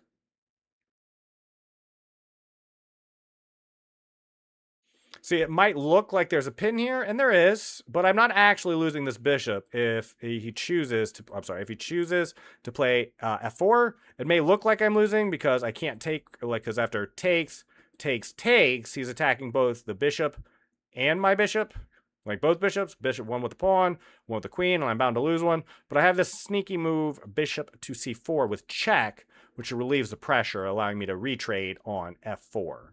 I just get up half a tempo essentially there. Nice to hear that. I'm going to go now. Ben, thank you so much for all the amazing games. I hope you had a good time. I know I had a fantastic time. For your ELO, that what it says is you play very well. Like for people who I play in your ELO, and I play a lot of chess, you're strong. You're what I would call a very strong 1300. I think if you just get a little bit more confidence, play a lot more games, stay off of bullet, you are easily a 1500 player as you are now. And if you focus on your tactics, do a few things I recommended, or find a schedule that works for you. Because no matter how good advice someone gives you for working out, dieting, living right, no matter how good someone is at that, like I don't care how many celebrities they've trained in fitness, right? That doesn't mean that same program works for you. You have to tailor these things to the individual. And so find a program, find what you need, but take the advice from the professionals, take the advice from some coaches, and find what works for you. Because you're a lot better than what your ELO might suggest. This is a good tactic, by the way. I like this. It forces my rook off the square back onto this nasty diagonal. Thankfully, the bishop's here to defend. And like I said, this can't be traded just yet. In the future, very possible, not just yet. Where are you from? I am from the great state of Kentucky, here in the Bluegrass. The middle, a little bit of middle of the country on the East Coast. Just below Ohio, if you know where that is. And the weather here has been lovely. It's beautiful spring weather today.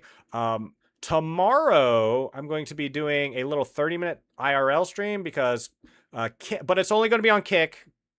It's only going to be on Kick. Sorry. So most of my audience who is on Twitch, and I love you, you won't be able to see me during that because it's a neat little challenge where the idea is to touch grass. Like that's a challenge for 30 minutes. You have to put your hand on grass and leave it there on the grass for 30 minutes. You have to do it through their IRL thing through your phone. And if you do that, you get entered into a cool raffle. And, you know, it's really easy to enter. So why not?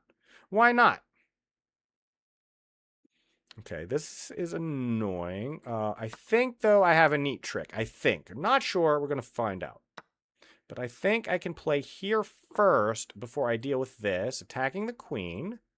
See, this is the threat, because if I move my bishop away, then this is an issue. And I'd rather have a square to move over to after that happens. But that drops the queen. Now, I'm dropping a queen. I'm dropping a rook and a bishop for a queen. That's good for me if I can take advantage of it and relatively fast. So that's what I'm going to look to do. I kind of have to take this pawn first, though, because I do not need this pawn here. That will be because it's supported by the knight. Rook's breathing down my neck. I have to get rid of that pawn.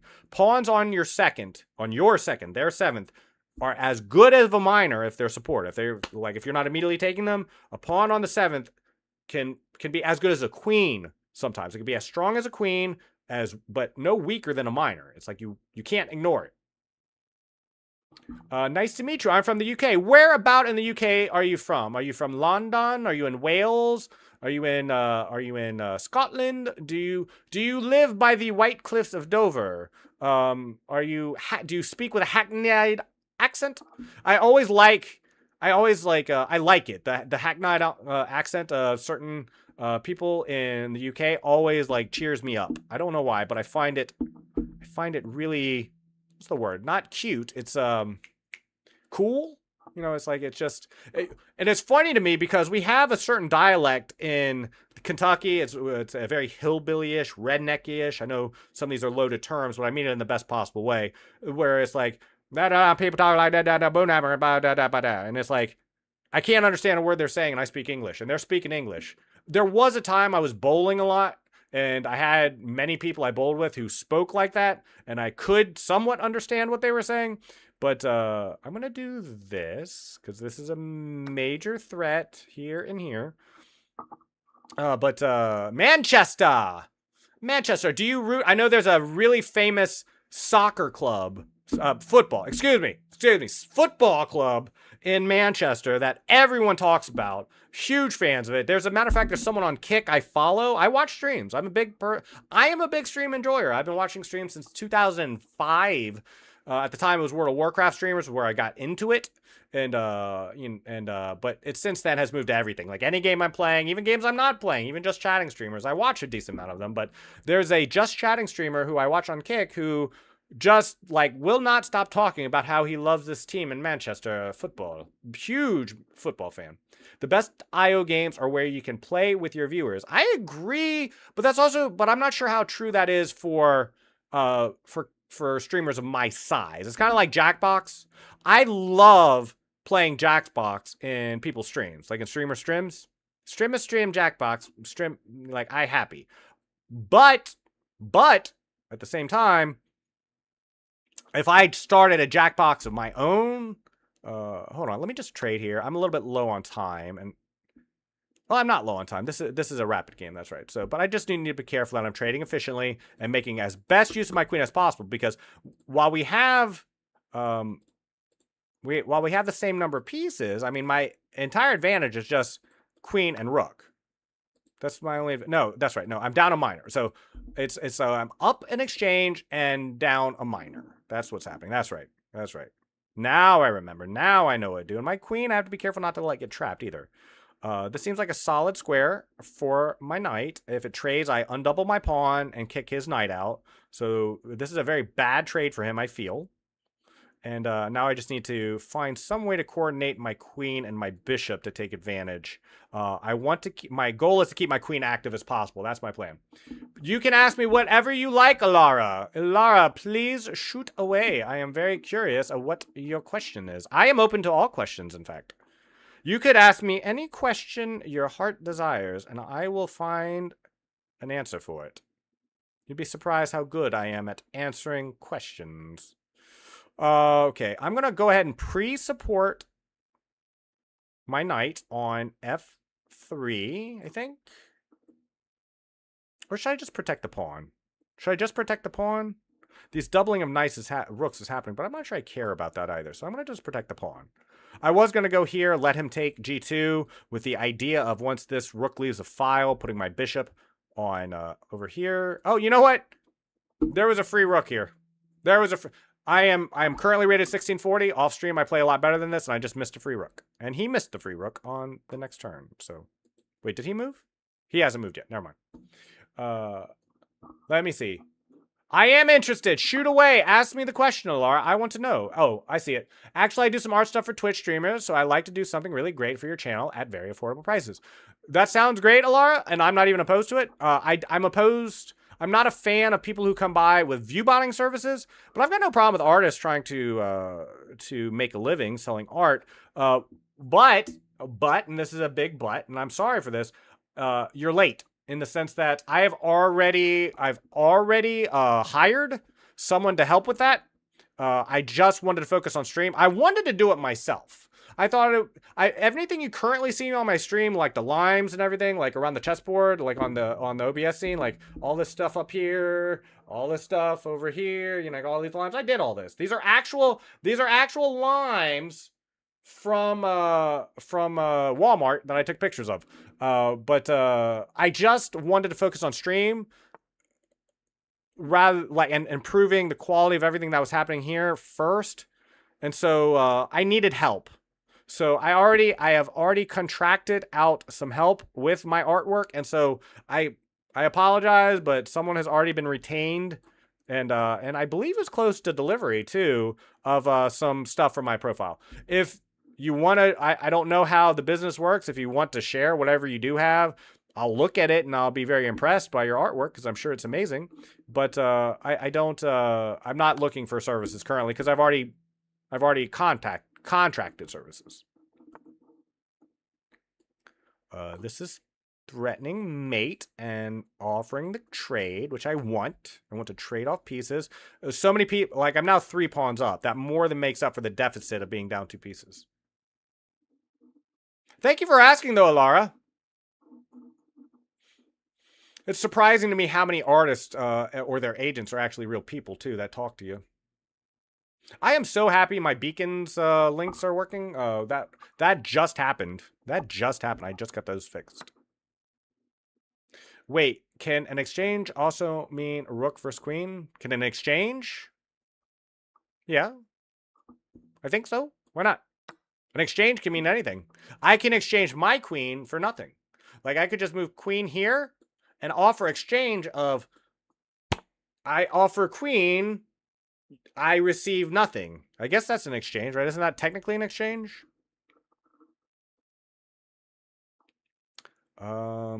I think I am completely at peace with trading that off now.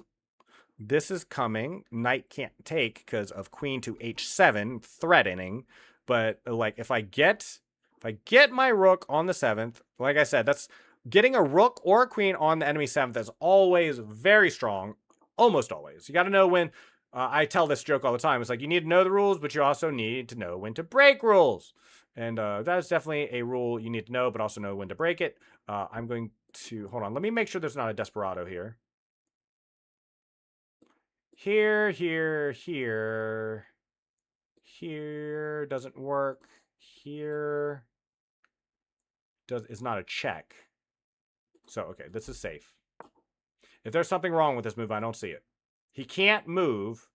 He cannot capture because of the threat of queen to h7. You got to look for these tactics, and that just comes with practice and time. And then it's very important, very, very important. Not on white square, because this is check. And then after I take, then he gets a free rook. Or not a free rook, but it's an unhappy exchange. So stay on the dark squares, so this white square bishop can't harass me. He's got no check here, no check here, no check here. This is his only play, but it loses after take, because he can't recapture for the same reason. I'm threatening mate on h7 and g7 if he moves his knight.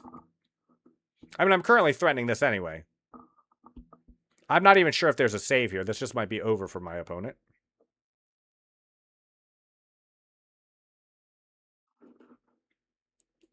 Even if he tries to block, it's just check. Yeah, see, you'll see. Check, back, take, and then after king recaptures, and I just win the knight. And then I'm just, like, I win my minor back, and then it's just a rook versus a queen and 2 pawns. And a queen is already going to win that, but if you have 2 pawns on top of it, it's definitely better. Thank you for dropping by, Lara, by the way. Very cool to meet someone from the UK. I have friends in the UK. I know people in UK. It's very good. Here is it? I feel like it's here.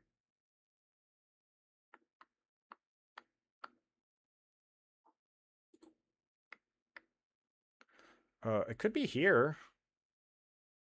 Here? I just, like, he has this. I didn't see this knight to e8 move. Shiv, you are really good for your elo. I want you to know this. You are really, really good for your elo. I'm not even joking. It doesn't win, right? There was no winning this position. You were going to lose this game regardless. But the fact that you found that, like a resource, you know, that's what we call a resource. Very impressive. Very impressive indeed. For someone who purportedly has a 800 elo. Is all I'm saying. Very, very, very good. Very good play. Where's the cleanest way to win this? Is it here? Is that it? Or is it here? And if he dislodges, I have access to the, yeah, this is what I was hoping for. How do I finish though? Here. Here. Right? Here? Oh wait, or is it here? No, that doesn't do it. I think it's here. Yeah. Good game, Shiv. Great game. Thank you so much. I have 40 minutes of raid left. If you're here for chess content, I am sorry I'm ending chess just for this last 40 minutes. I've been at chess for 4 hours and 20 minutes. I always start with chess every single time I go live. Even when I go live this afternoon, I'm going to play for about an hour of chess. But this afternoon, I'll be streaming for 4 hours. So this is my schedule for the rest of the day. 40 minutes of something. Haven't decided yet. Then off for 2 hours. Then back on for 4. Starting with chess for an hour. No more, because I don't want to burn out. And then I'm just going to do relaxed, chill, variety gameplay. We have unlimited Song Quest open if anybody wants to take advantage. It plays on the stream, except for YouTube. It plays on the stream, and we can listen to good music and have a good time if you want to join me in this afternoon. But we'll play some .io games. We'll have some fun this afternoon, but something relaxing. But this last 40 minutes of this 5-hour morning stream is just going to be me playing something chill. If anybody has a particular game, there was one that was recommended that I had never heard of before, evades.io. Maybe we'll try that to start with and see how that goes. And whoa, don't open that. Whoa, don't open that. Give me 1 second. I just need to hide my scene for a second. I'm just really paranoid about accidentally doxing myself. This is a real concern that you must have when streaming. So let me see.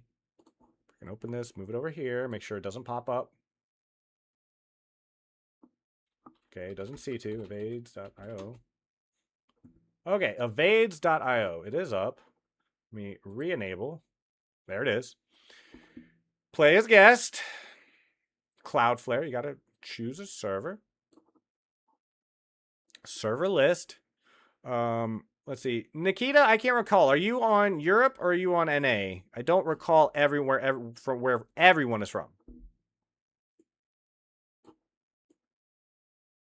I'm not even sure you're interested in playing. You're from here? Okay, so I'm going to go...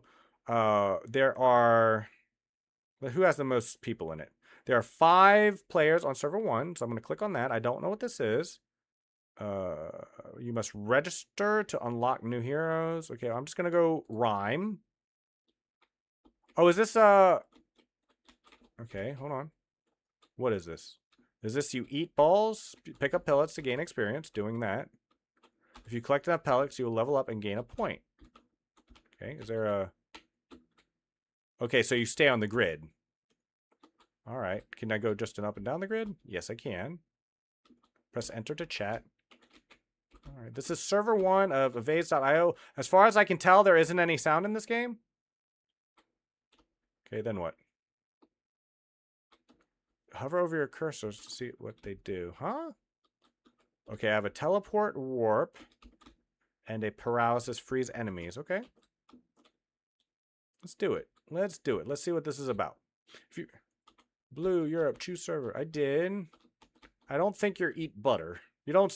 Nikita, you do not seem like a butter eater to me. No, you don't seem like someone who would identify as a butter eater, I should say. Press 2 to upgrade max energy. Press 3 to increase energy. Okay. Can I just unlock 4? I can. Okay, so now I have a teleport.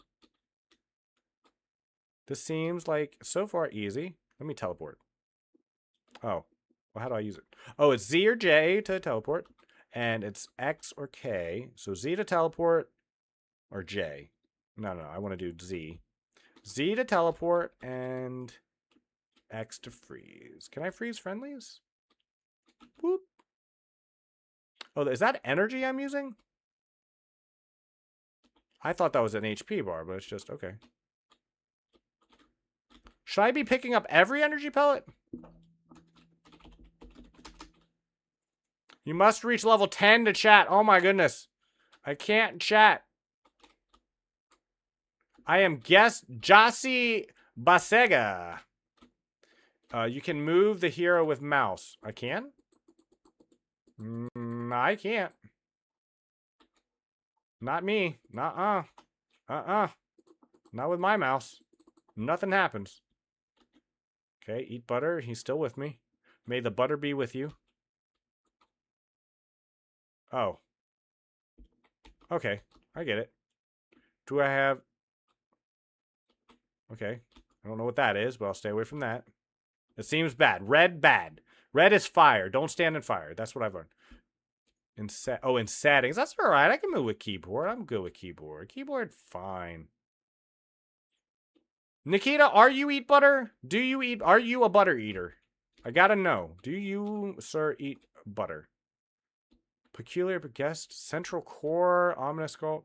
So at some point, this turns into something else. Are you kidding me? What's the cooldown on that thing? Whoops. Okay, I'm all right. I'm all right. I know what I'm doing. I'm just limit testing. I need to know. See, I need to know how far and how quickly I can teleport. I'm just limit testing. Wait. Joining server 2. I think it's better FPS. Okay. Are you monk? Are you monkey? Nikita, are you monk? Are you monk? Are you monk gameplay?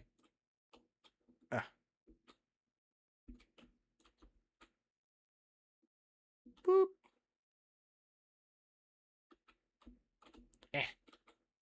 I'm eat butter. You're okay. I was wondering, how are you so fast?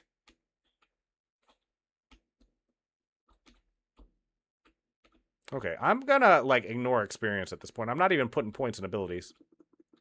There we go. Now I have full points in abilities. Is this how far I can teleport? I think it is. Okay. Boop. Okay. I thought I would teleport further than that. Are you rezzing me? Is that what's happening? That's cool. I'll have to remember I can res you in case you die. Although, if you're anything like your chess playing, there's no beating you. Okay. All right. Ooh, big ball. Big ballin'. Big ball is big. Ball, would you kindly F off? Kindly get out of my way. Get the freak out of here. Boop. Oh. Yeah, don't don't worry about me. Don't worry. Go on without me. Okay. See, you are a 2200 level evades.io player. I am a 1700 at best. Touch equals res. That's good to know. We're in area 11. Do we eventually... Ah! That thing changed directions. I didn't know that was a thing. Thank you. Okay. I'm learning. I'm learning.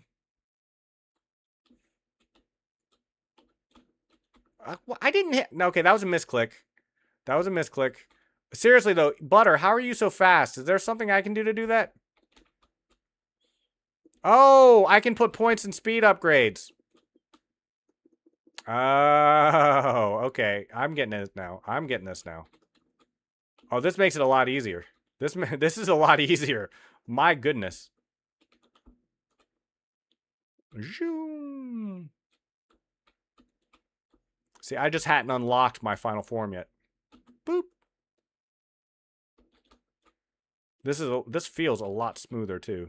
I did not get hit by that. That's lag. That's lag. European lag. Yeah, I died. Sorry. I'm playing bad. I need to get up more. Did you die too? I'm sorry, Butter.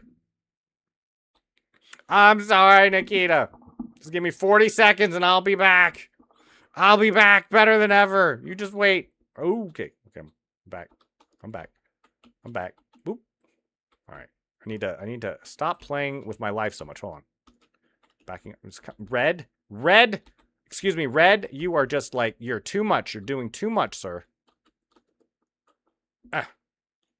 And okay. Okay, I think I know what all the balls do now. They can no longer kill me. I have downloaded their entire skill set, and I am now invincible. That thing came out of nowhere.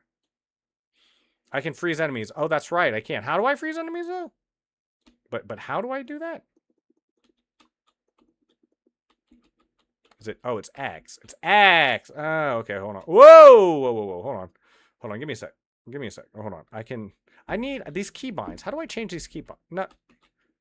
It's in settings. I can't change it for now. Sorry. Thank you. All right. Here we go. Here we go. I got this. I got this. Don't touch me. Don't touch me. Don't.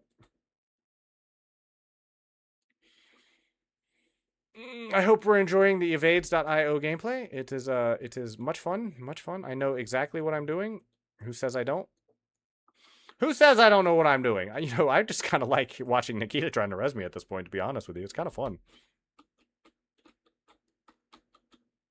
If I could freeze these things, I think I'd be Yeah, you're not... I'm not sure you're getting me at this point. Wow, you are amazing at this game. Okay, hold on. I can remember how to freeze. I hit the freeze button! I hit the freeze button. I was just trying to freeze. See, like... No, they didn't freeze! What do you mean I can freeze enemies? I can't... So, I can't freeze the black ones. I can't freeze the big dudes then, huh? Or the black guys. Just the... Okay, I can freeze that guy. Can I freeze him? No, I don't think I can freeze the... Yeah, no, I can't freeze black enemies. Got it. Got it. Are the orange ones heat seekers? Are they... Yeah, they're heat seekers, aren't they?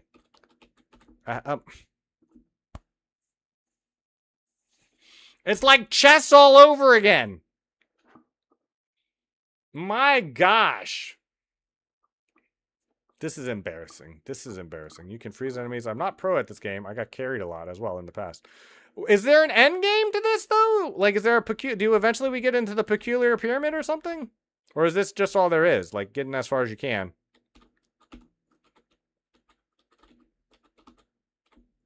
Oh my gosh, that thing came out of nowhere.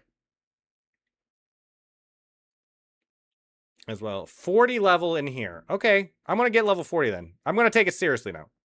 That's pretty cool. That's pretty cool what you just did there. Okay, I'm going to take this seriously now.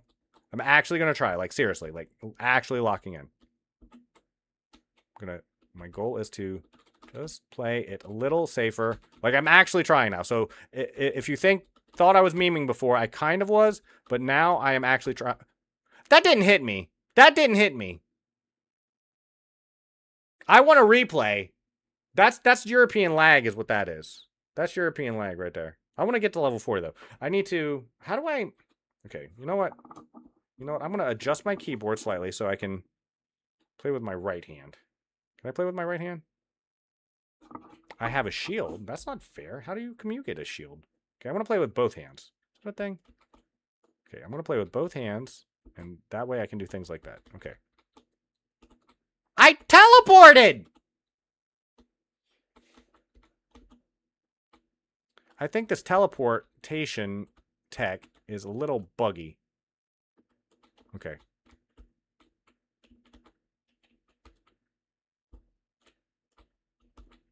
Whoa! I hit the wrong button. Oh, there, you can stand in the red and it doesn't hurt you? How did I not know that? I honestly, like, I'm playing bad. Don't get me wrong, and I do apologize, Nikita. But at the same time, I honestly think there's a little bit of problem with lag. Because every time I try to, like, get close on purpose and teleport over something, I tend to teleport into it instead. Or just not, or the teleport doesn't go off when I think it should, and then... Those follow you. I forgot the brown ones follow you. You have a shield? How come I don't have a shield? So this is like a... This is... I've been playing chess for 4 hours. I've been playing chess for like 10 hours over the last 2 days. I'm using that as an excuse. It's not because I'm bad. It's not because I'm bad. I'm not dying this much because I want to. It's because I have to. Okay, I can mow through that. That just slows you? It just slows you? Okay. Can I just, like, stay on the edge and or, like, near the edge and just teleport? Like, is that a thing? Like, where I can just, like... Hold on. Do I have point upgrades? I do. I have more speed. I have more warp speed. Go up. Go up. Go up. Okay.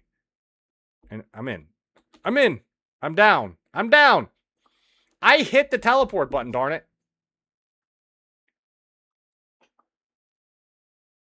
Thank you. I'm making a break for it. I'm not making a break for it. Sometimes I need to know when to back up and let things be. I have freeze. It doesn't. Oh, it works. It does work on the brown guys. That's right. Right. Freeze. I can still get hit with them when they're frozen, though? I thought I could just go through them if they were frozen. I still have to avoid them, even if I freeze them. We need more people, to be honest. Let's at least get to 30, though. Or or until you die, right? Like, you haven't died once yet, so it's like, if you just keep rezzing me, then, you know, do we really need more people?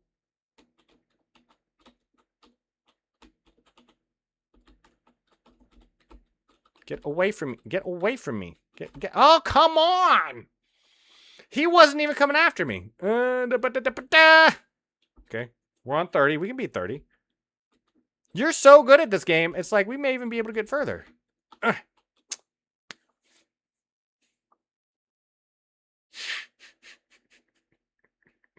I'm sorry, Nikita. I'm so sorry. I was going to show the game. This game? Or is there something else to show? Like if I get further. I can try harder.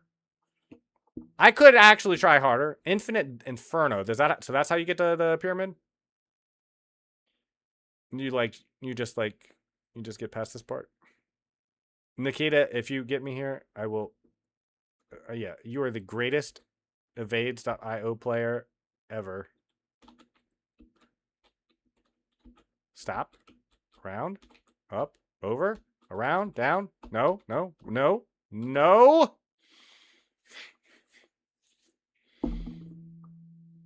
I have freeze. It's just very... I need to be able to move with my mouse. I think you are right. I think moving with the mouse was the play, in fact.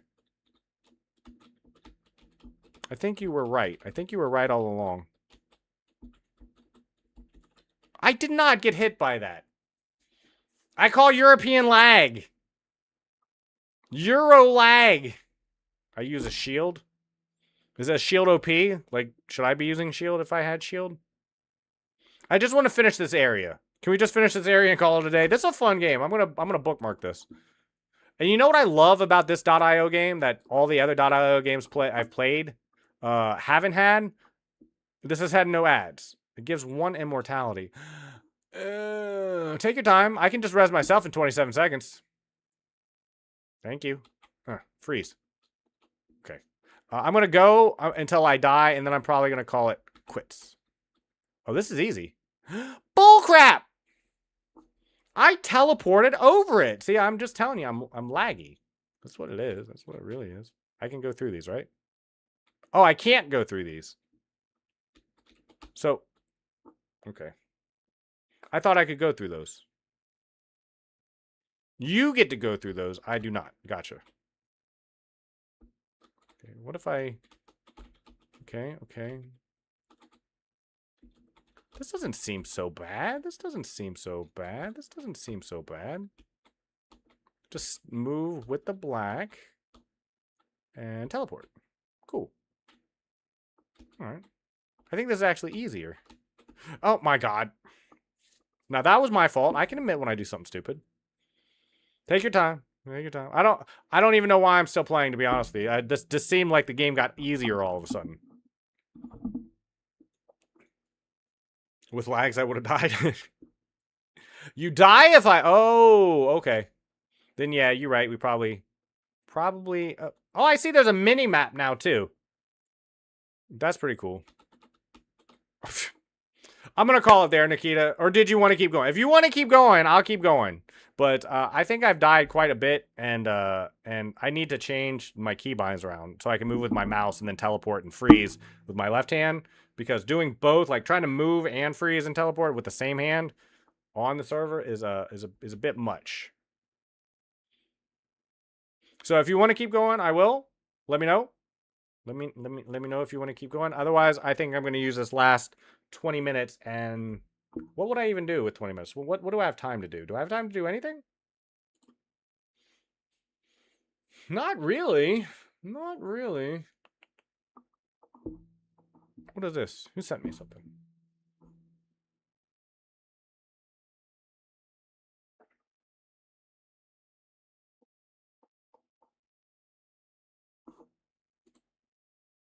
What is this? I don't even remember being in this server. Whose server is this?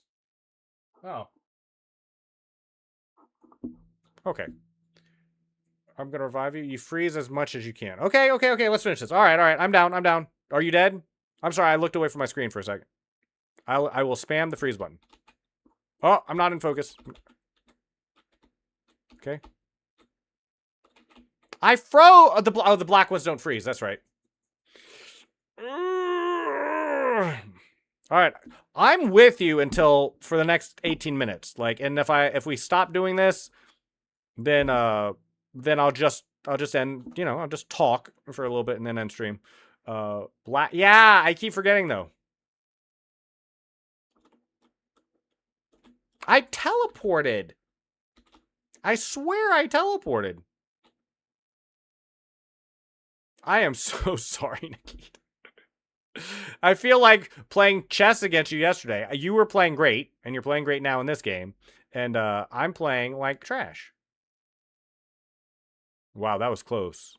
That was close. That was clutch. Okay, I'm out. I'm out. I'm out. Okay. I'm going to freeze as much as I can.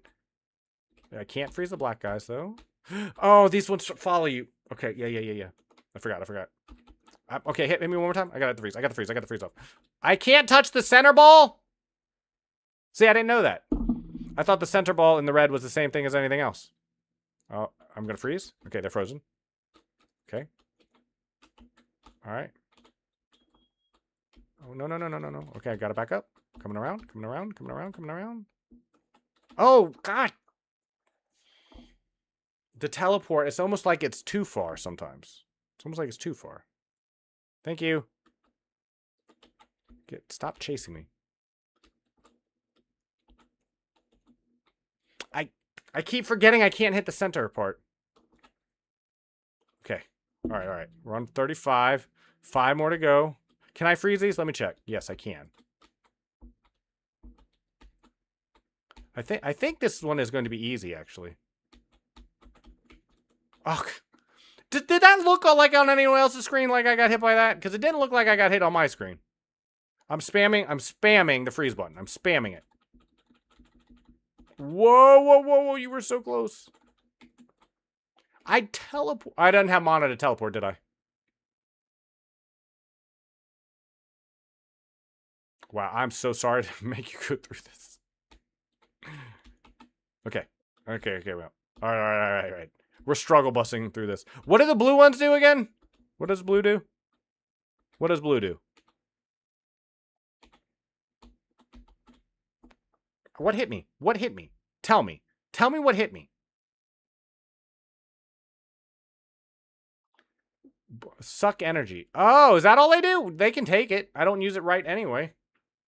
I don't use my energy correctly anyway. I do have big ping. I do have big ping. You are 100% right. Like, I'm not playing well, but I'm not playing this bad either.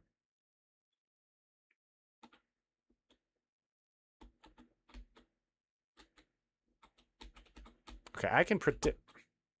Thank you.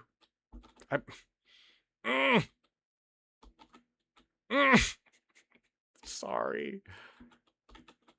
I tried so hard to teleport over this blue thing I'm stuck on. Yeah. Thank you. Okay, 37. If I end up getting through this, it's really just a testament of how good you are at this game. Let me buff up my regen real quick while I still have. Okay. All right, going. Did I really not get through there?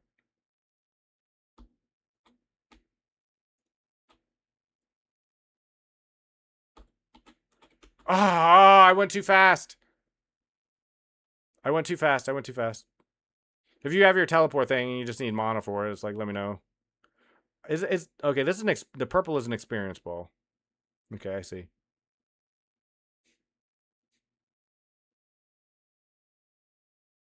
I'm going to spam my freeze key. I'm just going to spam it for if you do end up coming over here.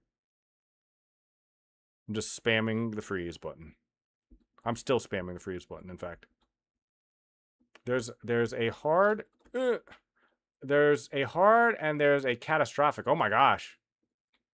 Oh yeah, I mean, .io games are, like, it's my understanding, have a lot of complexity that they can build in. Okay, just creeping. Okay. I'm out. I didn't die. I didn't die on 39 or 38, whatever. Okay. Looking for the right time to jump. Jump. Okay. I gotta teleport. There we go. I did it. Here. Ugh! 2 rounds. 2 high-level rounds. You can't see my gaming? I guess this isn't the... Oh, whoops. Let me put my limes back in place, first of all. Yeah, I guess that isn't the best, is it? Wow, I really should have adjusted this first. Thank you for letting me know. Okay, hold on. No, not that. Why is this...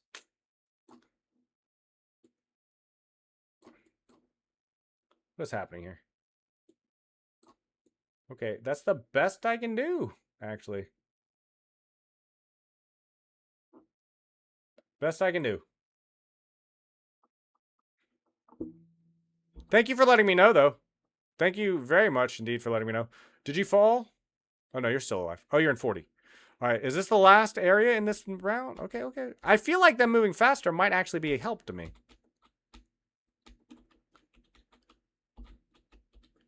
Oh, come on. 1 stray ball got me. Why am I not freezing like on cooldown? That's a great question. Okay. I'm not sure, but I'm not sure Nikita is going to get me here. Seems kind of chaotic. We were so close. It's level 40 too. I thought I had this. Ah, shoot.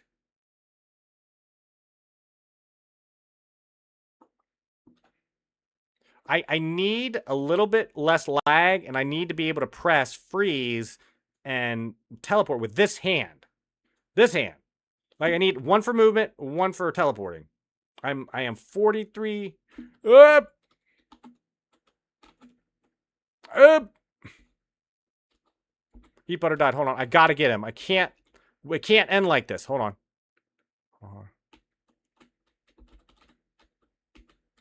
Got him.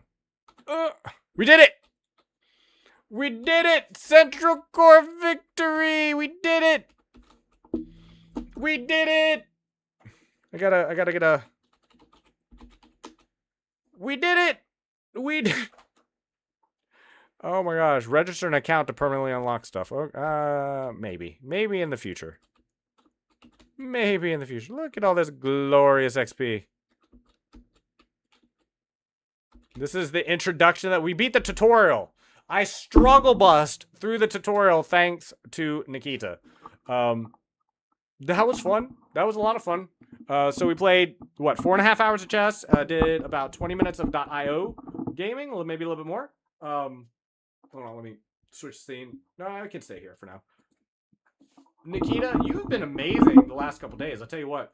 And there have been so many people that dropped by this morning that I was not expecting. Like, I've never streamed at this hour of the day outside of a 24-hour stream. And during the 24-hour streams, I was doing specific content. I ran through all of Resident Evil Requiem on one 24-hour stream. The other one, I think I just played variety. But I don't think I played hardly. Maybe I did play a lot of chess in the first 24-hour stream. I don't remember. But I really didn't know anybody was going to show up. I'm really glad I did, and I'm going to just chat for the next 10 minutes. We do have open song requests if anybody would like a last song before I end for the day. Now is the time. Nikita has just been absolutely teaching me what gaming is all about, and it's better to register you unlock other characters. That's true. I don't think I can register from here now, though, I don't think. Can I? How do I register now? Like, because I'm already in game and the oh, hold on, is it settings? I didn't even see this. See, this is what 4.5 hours of chess playing straight will do to you. I didn't even see that. I could have changed at any time my controls. I could have rebound, jump to left click, for example. There's 3 possibilities. Interactive space, upgrade speed, 1, 2, 3. Yeah. Chat. Okay, I could have done all this. Okay, register an account to save your settings. Can I do that here if I hit this? Or do I have to go to main menu first? So it's going to kick me out of this game either way. So I can't register from here. So it says the register an account to save your settings, but it doesn't do anything because I don't have a register account. So I have to go to the main menu to register. And if I do that, then it's going to, yeah, then I'm going to be kicked out. Dude, let me ask you if you know. If you don't know, Nikita, that's fine. If I register on a .io, like on Evades, does that count for all .io games? Like if I have if I create a designated username and password and email, does that mean less like Steam, where any IO game I play in the future will be saved to my account? Or is it just for Evades? If you know. If you don't know, that's cool. I'm going to switch back to my original scene now that that's over with.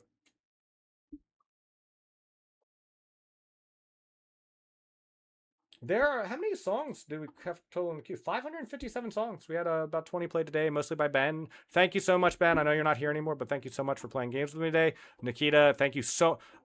I can't tell you how cool that variant was playing.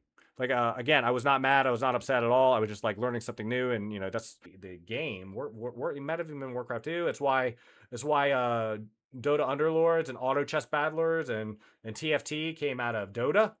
You know, because it was an optional game mode of someone just putting something together that people loved. You create an account and everything will be saved. What I'm saying is, like, you know how I play Shellshock.io and Bonk.io? If I create an account with Evades.io, is all of that in the .io domain? Like, will I be the same person everywhere?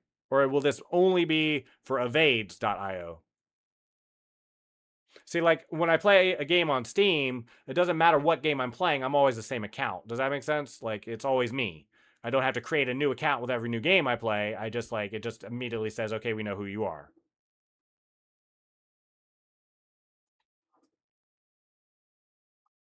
Not that it matters, but this is what I'm talking about, like why streaming is so cool to me, and I love the troubleshooting thing. But I have a laptop I keep on the side that I keep open on my, not the ViewBot, it has nothing to do with that. It doesn't matter because it's from the same address I'm streaming from, and they take that into account. But I have a laptop I keep open my streams on just to make sure they're stable and I'm not missing anything, and I just forgot to turn that on entirely. I know I don't have to create a new account every game I play Evades, but does that same account, like if I create an account with Evades, does that also count on, in other words, could I use the same account on shellshock.io as I do on bonk.io and deep.io and cursors.io and evades.io? Like, does it follow me through different games? Just in Evades? Yeah, I don't know either. I'll tell you what I'll do. I'll look into it. I will definitely look into it. Let me see something real quick. Hopefully. Oh, okay. I have my scene closed. I was about to say, I thought I just doxed myself. I honestly thought I just doxed myself again. I didn't, but I opened up a window, but I forgot I was on this scene. Thankfully, I was on this scene, and so there was nothing you could see on my browser. I really dislike that chess.com, their app is still Chromium based, so I can't do game capture with it and just isolate it as an individual thing. Maybe I should find a way if I can fix that, because I really don't like. I'm gonna write that down on my list of stuff to do for stream. Maybe I can find some workaround where it's just capturing it based on its title and not being so general for Chromium, because I don't like how it captures non-chess.com pages when I'm streaming chess. Chess.com isolation. But if anyone is just trickling in, if you know me from my shorts, if you know me, I will be posting a short right after I get off stream, so I'm going to be doing that. If you're interested in my shorts, I know a lot of people did not find me naturally, did not find me through my shorts, but if you do enjoy shorts, I will be posting one right after I get off stream. I have a whole handful of one. I'll just pick one at random. I try to post better ones on Fridays because generally more people look at my shorts on the weekend, I'm finding. This is the third week I'm posting, and it was certainly true for the last 2 Fridays, but I'll try to find something a little bit longer form, a little bit more interesting. I'm going to be posting that right after stream, starting with Instagram, then TikTok, then YouTube. That's generally the order I go in because it's easier on YouTube, and then on Instagram, and then on TikTok, and then on Instagram. So I start with the hardest one, and then I go from there. I'll be back on in a couple hours, like from now, and I'll start off with a little bit of chess again. No puzzles because we already did our daily puzzle, and I don't really feel a desire to do more than one a day anyway.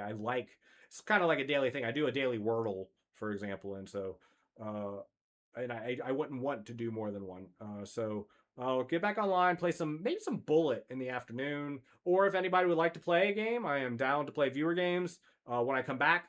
Then it's going to be variety. I'm going to 100% commit to playing at least an hour of .io games. If Leviathan's around, he'll enjoy that. If not, if anyone else does, that's cool too. There's all kinds. Like, I've gotten a list, and I'm bookmarking the .io games I like in particular that I can return to. So I'll definitely be doing that. I mean, I didn't even really know about .io. I knew of them, but I never played them before. But now that I've been streaming, it's like people keep recommending them to me, and I'm more than happy to play them. So I'm going to play some .io games in the when I return. But chess first for a little bit, at least a little bit. Come back. Definitely, I'm going to start with Bullet for sure, unless anybody wants a viewer game.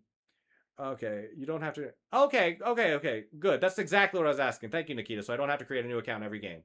Anyways, I didn't know about that as well. For this game, it's better to have several different people beating it with you because areas vary in difficulty. And yeah, and I need to be rezzed a lot, especially when I'm playing on a European server.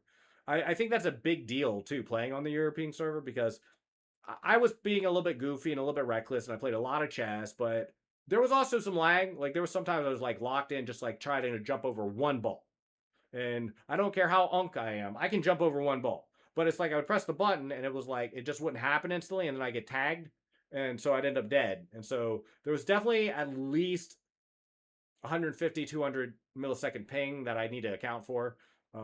It definitely seems like a fun game that would be better to play with a lot of people. kind of like Jackbox. Like I think Ben was talking about this earlier. There's a lot of .io games, a lot of party games that are really fun to play as a streamer, but you need a base audience that can at least carry 4 or 5 slots. And I just don't really have that. The chance of me starting a Jackbox game and having any more than 1 or 2 people join is very, very not likely. And I'm not complaining about it. It's just I don't think people would. I don't think those 2 people would enjoy it, and I don't think anybody who came by and would just want to watch a good Jackbox game are going to have a good time watching that either. So maybe in the future, just a heads up, whoever's here, I am going to do a giveaway in May. I will be giving. I already know what I'm going to be giving away. I already know when I'm going to be giving it away, but I haven't worked out all the details yet. So I'm going to hold off. I'm going to hold off on giving all the details on that until probably next Sunday, like this upcoming Sunday or Monday. But look for that on Sunday or Monday. I'm going to give. There's going to be a giveaway command. There's not one yet. And it's going to be a raffle-based system because I looked into this, and that's the only way you're allowed to do giveaways and still be within terms of service on YouTube, Kick, and Twitch. So in other words, I can't do it by skill-based or by preference-based anything. It has to be some sort of raffle open to everyone. I think you can weight things. I think that's allowed, but the bottom line is I can't do it for my own profit either. Like in other words, like I can't. Without doing, there is some ways to do it, but I've looked into it. I'm not going to bore you all with the details, but I'm just saying, in order to be compliant with Twitch and YouTube and everything, I'm going to be doing a very simple thing where unique chatters, like anyone who comes into my channel, and you don't have to be a new follower, but anyone who comes into my channel, Nikita, Ben, Kai, Muscleman, Asalia, Cat, you name it. Well, everyone I'm forgetting, you're too many to name. I am humbled by the amount of people who drop by. But if you come by and drop by after I start the giveaway details, after I've given them, there'll be a command or something. I'll say like, type this if you want to enter the giveaway or something like that, right? And anyone who does will have an equal chance. I'm gonna do my plan is to give maybe once a day, anyone who comes by and is unique and chats, whether you've already been a follower or not, will get an entry. And at the end of the month, I'm going to be doing a giveaway. I just think it'd be fun to do it. I'm not doing it for followers. I'm not doing it for viewers. I'm really just doing it because I think it'd be fun. And it's all about streaming. Yeah, 140 is probably okay, but that game is pretty tight. Like it's a pretty tight game. Like 100 milliseconds might matter versus like playing with 40 milliseconds or 50 milliseconds in your whole continent. But the giveaway thing, right? Just for everyone knows, I'm not doing it for followers. I'm not doing it for money. I'm not doing it for any other reason than I want to do all the things streamers do. I want to learn. Like that's really it. I know it sounds kind of stupid, but streamers do raffles. Streamers do giveaways, and I want to play around with the tech. I want to track entries with StreamerBot. I want to write a little bit of program, and then I want to do a giveaway at the end of the month and just see how that goes and if it's fun and if people enjoy it. So we'll be doing that. But in any event, the local time is now just past noon. And I will be back in a couple hours. Nikita, thank you for hanging around so much. Thank you, Ben, for playing games. Thank you, Shiv, for playing games. Thank everyone who stopped by and said hello, wanted to share art, or just requested a song. And I will be back in 2